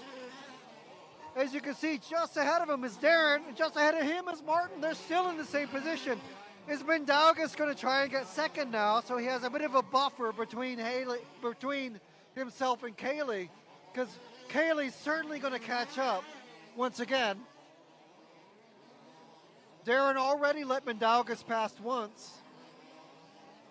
They've been holding station, and now is Darren playing defensive driving because he's lost some position. He's lost a bit of gap to Martin in the white car. Lap traffic playing very nicely with everybody now. BRCA officials doing good job refereeing, keeping lap traffic out of the way of the top 3 or 4 drivers. These bump up positions very important for national championship points. So Mindaugas getting a little wild in that tire chicane. Don't know what the sand situation down there is like, but obviously you can see there's definitely a racing line where it's clear green. You can see all the sand has been kicked away from the tires. So these AstroTurf specialty tires can get great amounts of grip coming through the green. However, if they get a little wide, they go a little too tight, they get, oh, Mindaugas rolls it. There goes Kaylee once again. Mindaugas frustrated. Marshall doesn't know what to do because he's not going to touch the car. If the marshals aren't going to touch the corner if a driver's revving the engine. So now Kaylee back in the bump up positions. So are we back on Kaylee? We're back on Kaylee. So she's going to be catching up to Darren. Mindaugas several corners behind now. He's hung up on a pipe. Mindaugas possibly out of it for this race. So we'll see if he can catch up once again. Kaylee catching up to Darren. Darren is going to be spotting that bright pink and white. Once again, where's Mindaugas? Who cares? It's Kaylee coming up behind him. Down the back straight. Into the tire chicane. Kaylee yarding it down, catching up to Darren, making up several car lengths. Around that danger tire, through that tight and bumpy infield. Kaylee just one corner behind Darren. Down the pit straight, around the sweeper, finishing another lap. 30-minute race, guys. 20-minute race. Less than 2 minutes remaining. We've got Martin, Darren, Kaylee, and Mindaugas, top 4. Mindaugas, where is he? He's like about 15 seconds behind this trio, the top 3. These are the bump-up positions. Kaylee seems to be wanting to catch right up to Darren, possibly pass him. Now she's caught up to him. She's just a couple of car lengths behind. Is Darren going to put the pressure on Martin? Or again, is he going to just let her pass and make her own mistakes? Coming around the hairpin, everyone maintaining position still.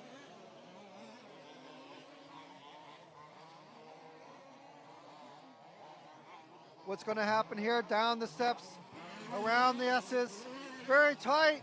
Oh, and Kaylee takes out Darren into the karting tires. Is she going to give him some space now? There's about a minute left of this race, less than 50 seconds now. So now Martin loads of time. Not that Darren was putting any pressure on him at all. They were just driving formation 1 and 2 the entire race.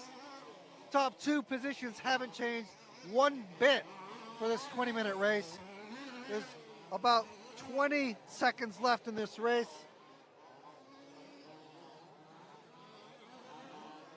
Kaylee, is she just going to hold position now and just play it smart? Not want to break? Just keep things steady for the 30-minute final, which she's surely going to be bumping up for. I think so. She just lost a ton of time to Darren now. We've got Martin, Darren, Kaylee. Drivers are starting to cross the line for the final time and finish their race. Unfortunately for Mindaugas, he's hung up on a pipe once again. I think that is it for everybody. Just a few drivers left to go, actually, to cross the line and finish.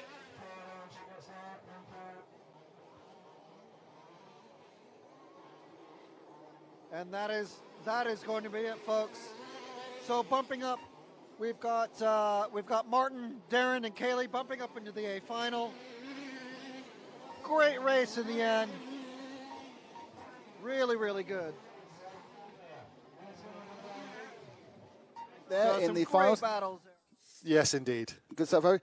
We've had a slight issue over in Spain. We've lost the live timing link. It is now back, if sporadic, but there is a major race breaking out, but not as we expected, between Juan Carlos Canas and Robert Bataille. Robert, unfortunately, is away in third and best part 2/3 of a lap down, but it's only about a second between Juan Carlos Canas and Daniel Parente, and the net effect of Parente winning would be just as much good for Robert as if he won. So I think this is the first two with Miguel here. Need to get this kind of like a little bit of focus in. We are now, we've done, I think, 25.5 minutes. So down to the last 20 minutes. It's a little bit different to see what's happening. There's been an accident with one of the cars there as we spoke. It's very, very glitchy timing, unfortunately, which makes it quite difficult to do it remotely and trying to work out what's going on. They come under another lap, and it looks like Parente, it was Canas who made a mistake, and Parente is now leading. So we saw that in the far right corner. It was a mistake by Canas. Parente is leading. I'm waiting for the very, very sporadic update to see what the lead is. I think you can see that Miguel just shown us. This is Parente in the lead, and he's got the whole of the in and the out of those big AstroTurf jumps at the far end of the circuit between them.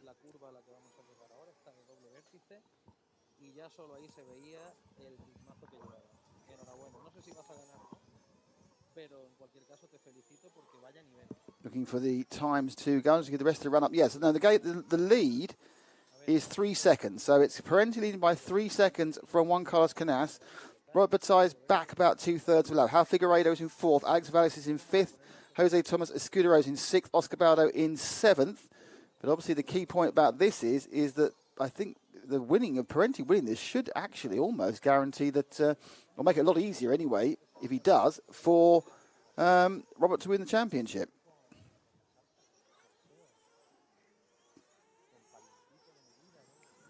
So they cross another lap. A quick one for Daniel Parente. I think he's pulled out a lead of more than 3 seconds already. I think Canas may have had a little bit of a brain fade as we search around to see if we can find him. Yeah, the lead's out to 4.3 seconds now.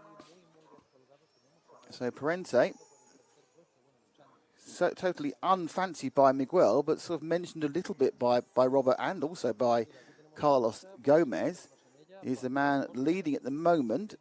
Trying to see whether, I think that's actually now, that is Canas. Now, is Canas, it was quite a light-coloured car, that was Parente's car. That's a 4 car, I think, ahead of him, which would be Oscar Baldo, who should be letting him through. That is Canas. It's all kind of ifs and buts when you can't quite see which the car numbers are. They cross the line. Pretty certain that yellow wheeled red, white into red, that is Canas. Canas still just a little bit behind. Oh, a minor mistake. It was kind of called out the camera tracking there. I kind of feel that the car right in front of him should be the person who's ahead of him. As it looks like they're going to have a fuel stop. Who's coming in for fuel? And the fuel stop is by Robert. But Robert's really not... Oh, and he's made a bad exit as well.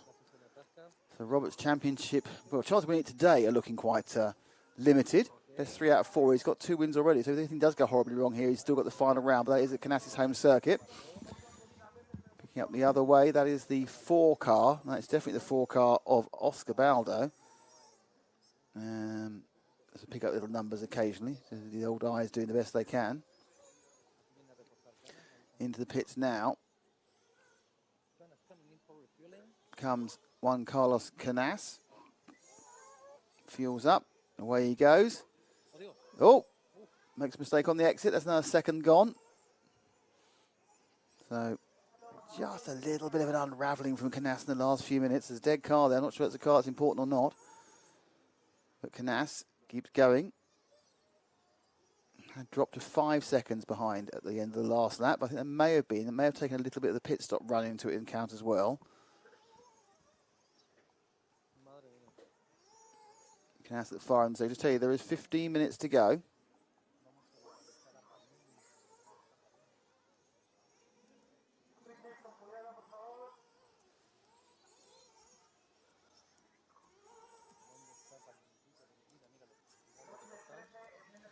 Now into the pits comes the 3 car. This is Parente, the leader. So as you can see, he came in 2 or 3 laps after Canas. So let's see what happens when the stagger unwinds.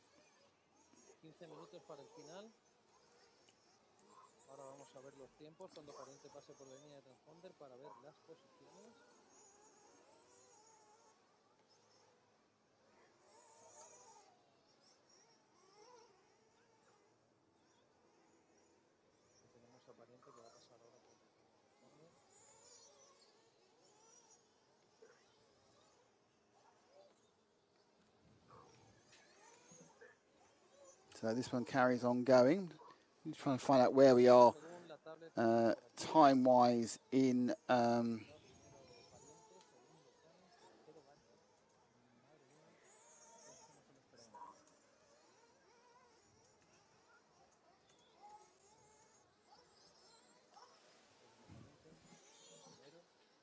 so where they go. So Parente's lead now is timed at 6 seconds after there's a couple of minor errors by Canas on screen right now.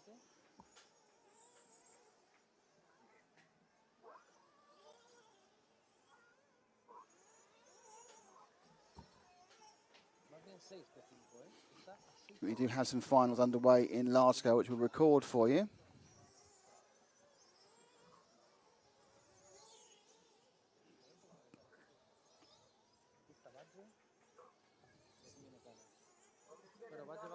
Okay, so we do have the start of the... Yeah, we'll be bringing you the large scale soon. Oh, Nemo's about to start. Yeah, so I think we're going to have to... can we fire up Nemo, please, guys? We're going to go over to Nemo soon. It's about to be the main final for the British Nationals. If you want to stick with Spain, you can obviously go onto Facebook and the InfoRC.net result. InfoRC.net on Facebook. Make sure you're following Miguel and InfoRC. Large scale, which we'll record and play back for you later. But, yep, if we can perhaps... I'm told the final's starting now. Yep, but we need to go to Nemo, not Frank. Not Frank, Nemo we need to go to. Just so that you know, viewers, we have the 4-wheel drive large-scale off-road finals underway. We will bring you that coverage very soon, but we are going to go over to Nemo to get you the Buggy final.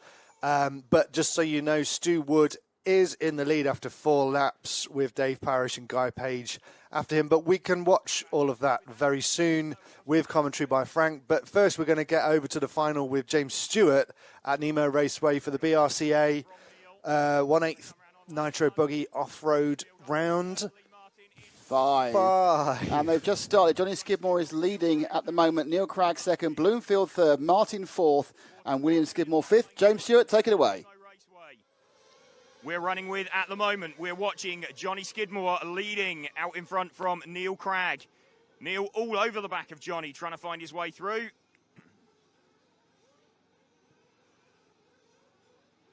Fire through the infield, very, very close. There was 1.1 seconds between these two guys on their 20-minute semi-final run. Hardly anything at all. Neil doing all he can to find his way past Johnny as they come out onto the main straight once more. These two already pulling away from Bloomfield very, very slightly. Just going away, doing what they can.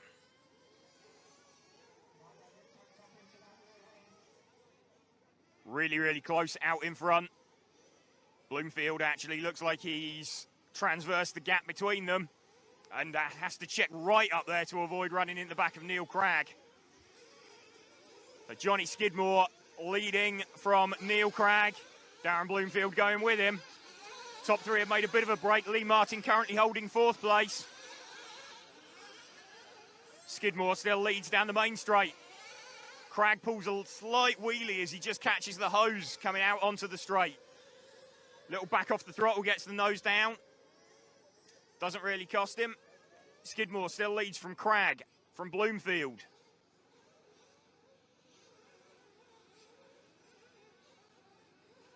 Firing through the infield once more. Little bit of airtime. Cragg looks like he might have a bit of an advantage if he can find his way through. Looking everywhere to try and find his way past Skidmore. Cragg, very clean driver. Oh, small mistake there from Skidmore. That's all that it needed. Just popped 2 wheels up on the hose. Flicked his car up. That was all the invitation that Neil Cragg needed. So Neil Cragg now leading this one from Johnny Skidmore. Let's see if Neil can make a break for it. Or let's see if Johnny goes with him. Looked very, very close between these two on the opening laps. We are just coming up towards the 3-minute mark of this 45-minute long main final here from Nemo Raceway. Small mistake there from Neil Cragg. So we've now got Johnny back in front. Johnny Skidmore leads from Neil Cragg. Darren Bloomfield running in 3rd. Super close between these guys. Elliot Boots now up into 4th place and chasing hard. Elliot Boots right in the mix as well. And Elliot is now, I believe, is that Elliot out in 2nd now? Let's just see as they come around. Neil Cragg is leading. And, yeah, that looks like Elliot's car in 2nd place. But Elliot Boots up to 2nd. Bloomfield is 3rd. Johnny Skidmore down to 4th. No, that's not Johnny Skidmore, sorry, that's Lee Martin.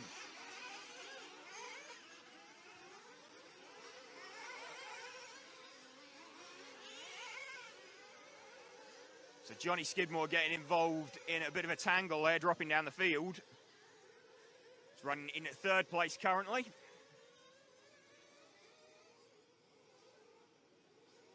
Neil Cragg leads from Elliot Boots, Johnny Skidmore, Darren Bloomfield, Lee Martin. Top 5. Neil Cragg, Elliot Boots, Darren Bloomfield, Lee Martin. Johnny Skidmore down to 5th.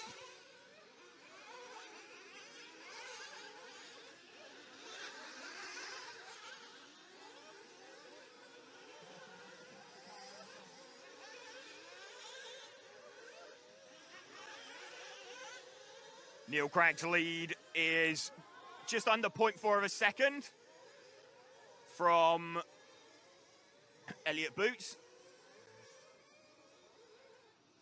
Running with Neil Cragg at the moment. Elliot Boots, the all-orange car, in shot just behind him.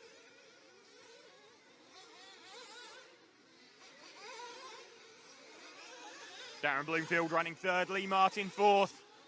A fired-up Johnny Skidmore will be coming back at Lee Martin.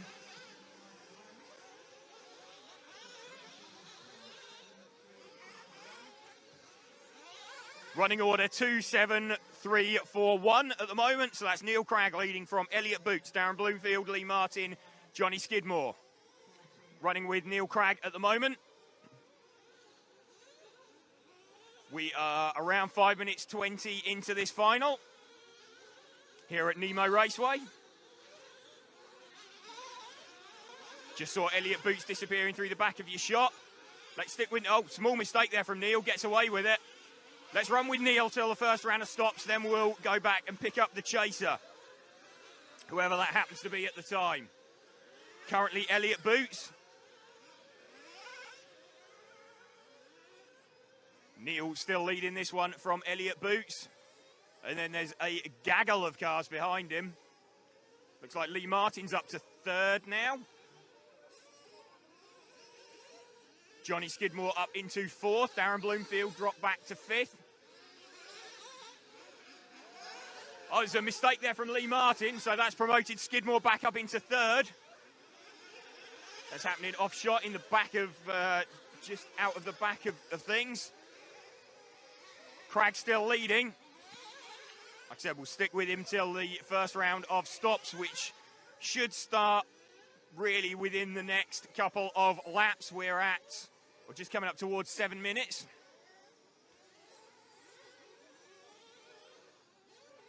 Gap 2.2 seconds between Cragg and Boots. These two had many, many battles over the years. Neil Cragg heading out towards the main straight one more time. Doesn't pit this time round. Just over 7 minute mark now, so it's got to be within the next couple of laps. I'm expecting to see Neil dive into the pits.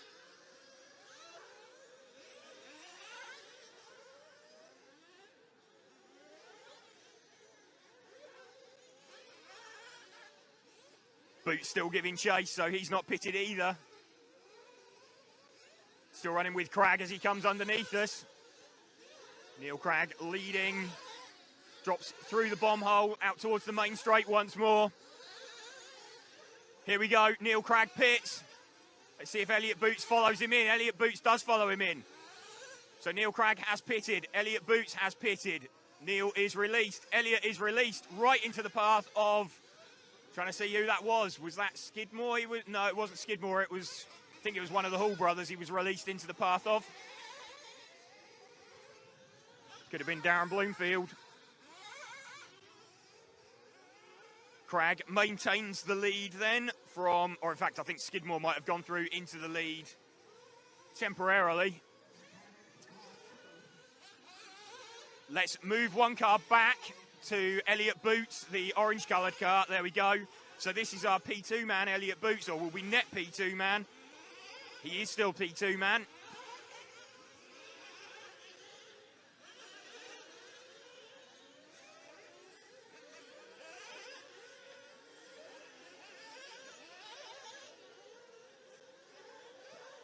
Neil Cragg trying to get away from Elliott Boots. Doing it all that he can. That was just Neil disappearing out the front of your shot. We're running with second place man Elliott Boots.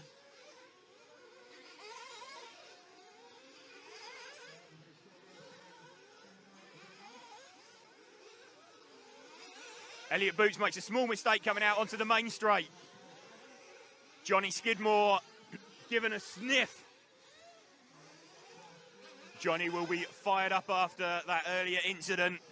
So Johnny will be trying, you just see him flash into the back of shot there as we run with Elliott Boots running in at second place in this main final from Nemo Raceway at the moment. Neil Cragg leads, Elliott Boots second, Johnny Skidmore third, Darren Bloomfield holding fourth, Tommy Hall is fifth currently.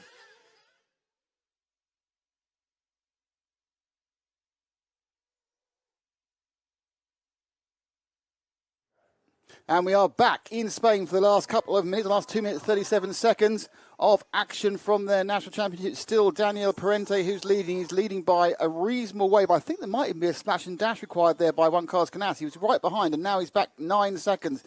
He is, however, still ahead of Robert Bataille. So absolutely what Miguel didn't think would happen is we're going to have a winner who's not either one car's Canas or Robert Bataille, which is surprising Russ as well, but I think that means Robert will get the championship because he's got 2 wins, and of course one cars can't get 2 wins. Well, you know what? We can check in with Robert in a bit later. We'll talk to Robert again at the track and ask him, are you champion? Because we don't know. Congratulations in order, maybe? Well, obviously, what happened first is they need to actually complete the track. This is Canas now on camera, timed at 9 seconds off the lead. Unfortunately, the timing has been, to put it mildly, patchy. So he was 9 seconds to lead the last time he's updated, and he's actually still now, so that's okay. So as he comes around, we are taking about 1 minute 44 seconds of this 45-minute race to run. And it is a good point that all the large-scale finals will be run after these finals. So you're going to get to see, you're not missing anything. We're showing you the end of the race in Spain. We'll show you the end of the race of the Nitro Buggy race in Great Britain. And then we'll show you all 3 races from large scale in Lincolnshire and Great Britain as well. We're bringing you all of the racing. All the finals all the time. In the RC Motorsport live link up with Efra at RC Motorsport Europe. And thank you to MyLaps, of course, who are timing this very, very well. Unlike the internet, which is making the timing hard to read. Yes. The timing is super accurate. The uploading, the timing, not so much. So I think we are now with the 3-car of unlikely leader Daniel Parente, to give him his second surname as well as his mother's surname. It's Torrijos, I think, and he's a junior, so he's under 17 anyway. So he's one of these up and coming races we've been talking about, along with Johnny Skidmore, Hampersburg, and the like. And it looks like he's going to claim a national victory because he is now down into the last minute, and he does have a lead of in excess of 7 seconds over Juan Carlos Canas. Robert down in third. He's got a very happy third. Alex Vallas is back almost another lap from Robert. Then Jose Tomas is in fifth. Ricardo Montero sixth, and Oscar Baldo in seventh. But this could be. Oh, hang on! Isn't that? No, I've got Miguel's camera work slightly surprised me there. But this could be a change in the guard in Spain. We thought it's going to be all about Canas as the latest young gun. But how are we seeing the birth of a new young gun? As they come round, I think the race is over. I think they may have done it. I think it has finished. He's just got to complete a couple more corners. Is it just a lap of honour for Daniel Parente? No, he's already won it, and he's giving the whole show bloating to the crowd. He's angling it, he's landing it, he's spinning around, and he is absolutely delighted.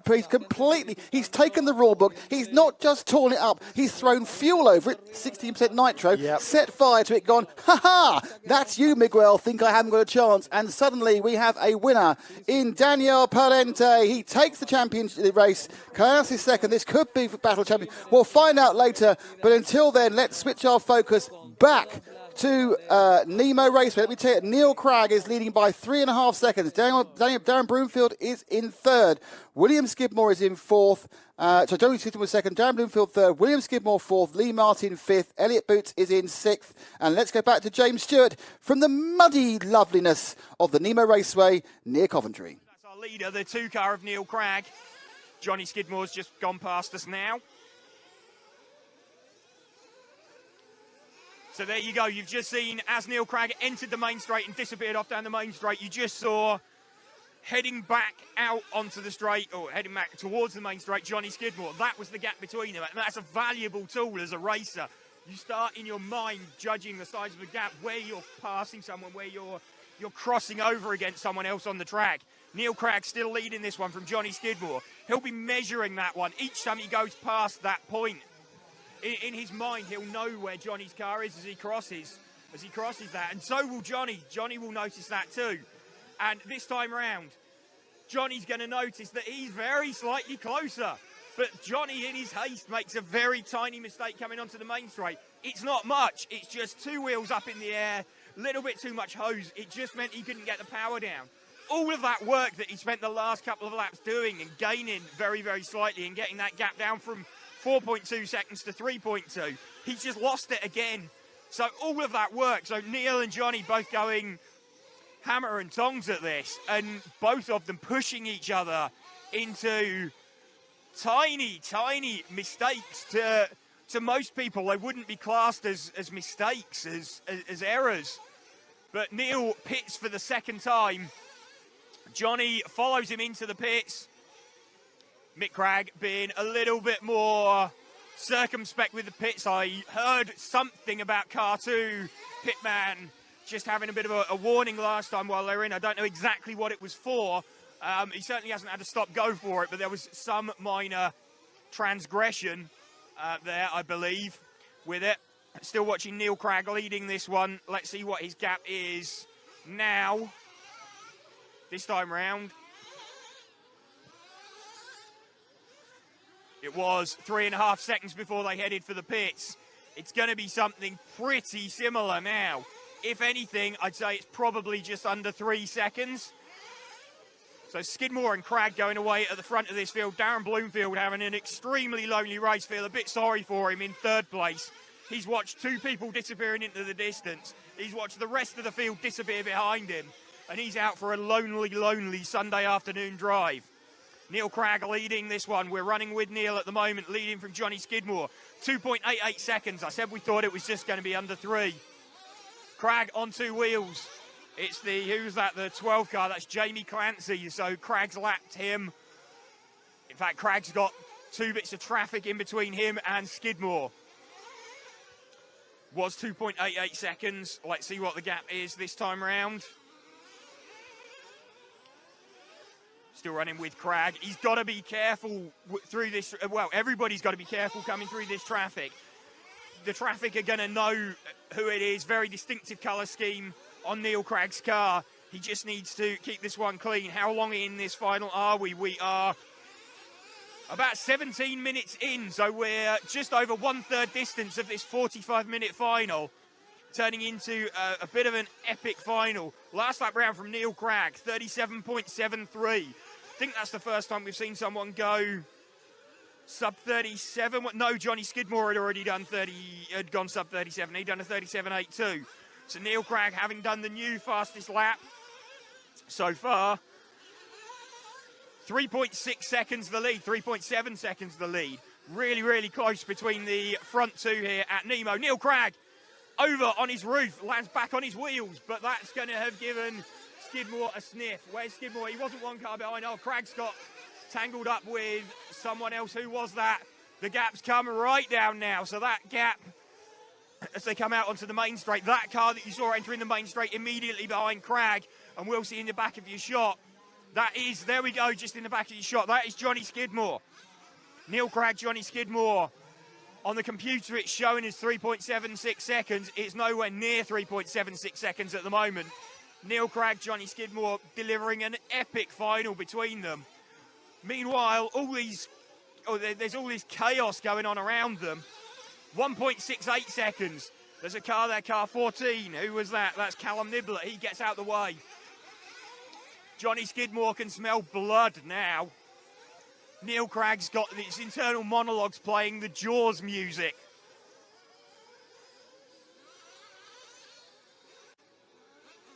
Cragg still leading this one. There's Skidmore right behind him. Absolutely no let up between these two. Skidmore trying to get the lead back that he held earlier. Less than 1 second between them, much less than 1 second between them. Both easily in shot as they come past us now. Neil Cragg versus Johnny Skidmore. Epic, epic race here at Nemo Raceway. Cragg's over, Cragg's on his roof. Johnny Skidmore back to the lead. Johnny Skidmore now leads this final from Neil Cragg. Tiny, tiny mistake there from Cragg. Just put two wheels up on the hose. Car just rolled over, flipped over, landed back on his wheels. That was all Skidmore needed. All the invitation he needed just to jump right back to the front of the field. Johnny Skidmore leading by Neil Cragg by 0.8 of a second. That battling has allowed Darren Bloomfield to close in at the front of the pack. So Darren Bloomfield is currently 6.25 seconds behind. He's battling out at the front. I'm sure Darren Bloomfield's just sat there thinking, yeah, go on, boys, have at it. Keep fighting, this will do me.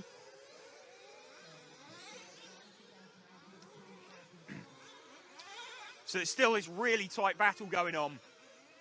We've seen Skidmore running in second for the majority of the final, applying some pressure. Cragg is throwing everything at this. He's on two wheels. Just seen him in the back of shot. Skidmore looking maybe a little bit more comfortable. Neil Cragg is throwing absolutely everything at this, trying desperately to get back. So current running order is 1 from 2 from 3. Johnny Skidmore from Neil Cragg from Darren Bloomfield. Will Skidmore trying to give his brother some support. He's running in 4th place at the moment. So we have Johnny Skidmore leading from Neil Cragg by about 2.5 seconds. Darren Bloomfield a further 5 seconds back from Neil. Skidmore having fought his way back down from 5th place, which is where he dropped to earlier on. Starting to edge away now from Cragg. But the gap is absolutely tiny in real terms. If you consider we've got around 25 minutes of this final remaining. Just under 25 minutes. It will be 24 minutes very shortly. Johnny Skidmore, 2.24 seconds from Neil Cragg. Cragg does another fastest lap last time round in his efforts to try and get it back. 37.62. That plays a 38.21 for Skidmore. Absolutely nothing in it. That's got to be so demoralising for Neil. He throws absolutely everything at it and takes half a car length out of Johnny. It's absolutely nothing. He's just got to attack as hard as he can, but at the same time, make zero mistakes. Still running with Johnny Skidmore out in front at the moment.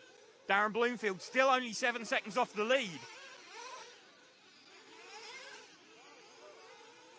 Craig's cut. Craig has cut. So Craig has cut in second place. Neil Craig is, just seen it out of the back of shot, Neil Craig has suffered a cut just as he was heading towards the driver's rostrum. I thought that was taking, or not the driver's rostrum, sorry, the commentary tower. I thought that was taking quite a long time for him to come through. So that will be a much more comfortable lead now for Skidmore. It'll be something in the region of 8 seconds over Bloomfield, 7.26. Let's have a bit of a look at Bloomfield because, like we said earlier, he's been having a bit of a lonely race.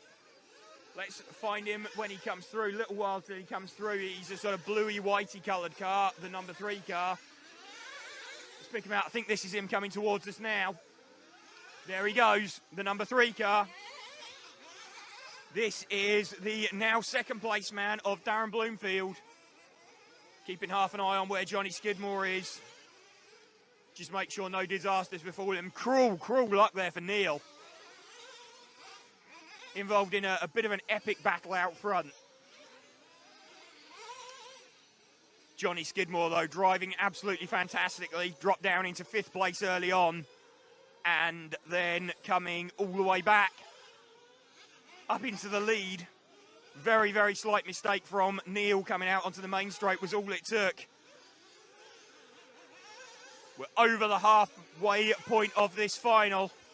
45-minute long final. We have got around 21 minutes remaining.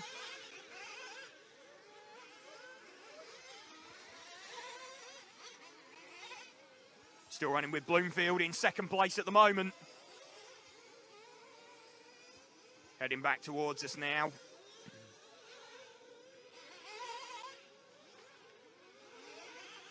Excellent control in the air there.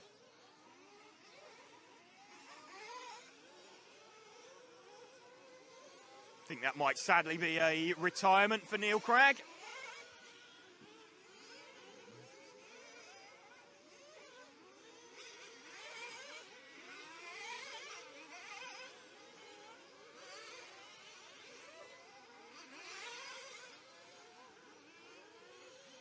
Skidmore still leading from Bloomfield.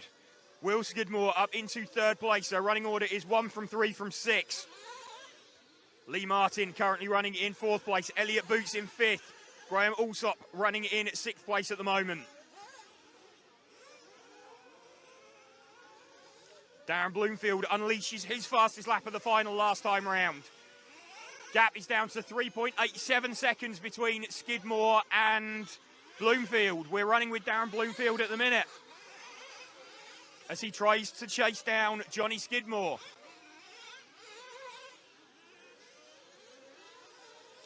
Skidmore counters with a 37.96. 38.14 last time round for Bloomfield.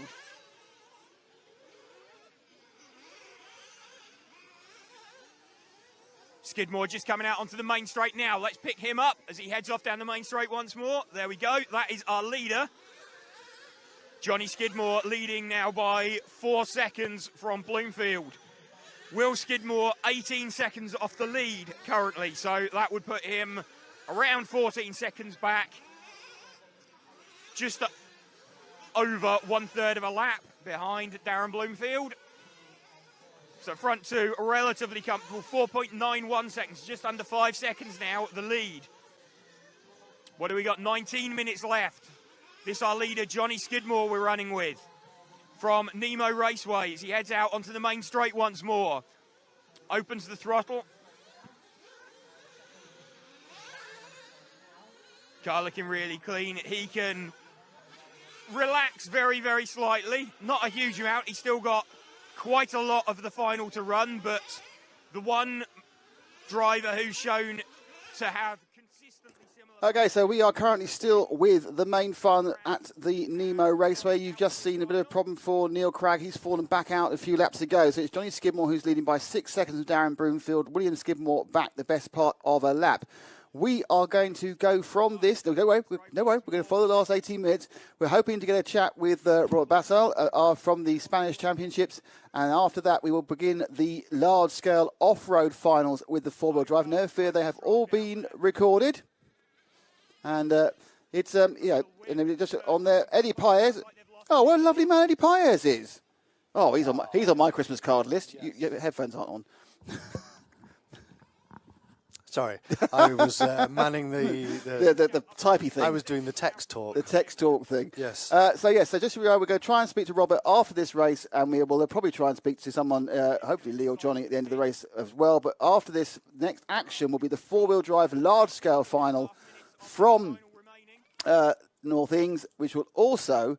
Oh, Eddie's now saying that Danny Apprenti is a future champion in Spain. Well, he's certainly come from nowhere as a junior. Canassi be looking over his shoulder, and poor old Robert's got to look over his shoulder twice now for two youngsters. Yep. But yes, so we have the four-wheel drive, then we'll have the short course, then the two-wheel drive finals as Johnny Skidmore has a wobbly moment there in Nemo. But to describe the results of the wobbly moment, let's go back to young James Stewart. Running first, Will Skidmore running in third place. Oh, Bloomfield's just made a mistake in front of us. So that's dropped him. He's landed upside down in the catch fencing directly beneath us. Required a marshal to get him back on his wheels. He's back up and running with no problems, but that's going to cost him in terms of the gap. So Johnny Skidmore is now going to be leading by some 8 to 9 seconds, I would think.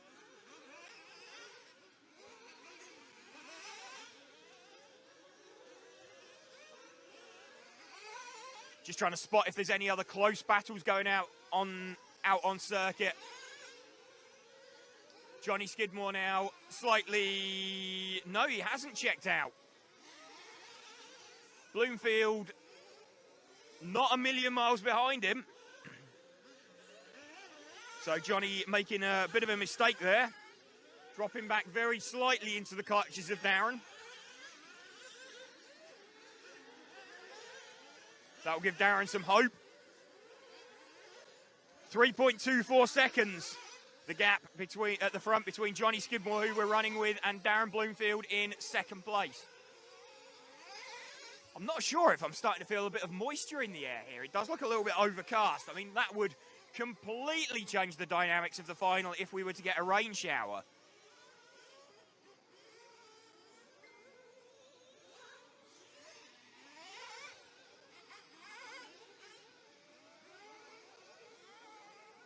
Johnny Skidmore still leading.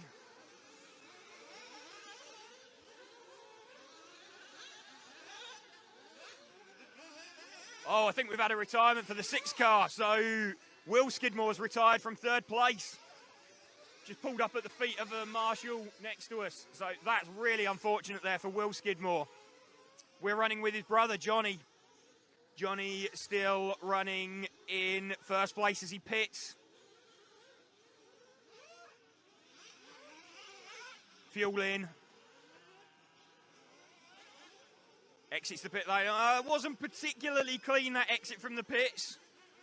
His lead was 4.2 seconds, so should be absolutely fine. It didn't cost him that, but there's certainly opportunity for Darren to close in very, very slightly with a cleaner stop. Where are we now? We have got how long left? Just under 15 minutes, so we're 2/3 of the way into this final. Johnny Skidmore leading by about 2.5 seconds from Darren Bloomfield. Running in second. Lee Martin now promoted to third place. Elliot Boots up into fourth. James Lepavot up to fifth, having started 13th. Johnny Skidmore then leads from Darren Bloomfield and Lee Martin.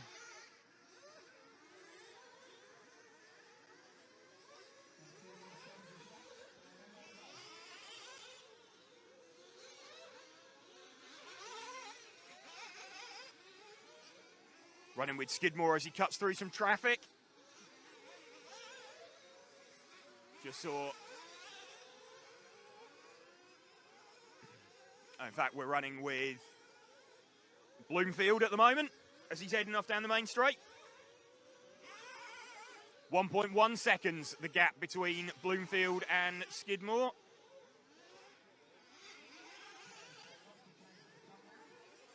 In fact, we've had a change at the top, so where's Johnny Skidmore gone?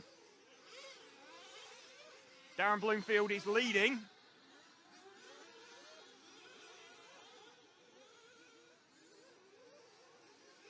Bloomfield was leading. Is that Lee Martin now leading? I believe it might be. I think Lee Martin has just gone into the lead. So Darren Bloomfield had the lead, and the leader is the white front, orange rear car down the main straight now. I believe that's Lee Martin now leading. So all of a sudden, this final has exploded into life. Johnny Skidmore down in third.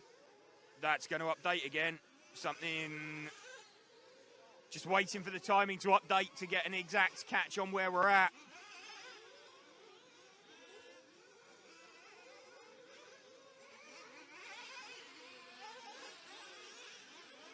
Lee Martin showing a couple of laps down. Darren Bloomfield still showing as our leader. It's the 3 car. He's shown as leading from Elliott Boots. So Darren Bloomfield is still our leader.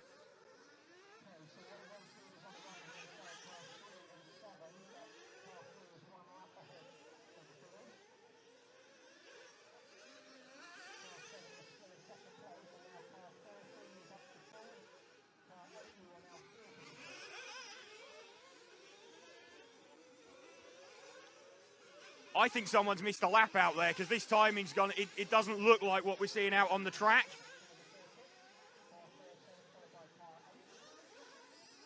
It's showing as Darren Bloomfield leading from Elliott Boots, James Le Pavot, all the way from P13 up into P3.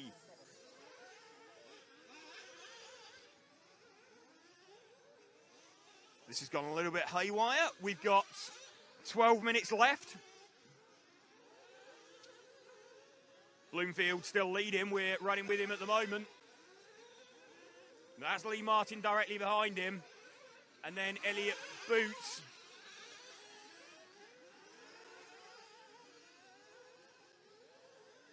So watching these 3 cars, I'm not so sure that showing Lee Martin as being a lap down, but I am not convinced that he is. I think he may have missed a lap somewhere.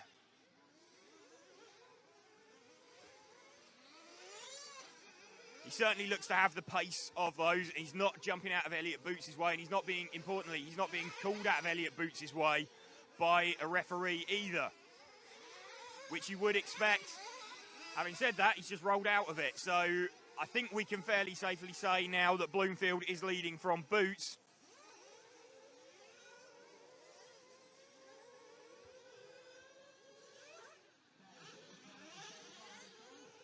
Johnny Skidmore has rejoined, although he's 4 laps down. Bloomfield leading from Boots and the 13 car of James Le Pavot. Let's just see if we can find our 3rd place man. He's an all purple coloured car. Should be relatively easy to spot. Let's see if we can find him and run with 3rd place man for a little bit. He's some way back. There we go, we've got him. So this is our 3rd place man currently, James Le Pavot.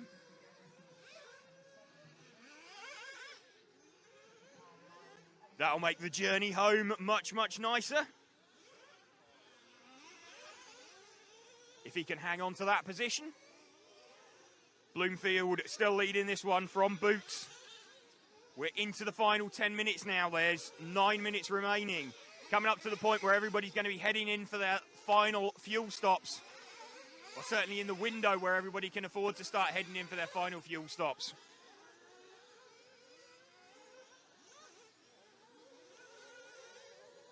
Here at Nemo Raceway for the final round of the BRCA 1/8 scale Rallycross World Championships.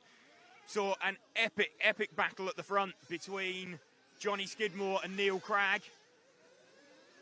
Unfortunately, Neil had a cut, and then looks like Johnny did as well. Johnny having fought his way back up In fact, Johnny is still running, though a little bit further down the field. We're running with James Le Pivot at the moment, our third place man, all the way up from P13 on the grid. Our leader, though, Darren Bloomfield, the number 3 car, leading from Elliott Boots with the 7 car. So running order currently 3 from 7 from 13 here at Nemo Raceway. Around 8 minutes of this final remaining. Last race of the day here from Nemo.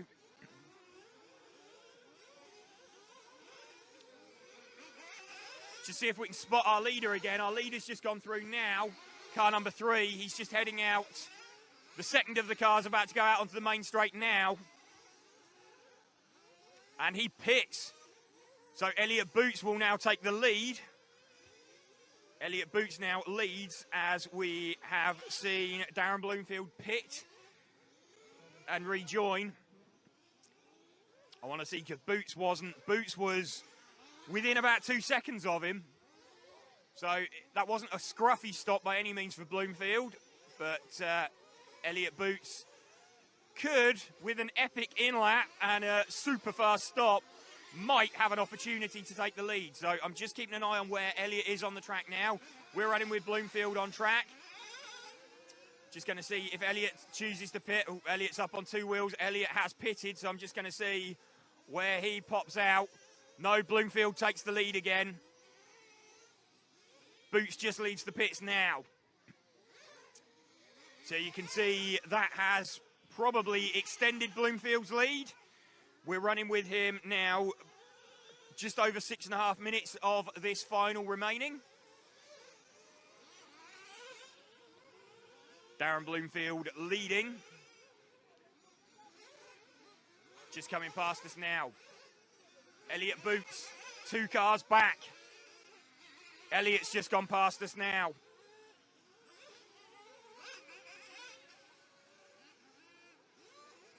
Basically the length of the main straight between them, the time it takes to get down the main straight, that's the gap between Darren Bloomfield leading and Elliott Boots in second. Not an awful lot after some 39 minutes of racing. Still pretty close out there, still pretty action-packed. Let's see, Bloomfield comes past us once more. Let's just check how long it takes him to get down the main straight. Let's have a look.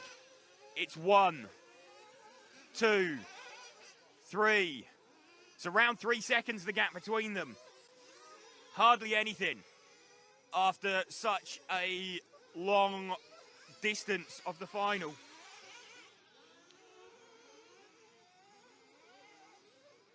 Darren Bloomfield, though, leading this final here at Nemo Raceway. Running order 3 from 7 from 13. Darren Bloomfield leading from Elliott Boots, from James Le Pivot. Graham Allsop up into 4th place. Jamie Hall currently running 5th. Lee Martin is in 6th position.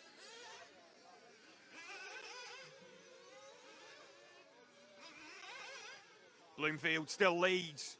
Boots follows him down the main straight now.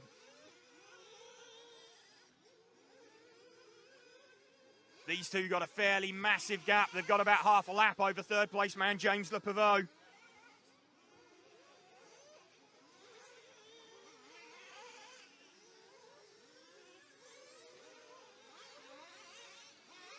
Bloomfield looking calm, looking in control. This is his comeback season into a 1/8 rallycross. Took a few years out of it, but he knows what to do. He's been in this position before. 4 and a bit minutes remaining here at Nemo Raceway. Darren Bloomfield leading from Elliott Boots.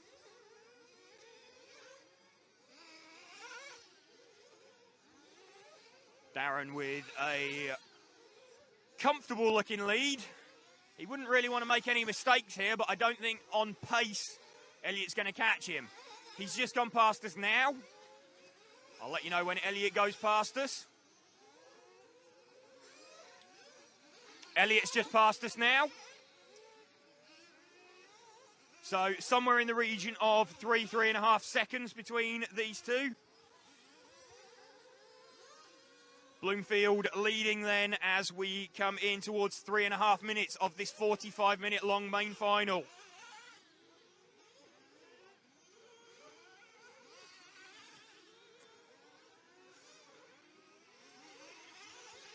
Super, super close out the front.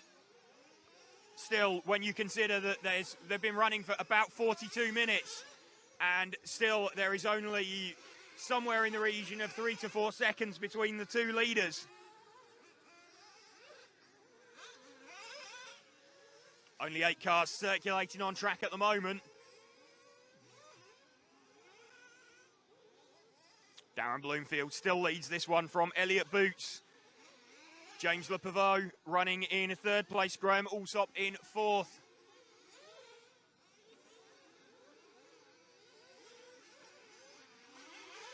Bloomfield just comes past us now.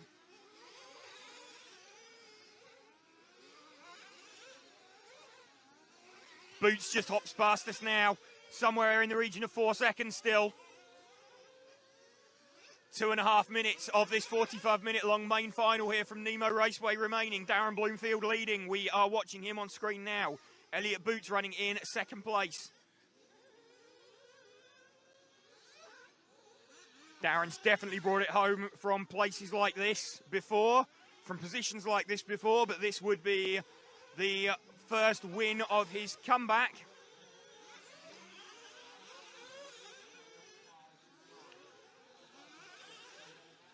And now towards the main straight once more. This is the point where you start thinking, hearing every single little, did that pick up off the corner okay? Did you become super, super paranoid at this point? You've driven so hard. There's about 1.5 minutes of this final left. Absolutely crazy final going on out there. Watching Darren Bloomfield on screen, our leader. Elliott Boots, 2nd place man.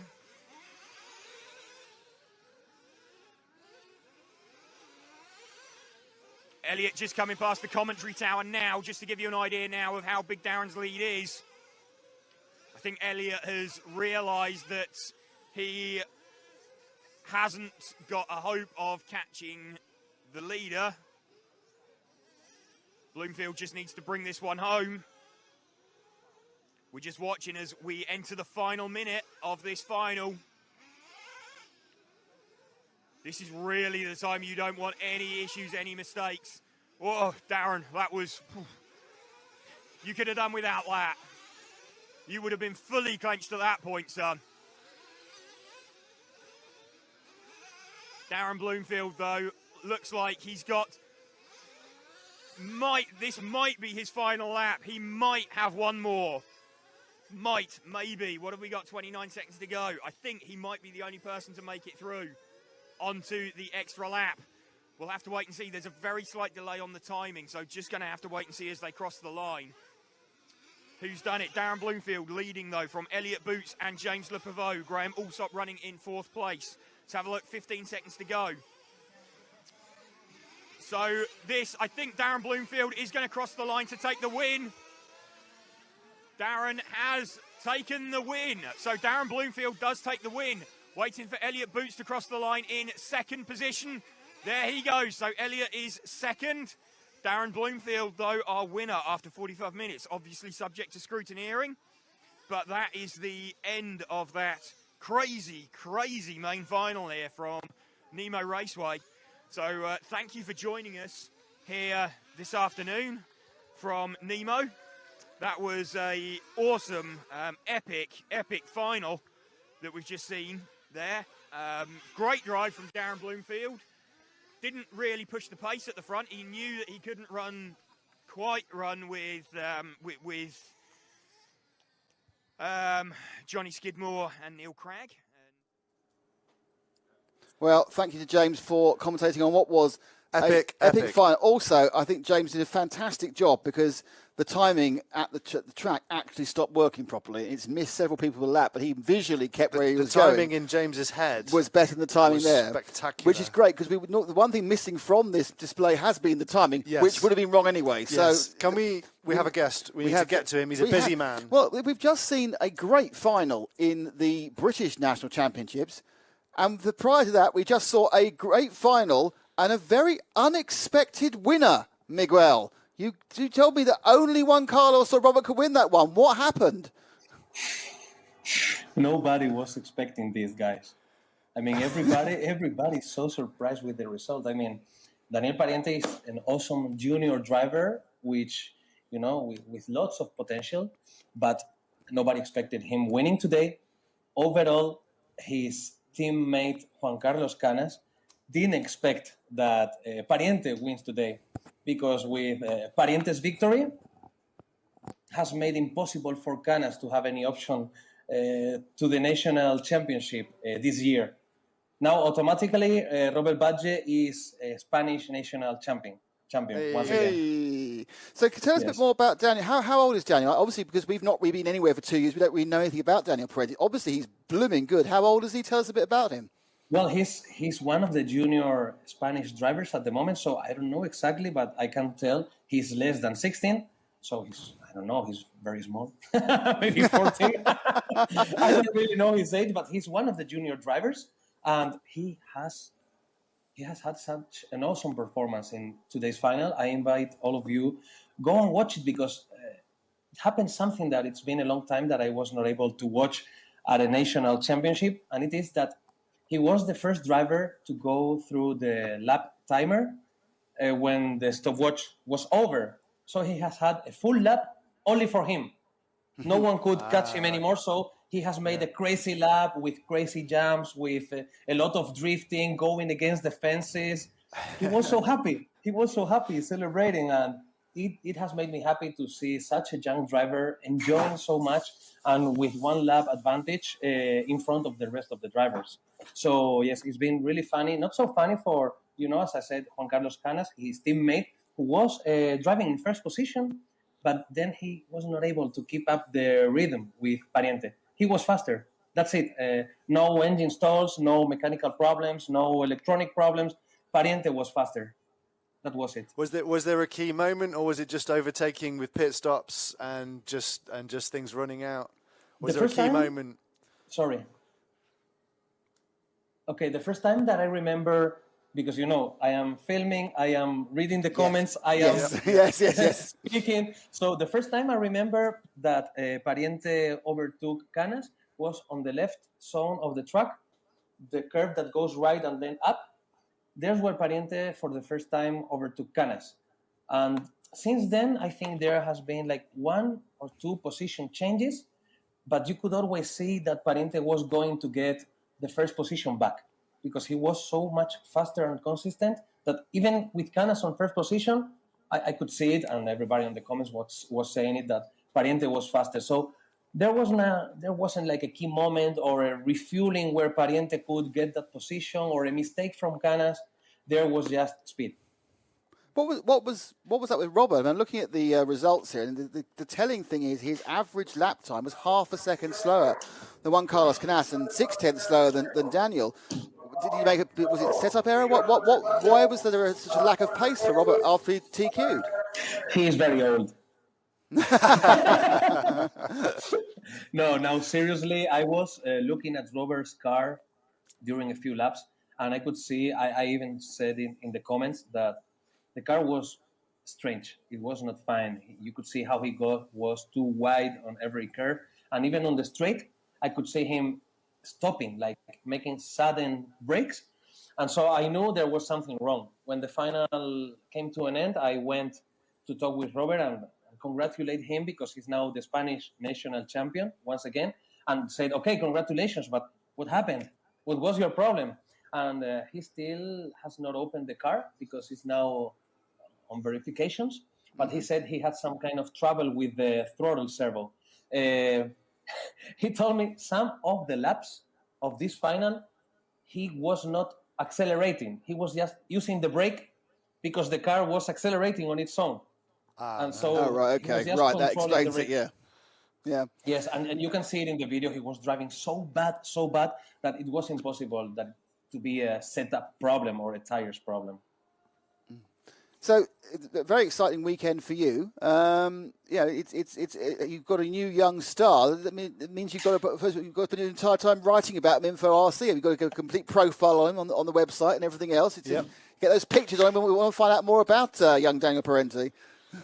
Well, luckily for us, he's new for you, but not so new for us, because here in Spain, we know about his performance, and he has already won some national races, but always electric, not nitro. Or maybe some unofficial races he always won.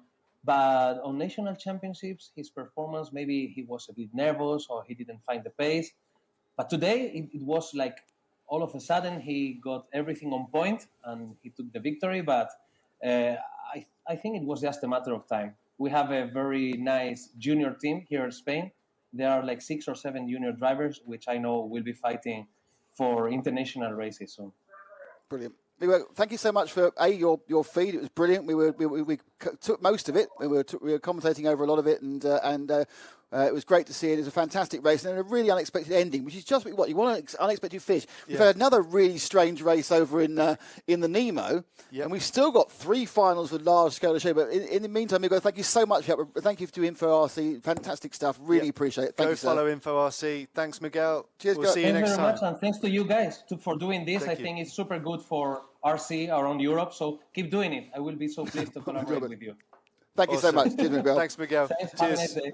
Bye. Thank you. Okay, so we've had a nitro meltdown of 2 unbelievable, one unbelievable final with 3 people who were there. One unbelievable final people who were there, and of course with the one at the Nemo Raceway, just all sorts of craziness going on. Yes. But now it's time to get much bigger.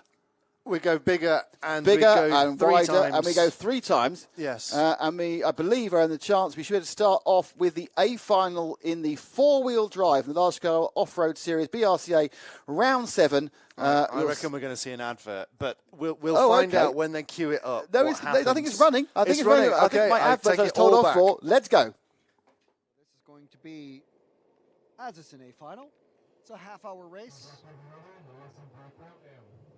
I don't think there's going to be any refueling. I think these cars can all make a 30-minute race on their own. So we'll see how this goes. They're off. Got a little bit of bumping. Everyone taking it nice and steady through the first couple of corners. No big crashes yet. 1, 2, 3 are all on their own. And we're with the leader. That is Stu Wood. Taking it out there.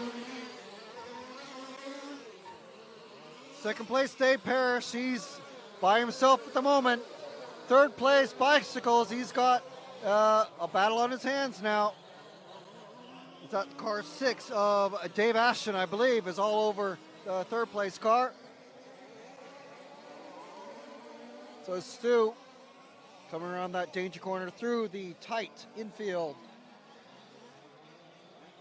Couple of very tight left-hand corners, and he's down the pit straight through the sweeper, around the hairpin. As you can tell by the noise, he's got a good lead already.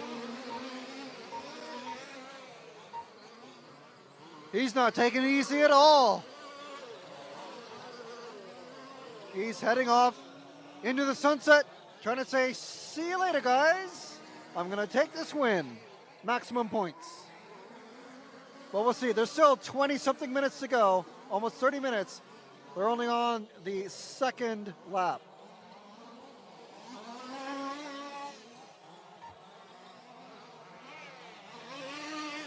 Stu's got a massive lead now, an entire straight.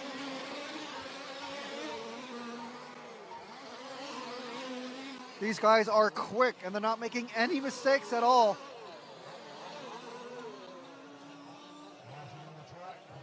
It looks like Stu's shaved front tires really doing the trick here. Is that what set him apart? Who knows? Didn't have a good look at his car when we first got here for the qualifiers.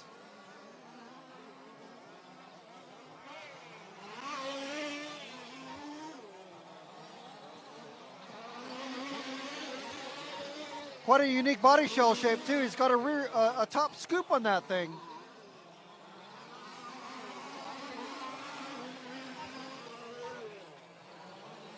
Let's drop back one car to second position, the bright green car with the yellow front wheels. He's all on his own at the moment as well. That's car 2 of Dave Parrish.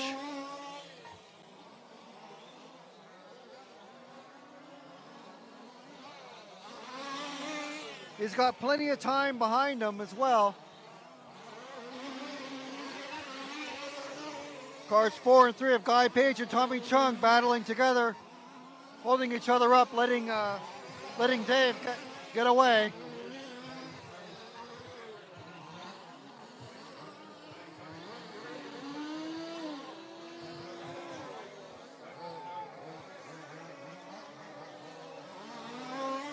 Dave coming around that danger tire through the twisty infield.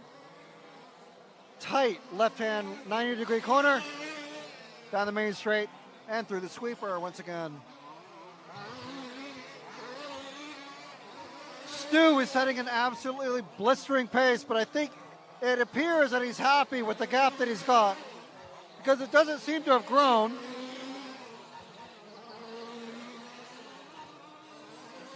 Dave holding a strong second position.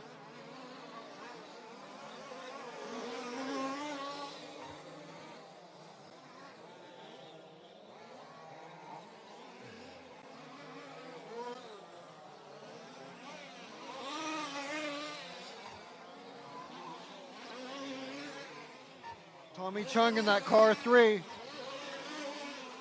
holding third. He was able to fight off a couple other cars for his position. All the top racers in this race running under the national system, so they're battling for points at the end of the day. So even finishing second or third or fourth here is going to be fine. It's still good, strong points compared to everybody else who only finished in the B final. So running position after 5 minutes: Stu Wood, Dave Parrish, Tommy Chung, Dave Ashton, Craig Orman, Guy Page, Rick Ashman, Leon Satchel, Andy Knight, and Guy Hayward, who wasn't able to actually start. I'm feeling a bit of a chill wind here, so possibly we might be getting a bit more spritzes of rain. Hopefully not. But if we do, that'll completely change the traction situation. So we've got Tommy Chung. Tommy Chung very quickly closing down Dave here. We've got them both in action through the S's, down the main straight, the main straight, through that tire chicane.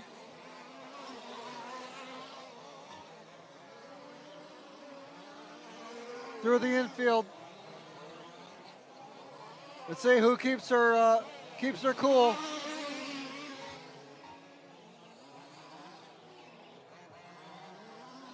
Around the hairpin.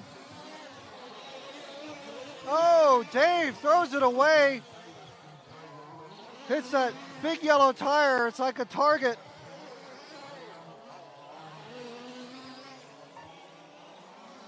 So now we're with Dave trying to see what he can do.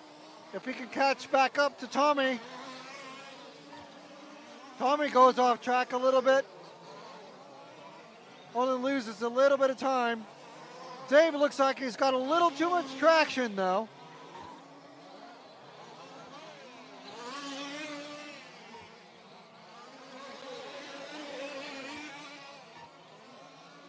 Let's move up to Tommy coming down the steps and going through the S's now, because we haven't seen him on screen very much. See what his driving is like.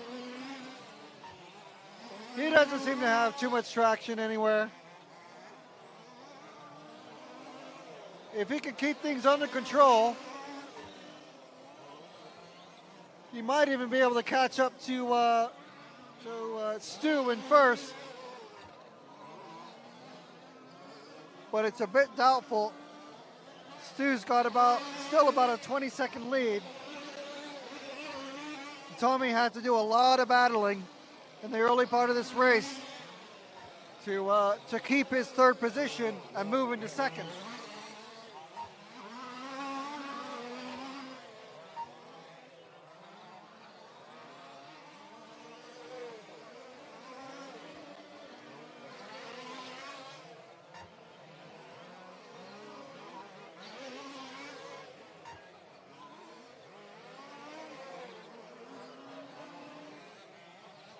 So we're with Tommy Chung. Tommy Chung presently running in second. He's got 12 laps down, just on the same lap as Stu, but many seconds behind.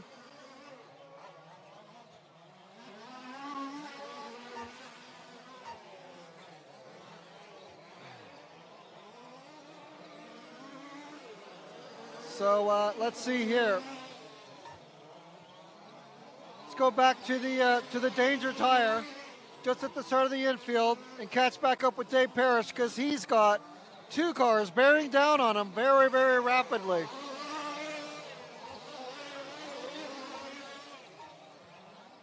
It's Dave Parrish, Dave Ashton, and Craig Orman. So we got Dave, and Craig. Dave in the blue car has got a green car of Craig all over him. Looks like they've separated a bit now. So we've got two Daves, Dave Parrish and Dave Ashton. This is the battle for third.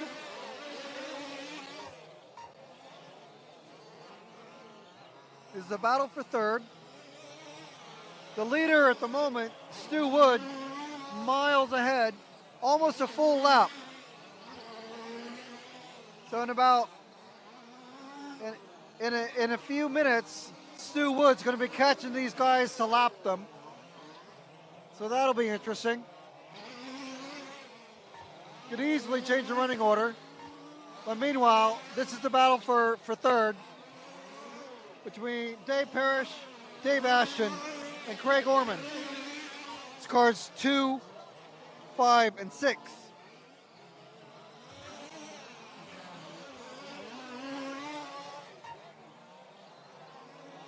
So already that's 10 minutes down. There's 20 minutes left in this race.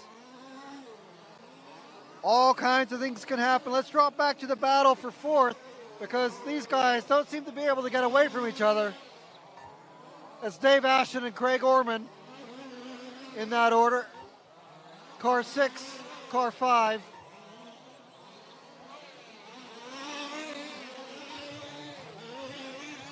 Dave in the blue car will be able to get a bit of space from Craig in the car just behind.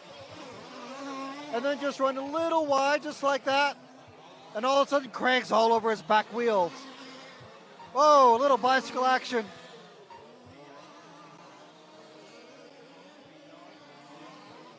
But Dave seems to have good acceleration on that back straight.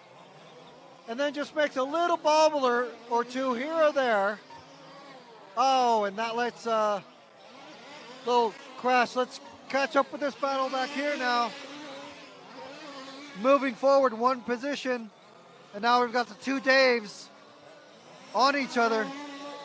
It's Dave Parrish and Dave Ashton.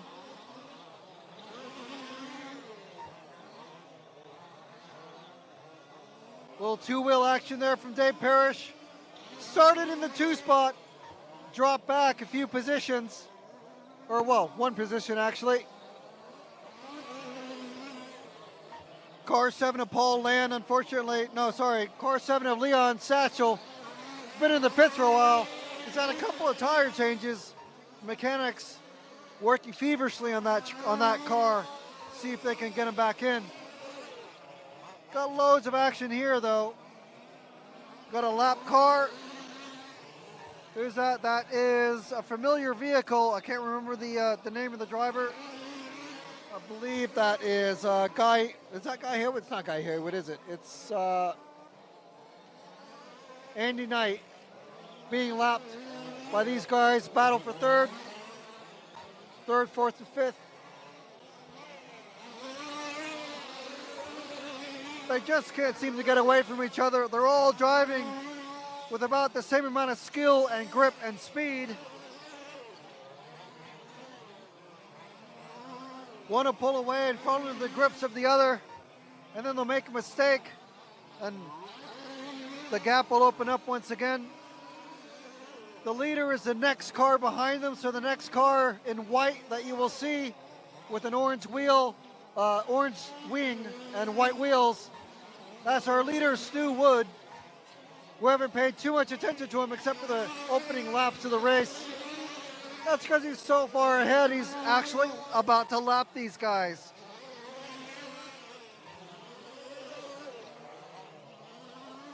So we've got Dave Ashton, Craig Orman, A-Main battling, fourth position.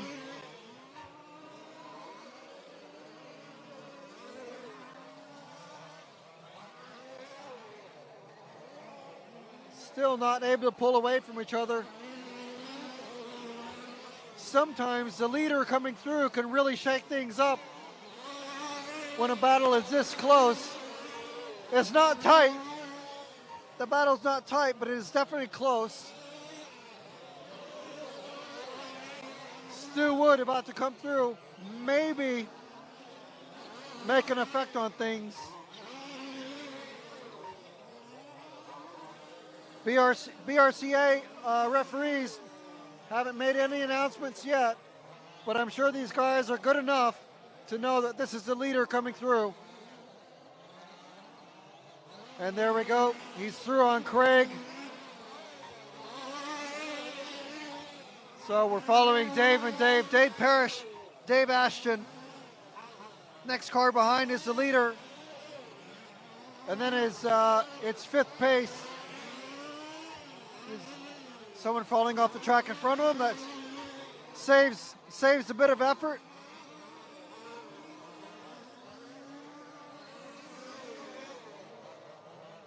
Dave Parrish doing a great job holding off Dave Ashton. That number 2 car and the number 6. So that's a Losi 5B in the lead on the screen.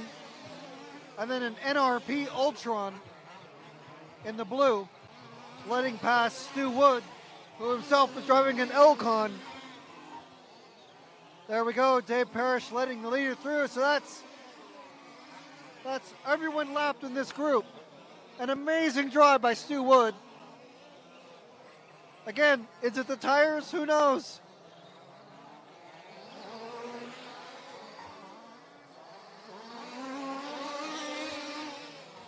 A really tight battle for third.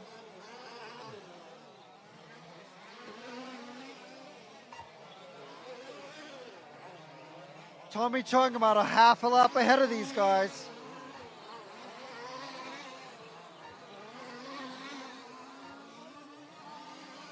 And now they're spread out again as Stu has come through, so.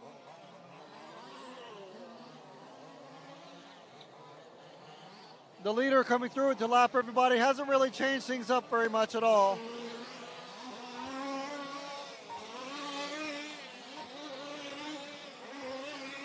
That blue car of Dave Ashton and the NRP Ultron still holding position about equidistant between Craig Orman behind and Dave Parrish in the lead. Well, not in the lead, but just ahead. Is he going to be able to put any pressure on Dave Parrish? Whoa, Dave getting a little two-wheel action there. Slows him down in that fast short chute. Coming down the main straight, the pit straight, through the sweeper. Got to be careful, don't grip roll. You'll lose loads of spots. Number 2 car, Dave Parrish. Number 6 car, Dave Ashton. Ashton's getting a lot closer now. Is he going to be able to put a pass on? not at the end of the straight. How about here in the danger corner?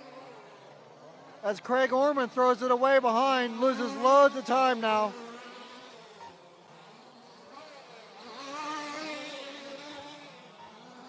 So Parrish, Ashton grip rolls it. Not sure if he touched anything or if he caught a rut. But that gives Parrish loads and loads of breathing room.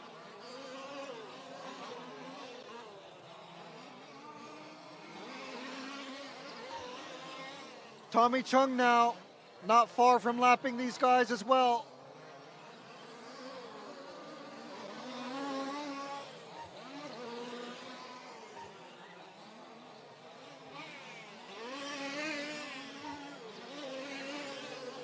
We're still on the blue car of Dave Ashton. Trying to chase the, big bobble there. That's not going to help in his attempt to chase down Dave Parrish. Just one corner ahead, as you can see there, going through the S's.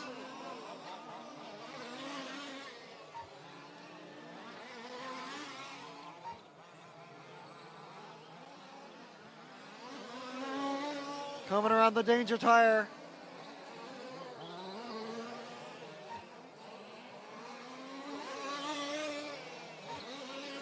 Over the big jump, through the sweeper, and around the hairpin once again. 11 minutes remaining this race. Overall running order at the moment, it's Stu Wood, Tommy Chung, Dave Parrish, Dave Ashton, Craig Orman, Guy Page, Rick Ashman, Andy Knight, Leon Satchel, and Guy Hayward didn't get the start. 30 laps at the moment for Stu Wood. Just crossed over for his 31st lap. He's doing about 36.7 lap times. And these guys still chasing each other. I wouldn't say holding position because they're not trying to hold position. They're trying to finish ahead of each other. Coming down the big straight. Into the tire chicane. Around the hairpin into the short chute, into the infield.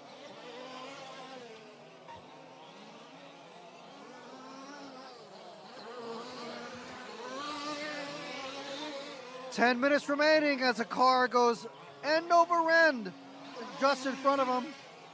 Luckily, lap traffic. No worries at all for Stu Wood or Tommy Chung. Tommy Chung is actually the next car behind them on the track. So Tommy, second place car, about to come through and lap these guys who are battling for third. This is third and fourth on the track. Dave Parrish in that bright car with the white and yellow wheels. And Dave Ashton with the blue car with yellow wheels. So once again, the question is Tommy Chung coming through to lap him going to change things up?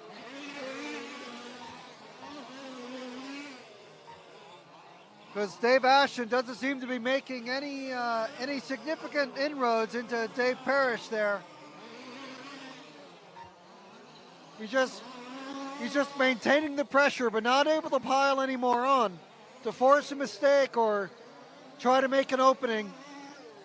This is nationals level competition, so you can't just dive bomb in and try to barge someone out of the way. It's coming up on lap traffic themselves. There we go. That's I believe that's Andy. Letting him pass. Very good. Good job. Referees are calling the traffic for the leaders. We got a couple of speakers here just behind the drivers. So, as you can probably see, that is Tommy Chung coming up behind him in the short chute. So, Tommy's going to be on them in the next lap or so.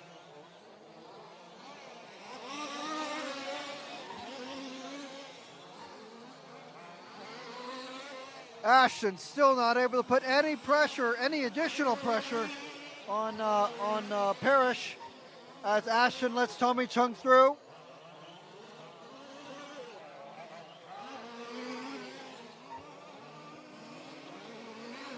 Ashton's lost a lot of time now to Parrish. So is Parrish going to lose time? Oh, we've got. Oh, no, it's all right. It's all right. Don't worry about it. We've got a car that lost a tire.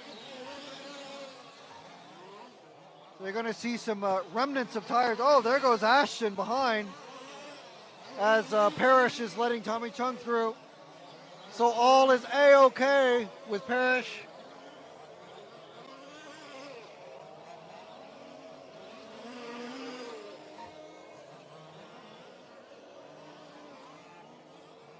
So positions maintained. If anything, Tommy Chung is actually making up some time on Stu Wood. So in a few laps here, we might have a battle for first.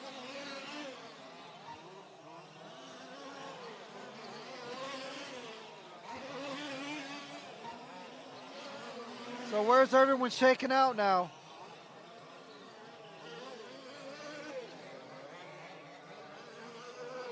We are on Parrish going into the tire chicane.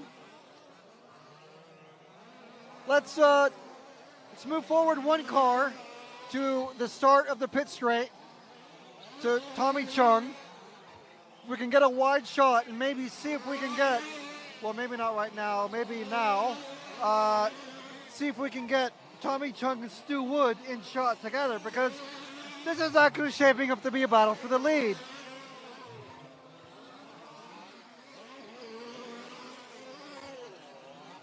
These guys are on the same lap. What has happened to Stu Wood?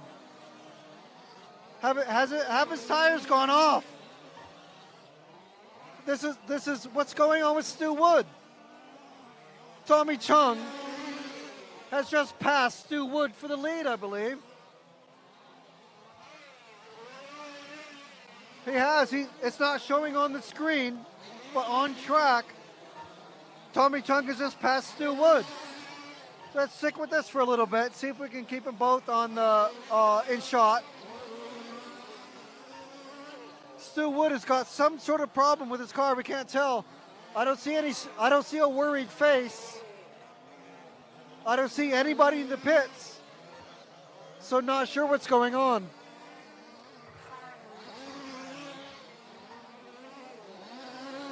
I see a couple of mechanics watching Stu's car very intently. So is the car going to come back to him, or has it just gone away?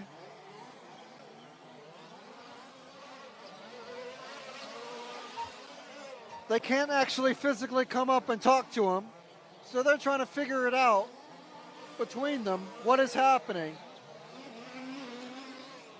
But meanwhile, Tommy Chung he's running away with the lead.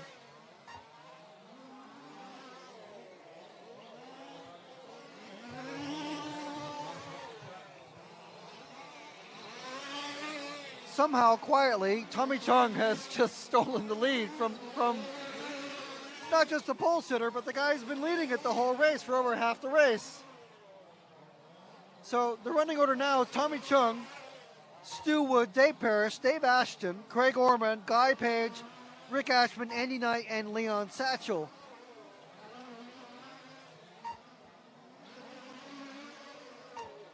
So, very interesting now. So let's see, we'll keep an eye on that and see what develops. And I'm going to see if I can spot. We've actually got, we're following Stu Wood. We've got Dave Parrish actually catching up to Stu Wood now. The next car behind Stu is Dave Parrish.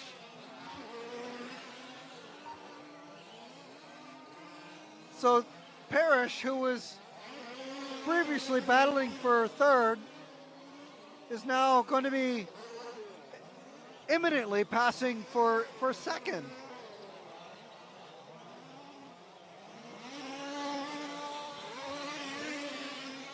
Stu Wood's engine just sounds a bit off. Sounds a bit weird.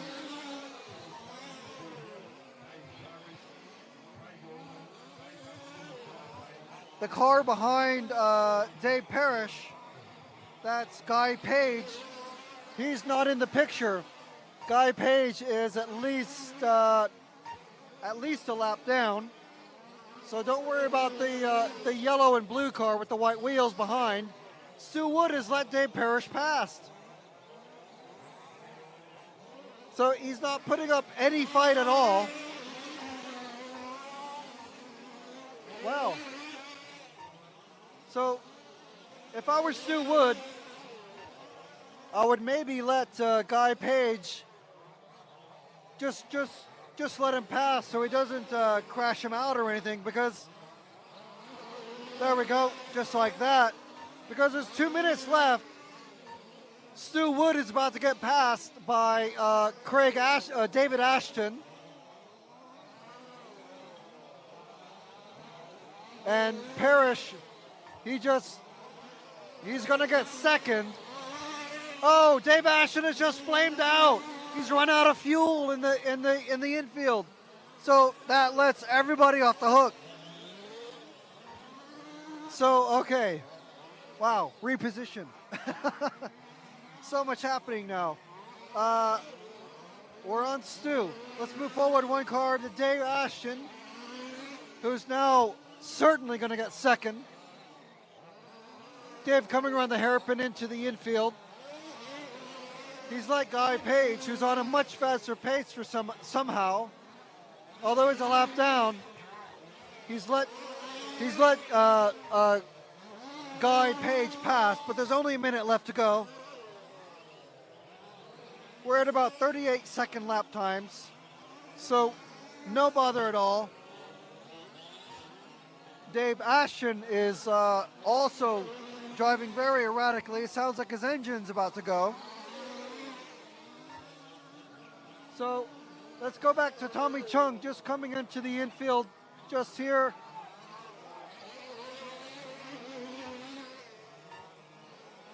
So this is our current leader on track.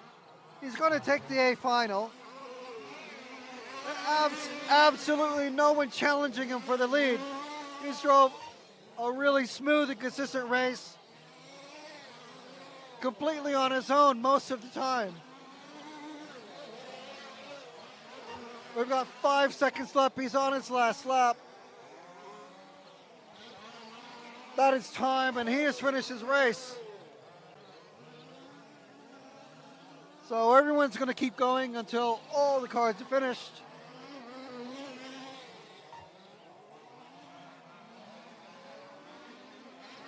But this is a victory lap for Tommy Chung. Well, a whole day of upsets and unexpected endings. Stu Wood's gone as well. Just worry which one of us is going to lose. Thank you, Frank. Frank will be back with us very, very soon with the short course final. But first of all, let's rewind about an hour to the final of the Spanish National Championships and the man who didn't win, but also won. It's Robert Battle! We can see him. We can see him. We have to introduce him again. We've come over it first time. All that effort. Yeah, it was a lot of work on that one. I'm not doing that level again. No, I'm not clapping again. No, where is he? And it's now Robert Battle! So, Robert, you were rubbish in that final, but you've won the championship. Well done. Yeah, thank you. Finally, I got it. Super bad final, but at least I got it. Yeah, we were talking to Miguel, and he says you had some sort of problem with your throttle during the final. Yeah, it was completely crazy final because I started with the same car as semi-final, exactly same tires, everything same. But since the beginning, the car started to make full throttle, and then I had 3 laps, which the car was completely full throttle, and I just had to brake. It was super crazy. I don't know what happened. Maybe the engine just go full. I don't know. Something strange. I have to check it now. But yeah, finally I got third position. It was crazy, but Pariente won the final. He made incredible final, sincerely. And Canas got second. So I mean, I'm not a Spanish winner because I have to make one lap on the next qualifying for the fourth round. Because Oh, we wow. have we have points to make the race, just to Okay. participate. So I need to make one lap in qualifying. Do you think you and can manage? Can you manage that though, Robert? Do you think? Yeah, I will do my best. You do your best. Now, Yeah. we were talking, Robert, we were talking about this threat you were facing from a young upstart called Juan Carlos Canas. Now you've got two young upstarts, Juan Carlos Canas and Daniel Parente. It's getting harder, isn't it? These youngsters, honestly. Yeah, it's getting super hard now. But at least, I mean, I'm happy because I got the championship, but also I'm a little angry because yesterday I was in a good pace, and today in semi-final I was really, really good. I mean, I felt one of the best times in last 2-3 years, so I was super happy on that. That's why I started with the car on the same setup and same everything done before. And seeing that shit that happened in the final just made me a little bit angry, but at least I managed to make the third position, which is good for us. No, it's great. I mean, we got to see a lot of the final. It was obvious, there was some issues with your car because it just wasn't going around the corners properly. Yeah. So, we obviously are coming to all these championships after sort of 2 years out, and we're seeing new drivers suddenly appearing. Tell us a bit about Daniel Parente because we know nothing about him. Oh, he's super young. I think he's maybe 15 or something like that. He's the one. I think you will see now. He's that guy, the red one. This guy, and he's like 15 or 16. I think he doesn't speak English, but fair enough. He's driving Edwards, and he's really fast because he came here for testing last year with the Buggy, I guess, not even Nitro, so it was almost new track for everyone. So he was super fast. It's not that it's his home track or whatever. He was just fast, completely all weekend. Brilliant. Robert, thank you so much for talking to us a couple of times, and congratulations on being one lap away from your 13th title. It's lovely to see. Hopefully very, very soon, beginning next year, we can see you in person, Robert. But congratulations, well done. Perfect. Thank you for talking to us. Thank Cheers, you. Robert. Thanks a lot. Thank you for listening. Bye-bye. Thank you, Cheers, Robert. bye-bye. Bye. Okay, so we are now going without no haste whatsoever. Yeah. Back over. Back Which way over is it? to Is Lincolnshire. That way, do you think? Well, I think it's up north, but you don't think well, it it's is. somewhere. Lincolnshire. Towards the coast. North Ings and the start of the short course final. It's always underway. Go, go, go, go. Give the sound to Frank. There is one MCD, but most everybody's running a Losi 5T. And we've got about 5 seconds to go.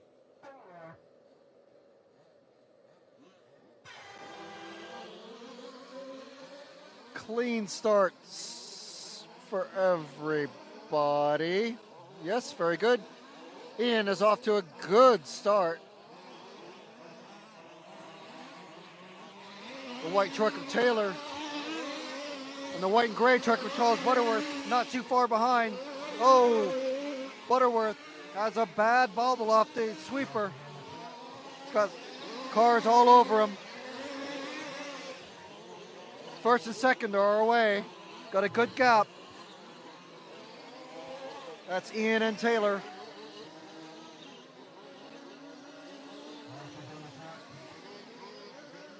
Ian rocketing away. I'm sure it's not all down to his engine.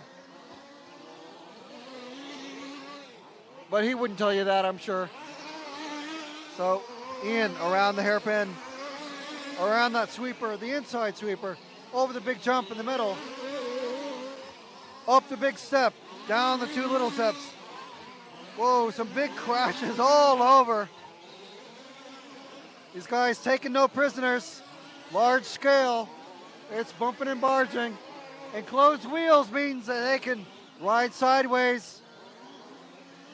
Meanwhile, Ian taking advantage. Everyone hitting each other as he comes down the main straight into the sweeper for his third lap. I believe it's his third lap. start his third lap. I got to turn around to see the timing, so apologies if I've got the numbers a bit wrong. Ian coming through the S's.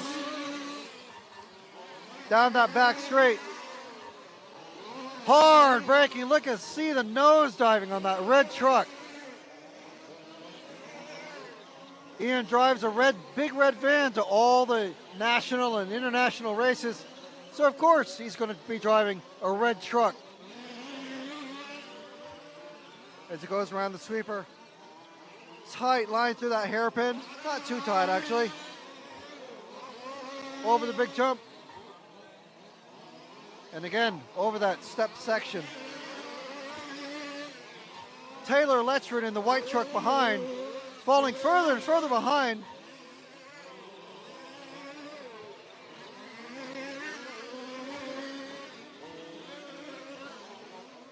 Ian, really good car control. Powerful motor, as you'd expect from his Ian modified engine. Strong brakes as well. I mean, you could pretty much say this truck is really dialed in.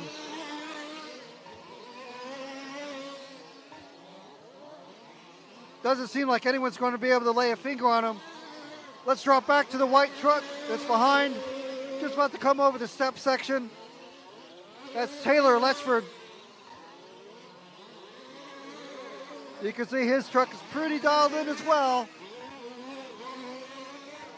Just maybe he's not able to drive as cleanly as Ian, or maybe a little bit less traction or a little bit less engine power.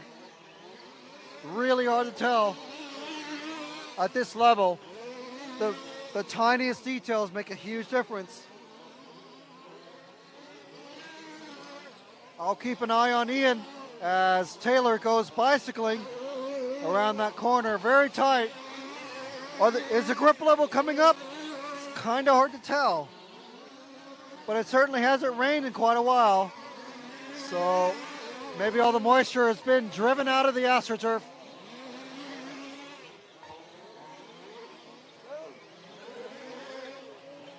Taylor's got Charles Butterworth behind in that white and gray car.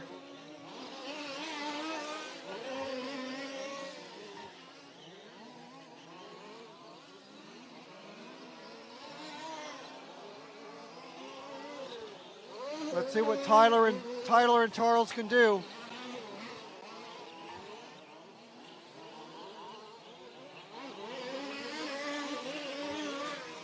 Tyler coming in that tire chicane, very tight.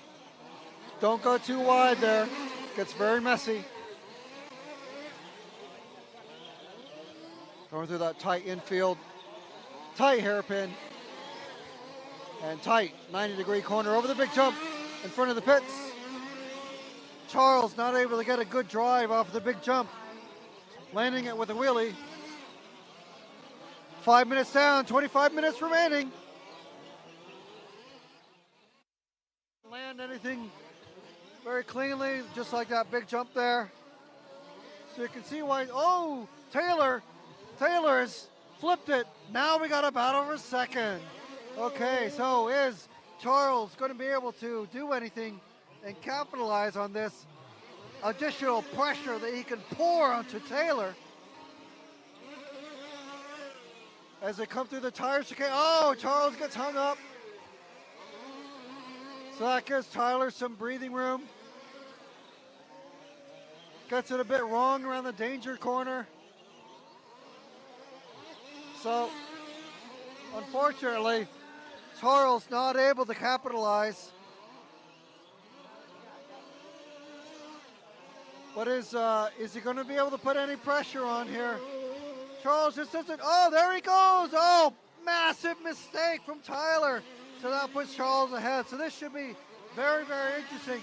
We got a wild and crazy Charles Butterworth and a very clean driving, but a couple of seconds behind Tyler Letchford.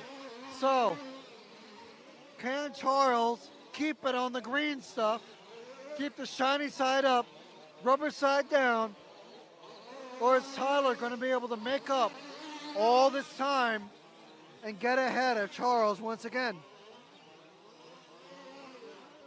Tyler can drive pretty clean, but it seems like when he's under pressure, he makes some mistakes. And Charles drives a bit crazy, but maybe he's a little bit better under pressure. That's just what it seems to be. Oh, there goes Charles. Now they're side by side once again, going near the hairpin. Oh, little swap, body rubbing around the danger corner. No one gets hung up. Tight chicane around these two tight left-hand turns over the big jump. Charles loves to really rev it over the big jump. Doesn't get the drive that he needs when he hits that landing. So is that going to give Tyler the room that he needs to really pull away? Side by side once again, coming on in the main straight.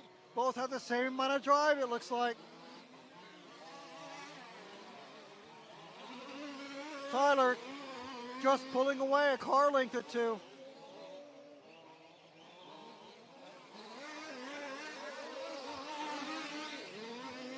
Another messy landing from Charles. But is Tyler going to mess up again as he's coming up on lap traffic? We've got Simon Godney just ahead with those wild front wheels.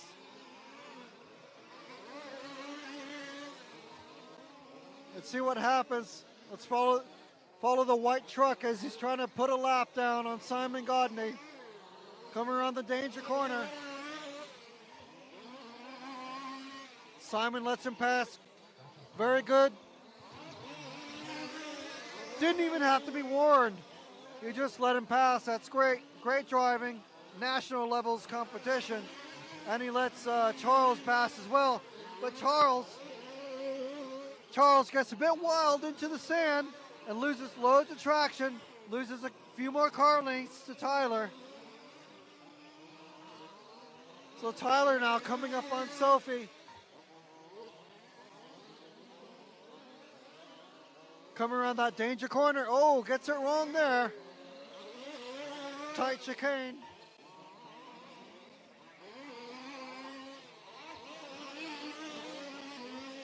Oh, Sophie gets it wrong. Or no, that wasn't Sophie, that was someone else. So we got Tyler and Charles almost side by side once again. Who's that? That's the car 7 of John Bell. I believe it is John Bell. He's driving a two-wheel drive as well, so it kind of threw me off. His paint scheme. Sophie gets a bit wild and lets them both pass. So, pretty easy lapping there. Oh, 2 hits on the danger tire. All right, so meanwhile, after all that action, we've got Ian, just 2 cars. Oh, now he's about to pass. He's just passed Charles. Ian's about to pass Sophie. He's already passed Sophie. Now we've got the red truck behind the white truck. So that's second place of Charles, who we're following, is about to be passed by Ian in the red truck. You can just see maybe in the corner of the screen there. Meanwhile, all this time, Ian has just been pecking away, driving good laps, and now he's about to put everyone a lap down.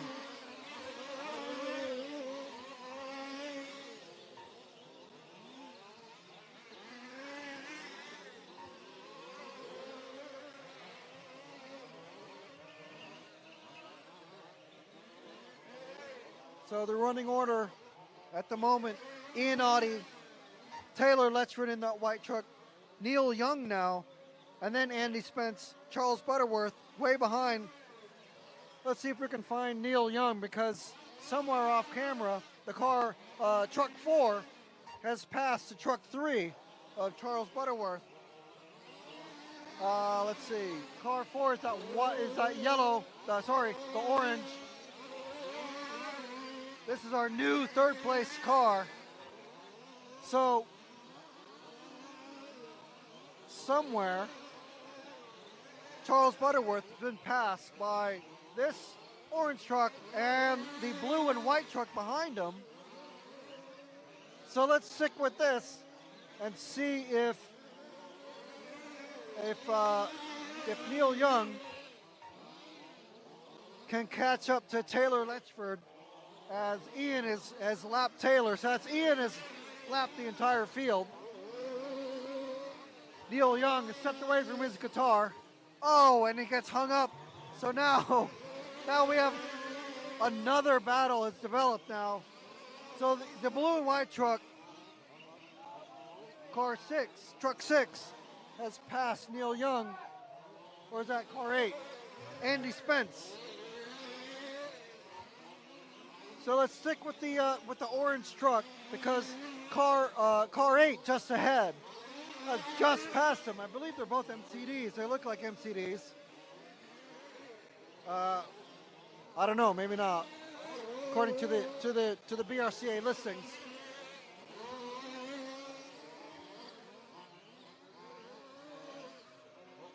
He should be maybe catching up to Andy.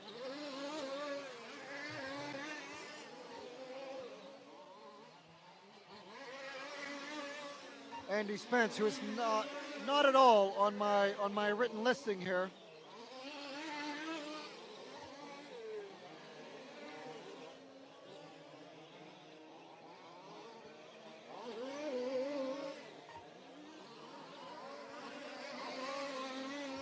Just trying to catch up with a driver in the official results who's not on my sheet. So I'm not actually sure who's just ahead of him, but according to the official results, it's Andy Spence. So let's say it's Andy Spence.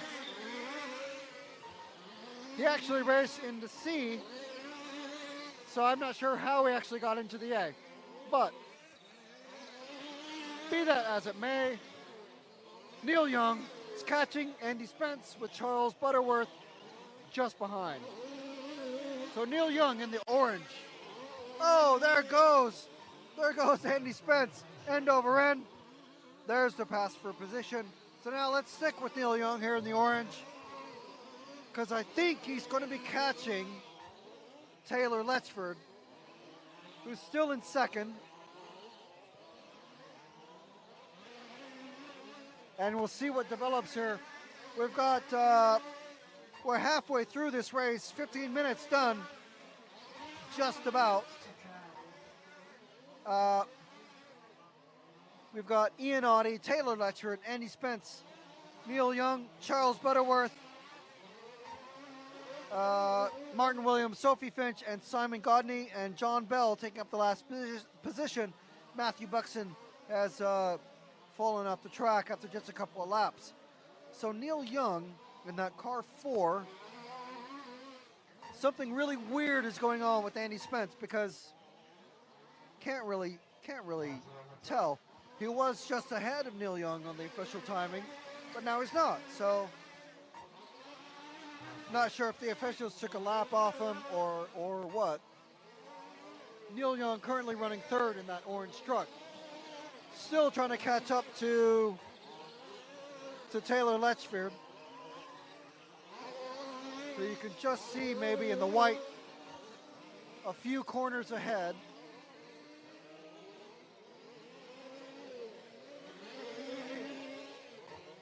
So the action at the moment has really died down.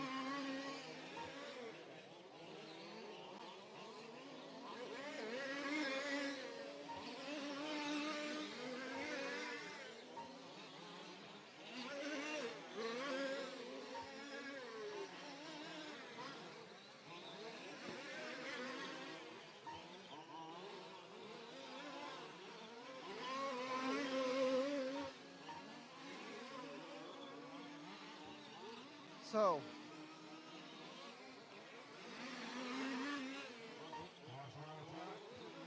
not too much going on, to be honest. We got Neil Young, who we're following.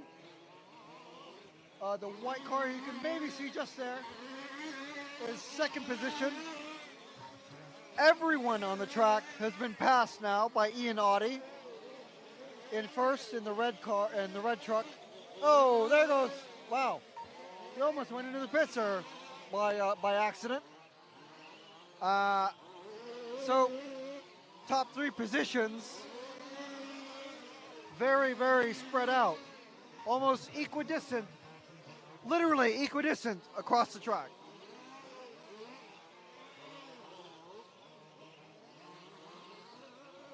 Even the marshals are yawning out on the track, and they're surrounded by petrol fumes and buzzing engines.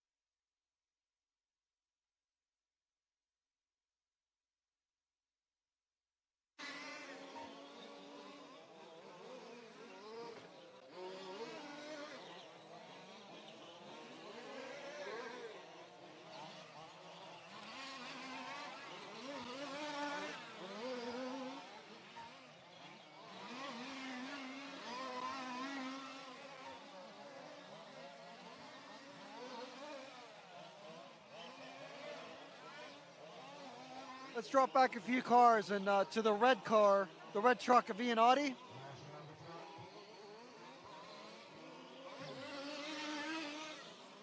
Is our leader. I love how and clear almost it is. certainly going to win this. So easy to use. Unless he just decides to just completely drive off the track and into one of the wheat fields that surround us. Ian Audi is gone. He is checked out. He's about to pass, again, Neil Young to put a lap down on him.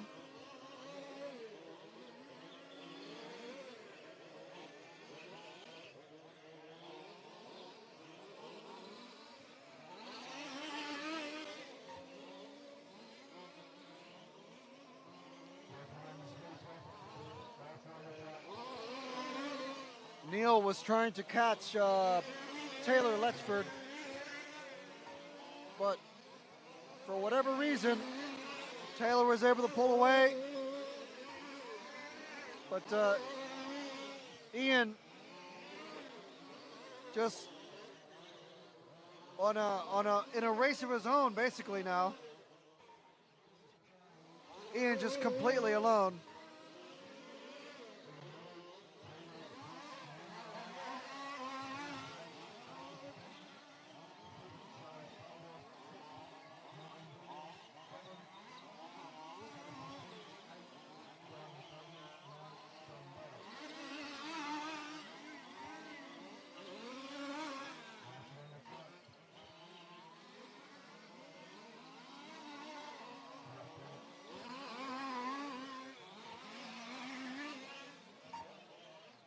So the running order at the moment, Ian Audi, Taylor Letchford, Neil Young, Andy Spence has gotten past Charles Butterworth, Martin Williams, Sophie Finch, Simon Godney, and John Bell. And we've got just about 9 minutes remaining in this race.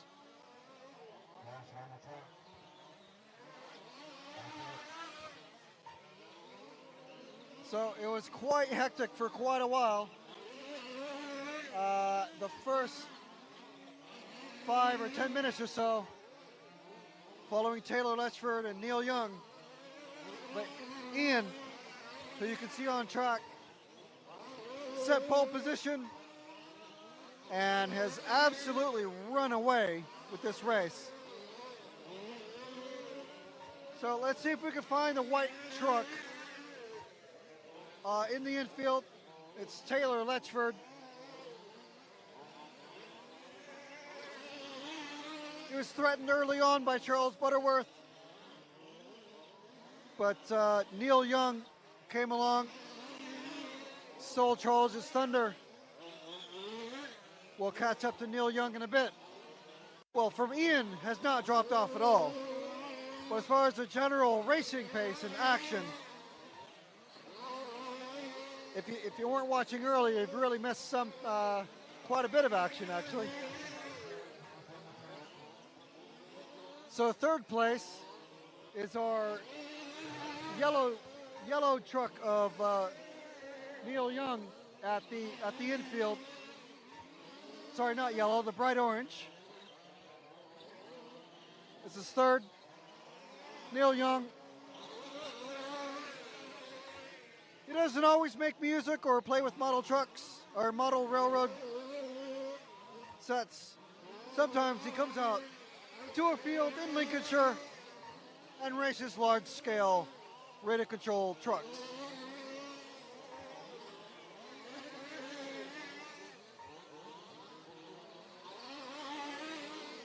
I'm pretty certain, although Neil is down as driving a low C5T that looks almost identical to an MCD, as far as my experience can tell me.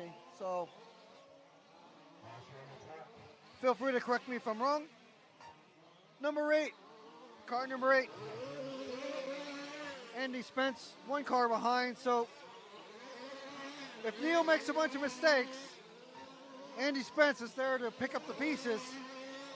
Let's drop back one car in the S's to Andy Spence. He's that blue and white car with the white wheels. Coming down the main straight, into the tire chicane. Whoa. A little bit too much braking there.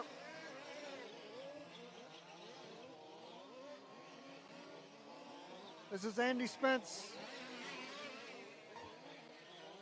doing what he can to catch up to Neil Young.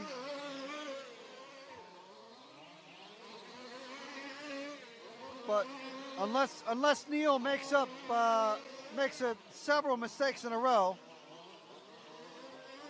Andy's going to struggle to catch Neil in the final 5 minutes of this race.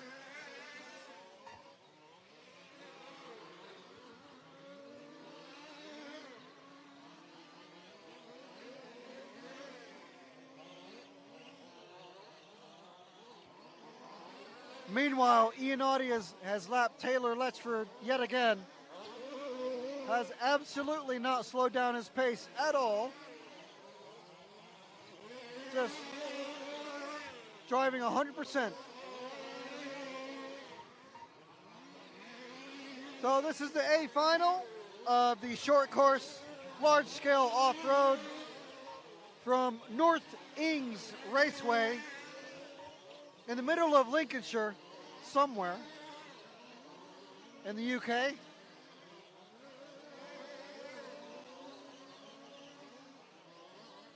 It's around 7 of 8 from the BRCA for large-scale off-road.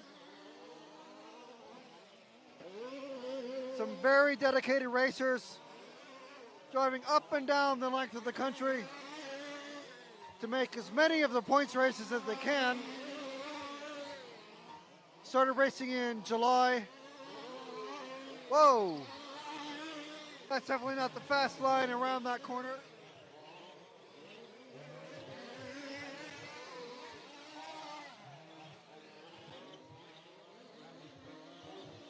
So Andy is,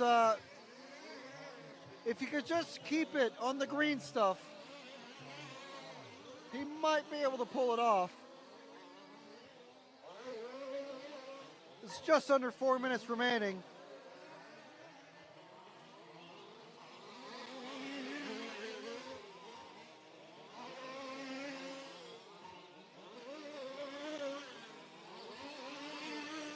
Because he's a bit of a wild child in the corners. That's where you can make all the time up, but that's where you can lose all the time as well. Just comes around that hairpin, through the short chute, around the danger tire, and that really tight infield that catches so many people out.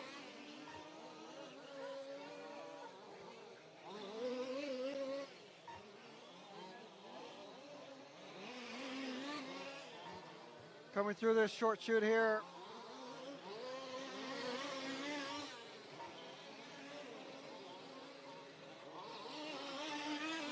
Down the steps and into the S's. Now that red truck that you can see just behind Andy, coming up very, very rapidly, that's Ian. Poleman, future winner of this race. And if he goes any faster around this track, he'll be flying a drone or something. Absolutely ridiculous. Let's drop back to the red truck of Ian and see how quickly let's follow Ian as he dispatches Andy here for yet another lap. And future winner of this race. And if he goes any faster around this track, he'll be flying a drone or something.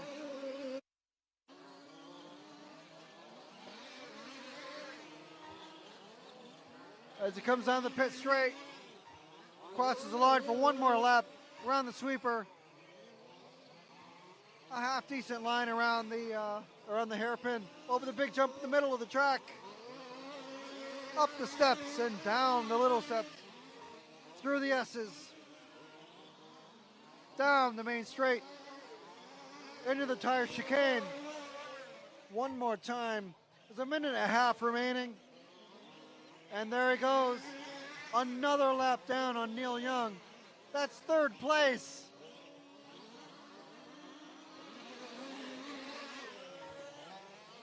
He's just lapped third place yet again.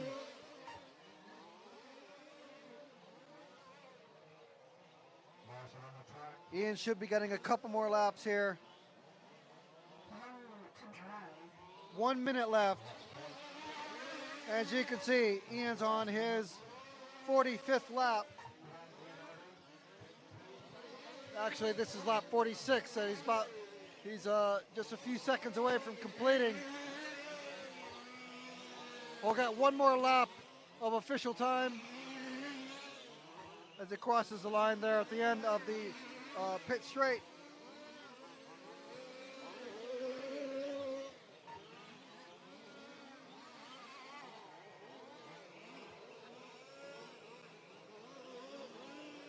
And he's going down the back straight one last time.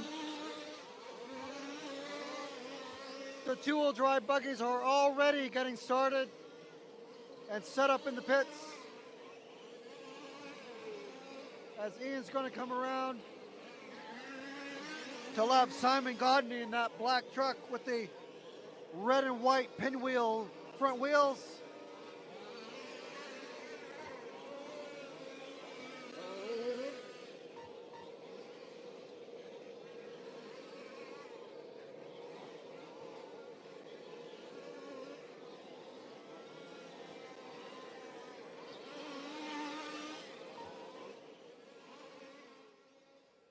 The danger corner one last time to lap Simon Godney in that black. Well, yes, that was an expected end. Yes. That was the one non-surprise. Yes, Ian Oddie led from start to finish of the whole short course class, and goes so well. You saw one of the laps twice.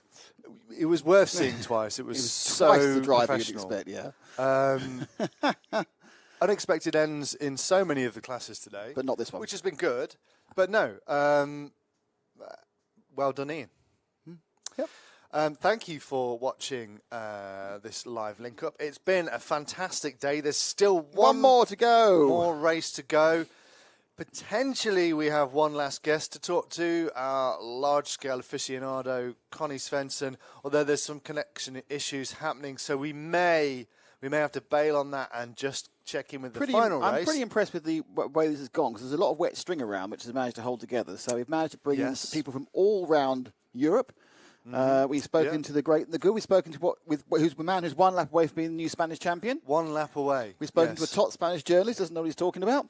Who doesn't? Well, he said either Robert or Juan Carlos are going to win. We were all watching the two favourites, and that showed us. Yes, it just goes to show. What's assuming do? It just makes an ass out of. Okay. You and me. So tell us about next week.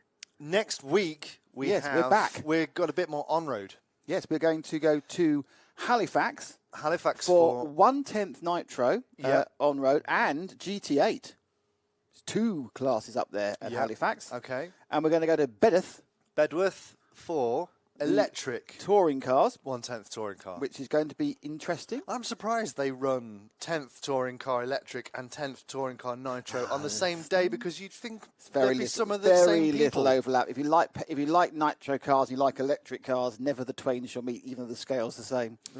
Apart from Tsuchihara, of course. He'll drive anything. Yes, or... Yes. Even Andy, of course. Andy's done a bit of the 10th stuff. Lots of people have, really. Only when the World Championship turns up, they go, I'll give it a go. May as well. Thanks for the cash. Yeah. Thank you to MyLaps. Yes, absolutely. Timing is obviously at the heart of all of this. And if you don't have the MyLaps app on your phone, you should do, because when you go testing at the track on an open day, you can get the same level of timing on your phone as you would get at a European Championships. I need that. Through your phone, through your smartphone, with the MyLaps application. How slowly I'm going. I always feel what I need is someone just to kind of 9.4. 9.3. Well, obviously, in my case, it'd be 19.4, 19.3. Well, yeah. The clue is in the name. You need to complete a lap for it to really have any effect. Yeah, it's a good point. Well made. Still issues with Connie, so we might just go straight into the two-wheel drive, the final. The final. The two-wheel drive final. Are you going to talk us through this one? You may have noticed we have a little bit of a sound offset issue. Frank has been throwing his voice into the past. He is the Jeff Dunham of RC Racing, and he's managed to get himself out. It's not absolutely nothing to do with Frank. It's a YouTube technical. I think Frank's been... It's a YouTube technical issue, which is well known. Every now and again raises his ugly head, and you go, oh, why this time? Yeah, that sinking feeling when it's... Oh, very good. Yeah. Look at that. God, Mr. TV. Yeah. How long were you thinking of that one? I don't know. A month and a half. Yeah. I think we'll try it with Frank. Will we? Are we trying it with Frank? Quick question to the gallery. Are we trying it with Frank? We could introduce Paul. Oh, Paul. Paul scrambled to get your headset on. Finally, you get your walk-on part. Speak on part. Speak on. If this was the Archers. I don't think he's ready. Go again. So what was the question? No, they're talking about themselves. Okay, fine. No, this is far too They put the wrong headsets on. They swapped headsets. James doesn't want to talk to us on the air. No. Sorry, what was the question again? Right, okay, we're now all Hello, sorted. Paul. We're all sorted here for you Paul, to into commentate. the German jury. Oh, this is a level two. We're so close to the end. We may as well just play the final. Should we just play the final? Play the final. Let's see what's going on. We're going to play the final, but you're commentating on it. Am I? Nick's going to commentate. Yes. Okay, on the fair final. enough then. This could be interesting. I don't know the first names, but I'll go for it. I'll get them up for you somehow. And they're off. Hey, two-wheel drive. No, that's me looking at me. I need to look at tracks. I'm not in this car. I'm not racing. Yes. You can make it up now. Yes. Can't so, you? wow, it's an elephant. Wow, I didn't expect a Tyrannosaurus Rex to eat one of the cars. Ian Oddie's winning again. Yes, even though he's not entered. Here we go. Okay, so we're up and running in the first lap. It's Carl Norris who leads from Andy Blackburn with Neil Sivins in third. And it is Oliver Whittlest in fourth. So blue and white is Norris, and the white and pink machine is Blackburn. Coming around through the infield. Turning a bit left, and then you go over this single big lumpy jump. Obviously, this is a all AstroTurf circuit made up from cut-up bits of hockey pitches. And in the background, you can see Frank getting very excited about this. And if we found a way of resyncing him, we'll have him back on again. No, he's questioning insanity there. Yeah. I know the feeling. Yeah, so do I. And was that a pass? Who knows? And so Carl Norris has got past Andy Blackburn, so it's a two has got past one. And in it goes. So these cars, of course, are mostly looks like they've set the lead as like an Elcon based on that body shell. And they come down the main straight again into the sweeper left. It's not as easy as it looks. He's got a kind of uneven shag pile carpet that's been slipped on by a rug that's been slipped on by a naughty dog and ruckled the whole thing up. Second jump. Come back onto the infield off this kind of bridge work, which I'm sure people must fall off. But I can just notice there actually is a bit of wood picket fence marked Ings Raceway. Fourth place has And Norris and Blackburn sticking together, gapping at the moment by about a second. Carl Norris, car 1. Car 4 now. As close as they can be at the moment, both over the jump. Oh, bad landing for Carl Norris. Crashed into the cart tires. That's not the fast way around that. They sweep around the circuit again. So now there's a massive gap behind these two. Back into the inside. Down off that 3-level step away. And turning right and then tight left in the top two. Treating it a bit of a fest. 5 seconds back to Oliver Whittleston. And then it is Neil Griffin in fourth. But the first two breaking away in the early parts of this half-hour final. 2.5 minutes down. 27 to go. Off they go. Jumping around. And the first two get to the bottom of the circuit. Sharp. Certainly the opening part of this track is very, very reminiscent of Neen Valley, which goes to a sweep into that sort of bottom hairpin as well. Neen Valley, another recycled AstroTurf circuit based quite near Santa Pod, that's held the European Championships twice. Always holds a slightly melancholy position in my heart. I think it's the last time we had a really big interaction with Dallas, wasn't it, at that race? I wonder if I get some Neen Valley? We'll get some co-commentary to help me out. Neen Valley? Neen Valley. Last time we had a good old chat with Dallas, wasn't it? It was, yes. So that's many years away now. It seems like only yesterday. Big personality, left a big impression on the sport, but we are now moving forward under very progressive new management. Well, I mean management, is it? New volunteers, new presidents, and trying to move the sport forward in a very competitive market. You're competing against video games, you're competing against other times, but it's all about getting the youth involved. It's all about days like today when we can see as many different types of racing as possible in a condensed field. Hopefully you've enjoyed what you've seen today. If you haven't, that's absolutely fine, but tell us what you have. Don't just say, it's rubbish. Actually tell us what you liked and what you didn't like. Tell us what you'd like to see more of. We've mixed in interviews, we've jumped from race to race. Yeah, sometimes I'm sure we haven't actually covered the exact race you wanted. If you were, basically, all four of the events we've shown are fully available on archive, or will be by tomorrow. Miguel on info.rc.net, he has all the relevant races on his Facebook page. He doesn't stream the whole day, but he does stream the major races.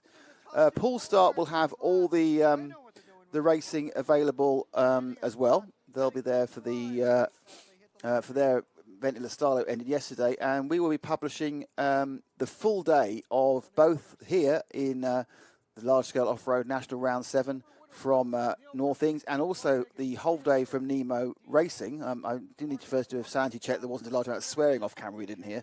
And they'll both be published at some time tomorrow. So if you were there or you want to see a particular race, you'll be able to have a good old look.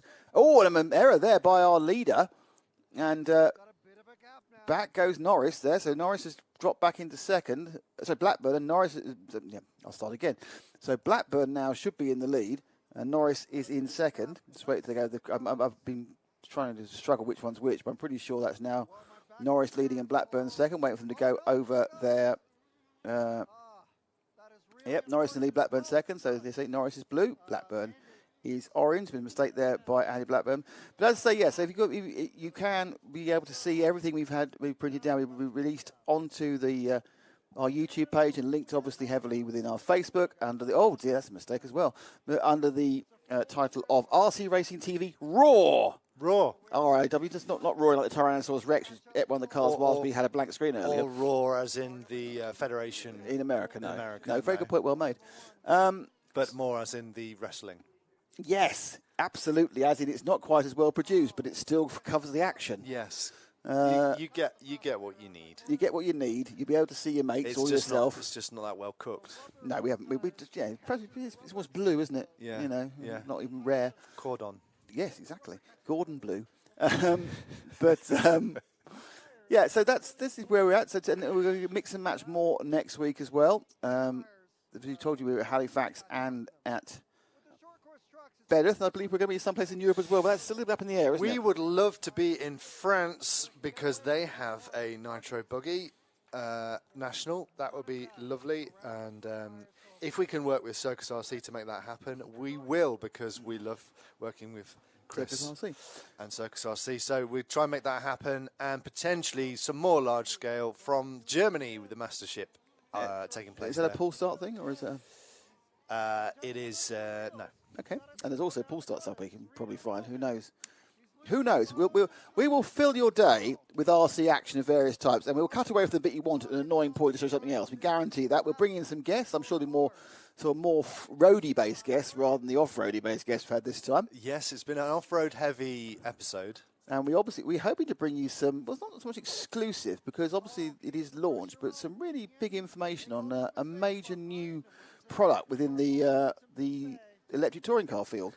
Ooh. So there may be some close-up. We may be able to get you some secret information with people who actually know what they're talking about. So not me. Us. Well, No. probably include James, actually, in fairness, but not me, definitely. Not James Parry. No. He's. But we will be talking to people that drive those cars. Yes.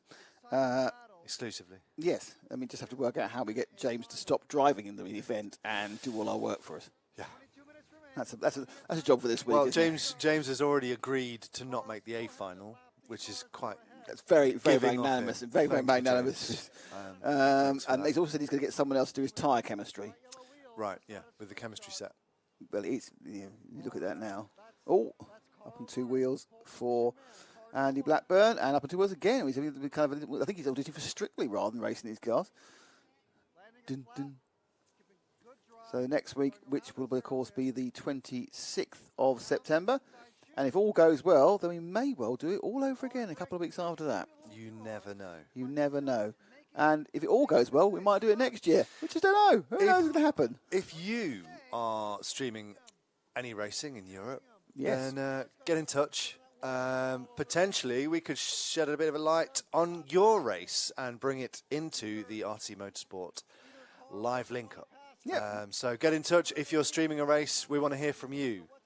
Also share this. Keep commenting. It's been great to interact with you all day. We've had lots of technical fires to fight and lots of things that we've been doing to make it all happen. Yes. So we haven't shown as many of your comments on the screen as we would have liked, but I can assure you next week we will be talking to more of you on the stream and in text form as well. Because we expect to have completely different fires to fight next week. So that'll be the point. So we have the different fires will free us up to do the things we want to do this week. Well, we had lots of unknown fires. Yes. Next week we'll have known fires. The known fires are a lot easier because Yes. you know they're hot. Yes. Unknown fires, you don't know what to expect. No, and you don't have the right extinguisher always. Yeah, true. Very deep now, isn't it, really? Yeah. Don't know why. All I can think about now is McDonald's. I know it's quite late. I'm happy eating Pringles, but I've just got this kind of a raging desire for a McDonald's. Well, Nick, we do have some sandwiches left in the fridge. Excellent. So. Same for next week. So I'd just like to say, what I would like to do whilst I'm controlling the voice on this, I would like to say a big thank you actually to James Stewart and Zach Fenning, who did a huge amount of work down at Nemo, and you'll be able to see their entire day's worth of work once they've checked there's no swearing. Which I Why think would it there would be swearing? I don't know, because in fairness, the only person who swears in this whole team is me, so in fairness, it wouldn't be. Yeah. Well, actually, no, You're quite well known there was for somebody else who swore, but he got fired. No, Frank has sworn as well, actually. Has he? He swore when we used to use a metal lip mic. Oh, yeah, that started giving you shocks. It started giving you shocks, yeah, that's true, yeah. It would burn the whole thing off, yeah. So, and I also like to thank Frank, who's done a fantastic job on the... We can hear him in the background. Totally out of sync. And I will actually get the sync back in. I'll find a way to get the sync back in when I release the video tomorrow. But Frank's done a great job in North Things, as he has been with Harry Bamford. They've been a team, and they're going to be working for us again next week in Halifax. They've done a great job. Fantastic. And obviously thanks to the boys in the back room, which is Paul Bateman and James Parry. Obviously, Matt, we've got 2 minutes to go. We've got 20 minutes to go, and you're already doing the wrap. Well, basically, I want to wrap this as quickly as possible. Get out of McDonald's, but no, it's I think we couldn't do it without you, the viewer, as well. This is true. And all our guests, mainly and the EFRA, racers and EFRA and the federations putting on the races. But the racers, if they weren't racing, we'd have nothing to cover. Yeah, it's very true, actually. It's quite deep, isn't it? It's very deep. We're back. Well, I'm not quite sure why they're so obsessed with second place Andy Blackburn. Oh, is it because he was on 2 wheels? Andy Blackburn has got an awful lot of coverage in this final. And given the fact that he's 8 seconds behind the leader and 12 seconds ahead of third place, it's kind of like, Do you think he's given Sipton £5 for the video shots? So you're absolutely sure that's not Norris then? Yes, so Norris is the blue one. Right, okay. Oh no, you've got me doubting myself now. You just threw that bomb in, didn't you? Mind you, yeah, he did clock a lap. Norris clocked a lap whilst that car was nowhere near the timing loop, so yeah, you could be right. Whenever I see these things, I don't think they look great fun. I should have a go, but I think there's several £1,000s. I haven't got the time. It's more the time, to be honest. I haven't raced a Radiocontrol car since I did that thing for the Gadget Show exactly a year ago. Wow. And what a great thing that was. No, it wasn't. That was very, very kindly cut, that was. I'd like to point out, whether I'm good or bad, no one can do something which they can't see. And I couldn't see a lot of that. Did you race a Porsche? I bought a Porsche Taycan driven by the European Rally Champion. Right. Ran a sprint track in Kerbera. Okay. And that thing was blooming And you were driving a 1/8? A 6S. Right. 1/8 is a converted Serpent Cobra. Right. Yeah, it wasn't the greatest base. It wasn't a bad base car, but we needed a bit more power. And we just didn't quite have enough at that point. But yeah, we were doing about 85, 88, we think, down the straight. Wow. But the Porsche doing 120. It's like ridiculous electric power. I've been quite confident I've been doing it against a petrol car, but against an electric car, I got no chance. It didn't help, obviously, that I couldn't see either two corners because they were way over there, and I was, I was on a big, I was 8 meters up. Blimey. The only problem is I've just realised I'm not actually on camera being showing myself doing these big.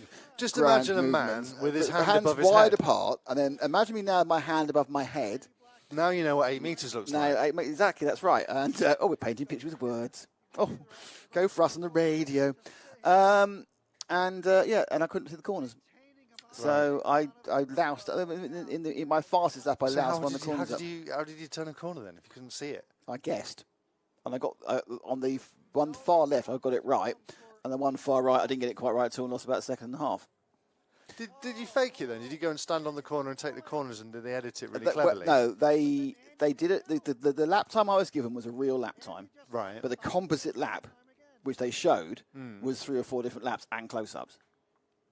All with you on that nope. 8 meter driver stand? Because they did some close-ups. B-roll? B-roll, yeah. B-roll of the type. So it looked...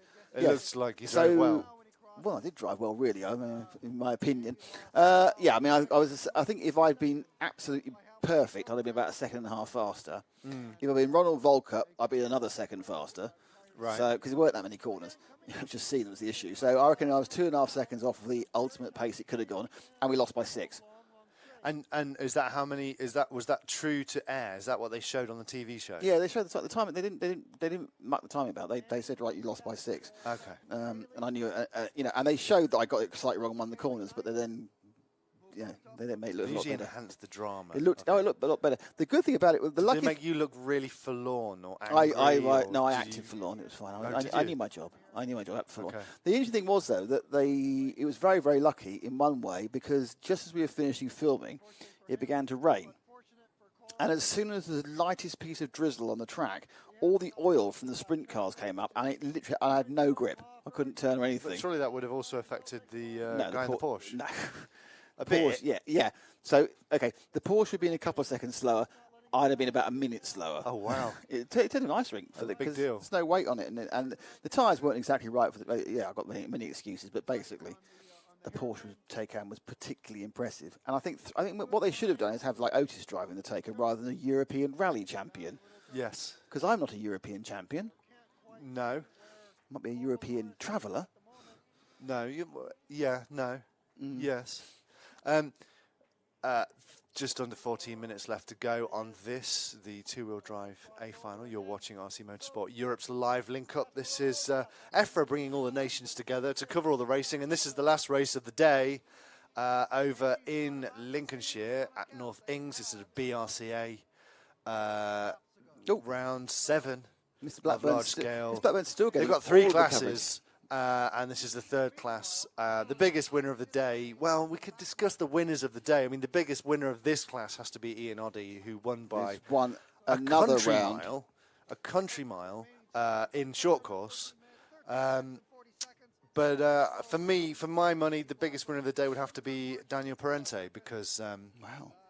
I or think. was the biggest winner No, Robert Robert, isn't it? Battier? Robert hasn't won, but he's won. He's the guy who had the worst race with the best result. Yes, his car was not working from lap 3. Mm-hmm. He toughed it through and came third, which is a terrible result. But because one Carlos Canas didn't win, he's picked up. I mean, Darren Bloomfield, they must be pretty chuffed about winning a national after kind of only came back for a bit of a laugh. And as Lee said, he doesn't do the practice; he just turns up and races.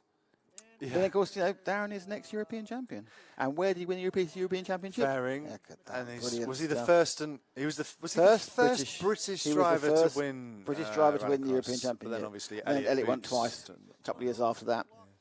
And then Elliot not doing so well in the national championships. He does look very much. He's looked out of form now. Whether it's because he's used to being in Italy now, the Italian conditions, and coming back to the UK is difficult. Whether it's because he's just not feeling it. Yeah, but you'd say Italy was a more competitive. I'm just thinking about perhaps if you got used to Italian heat and dry and everything else, and now you're running on a greasy, less good surface. Ongaro still wins when he comes to the UK, doesn't he? So. When does he yes, he hasn't come to the UK for a while. That's the thing. Obviously, what we do need, we definitely do need the DXR in Easter for so many reasons. For the curry. For the best curries in East Devon. For the competition. Yep. And for the for the internet. And to try people out. God, we've got so much kit now. Dormitories. We could do it so well now, couldn't we? We could have like 7 cameras. Yes. I don't think what we do with 7 cameras, to be honest. Well, we'd probably stay here. We're still with second place Blackburn, who is 11. Sorry, no, a lap back. No, carry on, sorry. I was just saying, hang on, why would you stay here? You wouldn't get the curry. Yeah, no. And you wouldn't get the breakfast back. It's just... Actually, you haven't been the last couple of years, have you? Because you only you got really important when they do like daily reports. It wouldn't work for RC racing anymore, would you? You wouldn't do like filming or commentary. I enjoyed doing daily reports. Yeah, no, you didn't. You used to moan all the time. Yeah, but they were really good. They were actually pretty good. They were. The best one was the one, of course, with me in it, because of what is it? I don't know. It's all about me. Okay, yeah. But I forgot. Yeah, how could you? No, we did the we did just the over 10 minutes to go. We did Mr. and Mrs. I always feel that actually got more views than it did. Oh, I thought we were talking about the Neo. Yes. No, I took the reports. No, the Neo. You're talking about the reports at. Yes. Okay. No, fine. the Neo. You didn't moan about daily reports as much because you still got to sleep.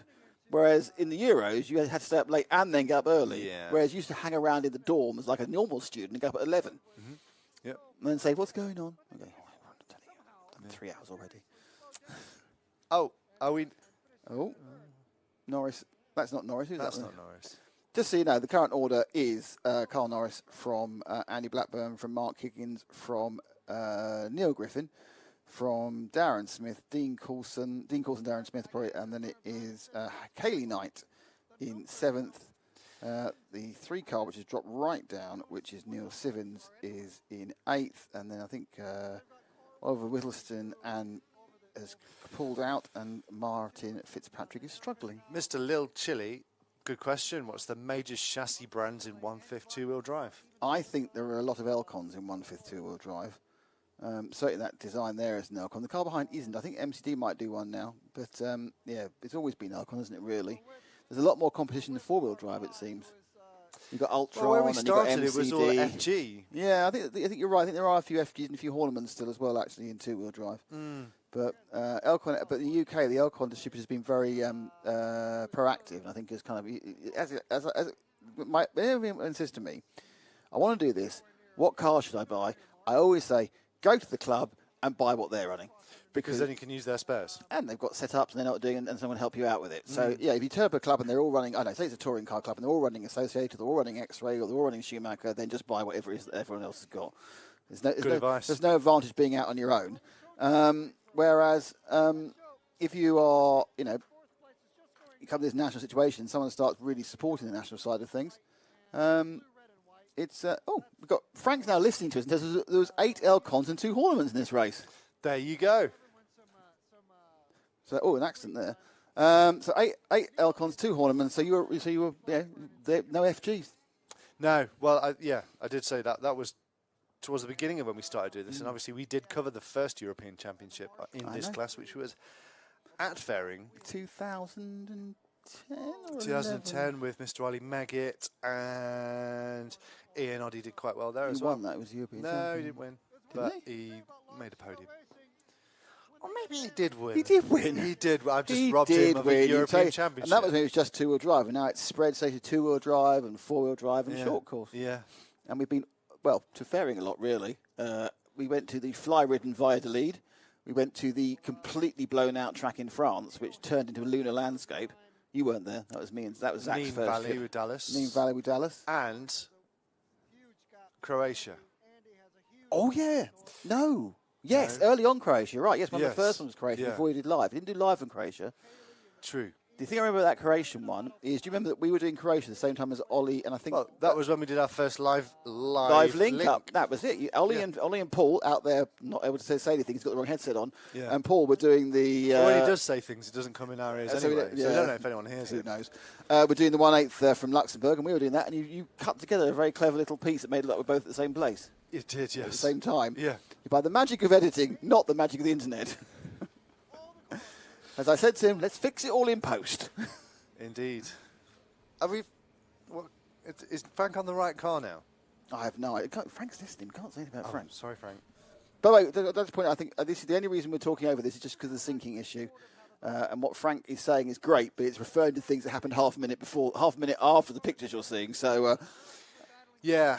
And if it referred to it beforehand, that would kind of bit Mystic Meggy. Yeah. So what we will do is, I will work out this sync problem, and when I put the finals up tomorrow or later in the week, depending on which time I get, they will be at least mostly in sync.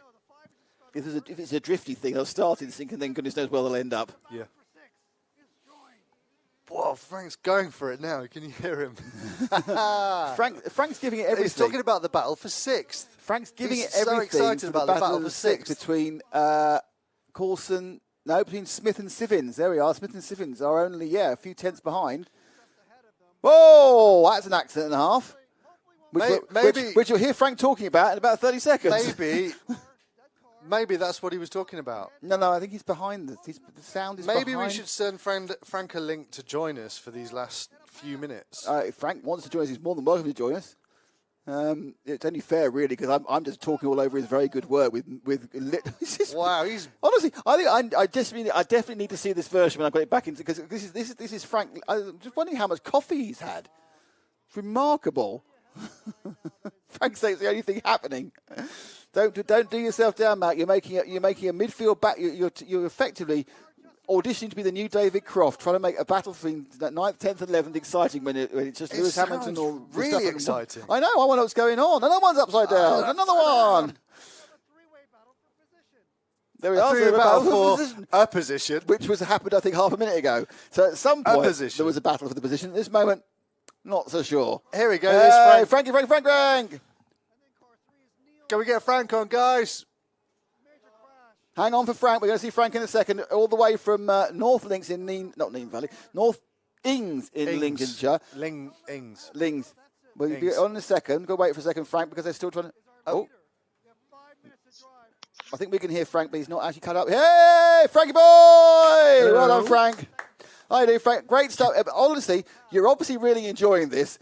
Unfortunately, due to a syncing issue, we've had to talk over you, but I promise you we'll get it right for the when I put these things up tomorrow or the day after.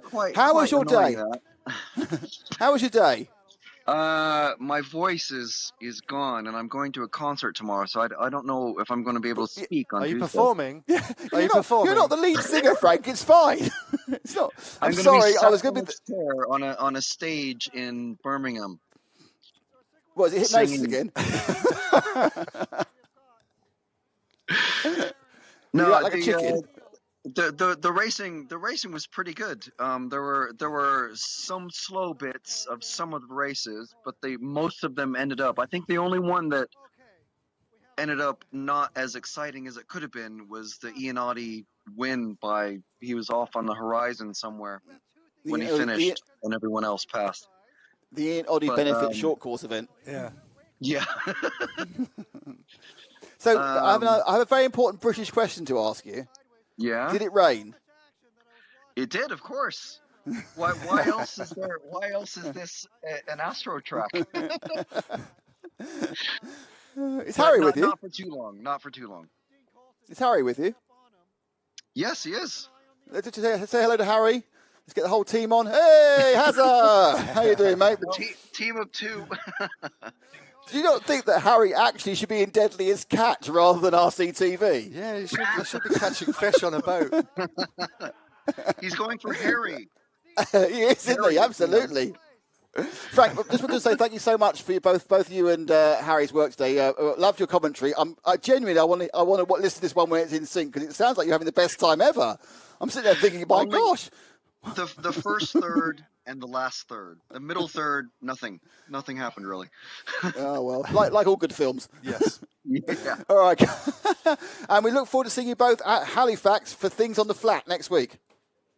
Great. Cheers, guys. Thanks very much. Thanks, right. Frank. Good to talk to you. See you. Cheers, man. Hope everyone enjoyed it. It's good stuff. Oh, they did. No, you say bye. No, you. We've all said bye. You said bye. You hang No, up. you No, put you the hang phone up. down. No, you hang up. He's No, gone. you hang He's up. gone. 2 minutes to go of the championship in BRCA A-wheel five drive. Eight-wheel drive. Oh, another final. Yes, it's the was it the 72-wheel drive? Oh, jeez, they'll never get around a corner. So they're trailing down, and this is a fantastic, exciting final. Yes. The last third, but gosh knows what's going on at this point. Carl Norris is leading, Andy Blackburn in second, and Mark Higgins is third, with Neil Griffin from Darren Smith in this two-wheel drive race, and quite high quality of racing I've seen. There's been a limited amount of honestly the background shouting from it's like he's either at a football match or a particularly impressive orgy. That's all I can say. You don't get much train racing, do you? Train racing? Yeah. No, they do time trials, don't they? Do they? Yeah, they used to do trains. Who's got the fastest steam train? Who's got the fastest diesel train? Wow. All that sort of thing. Yeah. They just rammed out a straight bit of track and try and make them do reasonable speeds. Oh, yeah, there you go. And then obviously we had to try and get them on them when they won't stop, you see. Mm. Who can throw themselves into a train at 125 miles an hour. Yeah. No, that doesn't sound good. Minute to go of the final race of the day here at the EFRA RC Motorsport Europe live link. Though this actually isn't live. This is as live link. This so is we're live. live. We're live. So yes, it's the good picture isn't enough. live. It's live enough, yes. Yeah, Some part of this is live. Yeah. Not necessarily the best of it, but a bit of it's live. He's not going to be able to sing, is he? His voice is gone. And when they call him up on stage... Oh, I know who's going to see. Who? I know who the concert is. What is well. it? What is it? Genesis. No. Yeah. Oh, well, yeah, Phil's not feeling very well. He might get a chance to sing, in the air tonight or something. I can't dance. I can't dance. Yeah. He goes to Birmingham, whatever it's called, arena now. It's not called Genting Arena. It must be re-sponsored by somebody else. That's it. Genesis. Genesis, yeah. Right. In fairness, if I was going to Genesis, I'd make an exodus from the theatre because I don't actually like Genesis. Is it in the air tonight? That's Phil Collins on his own. Yes, I'm sure he'd do it though because they need to pad it out a bit. Okay. I can't think of any. Any what? Genesis? Any more Genesis songs? No. Follow You, Follow Me. That was them, wasn't it? Say You, Say Me. No, that's Lionel Richie. Ah. But, I think we're picking up our 80s music ability quite quickly. And the time has run out. I don't think time's run out for Frank's voice, because his voice race is still going on as the race ends. I think Frank's going to commentate on the way home. Commentate the journey. I've got to sing with Genesis tomorrow. I've got to sing with Genesis. There we go. Well done to Carl Norris. Follow me. With Andy Blackburn behind him and Mark Higgins taking third place. And look at the Brits. Top 10 position in the British National Championship. Oh, wow. Well done, guys. You won something. Yes. Well, we're all winners here. Oh, absolutely. Huh? Total winners. Everything. Well, realistically, we got restarted. We've had a middle and we've finished. Yep. And we've had guests. We've had races. Yeah. So, wow. I feel like we delivered. I think we did. On our promise. We delivered on the basics of our promise. If you disagree, please get in touch and we'll endeavour to improve things for next week on the European Motorsport Live Link Up. Forgotten how to talk. We've been on air for a long time. We have, and thank you for those who stuck with us. And for those who are watching it not live, that's fine. You were busy. Fine. But tomorrow and next week, I'm taking a register. You're not here. Okay. I think you know what's going to happen. You get it written up. Thank you to MyLaps for supporting Absolutely. this stream and being the timing backbone of our hobby and sport. Genius. And of course, EFRA, as this is a production for EFRA, bringing the whole of Europe together with the national championships. We have covered the 1/8 Nitro off-road from Nemo Raceway. We've covered large-scale off-road from Ings in Lincolnshire. We've Northings in North Lincolnshire. Probably. And we've the Nitro Buggy 1/8 from Valladolid National Championships of Spain, and we've even been to Switzerland where it's been very wet, but we still managed to bring you Marcus Feldman's fantastic victory on the track there yesterday at the international race. It's been amazing to have you on board. Yes, thank you everyone for being with us, and we look forward to seeing you all next week, or you need to bring a note. Goodbye. Bye.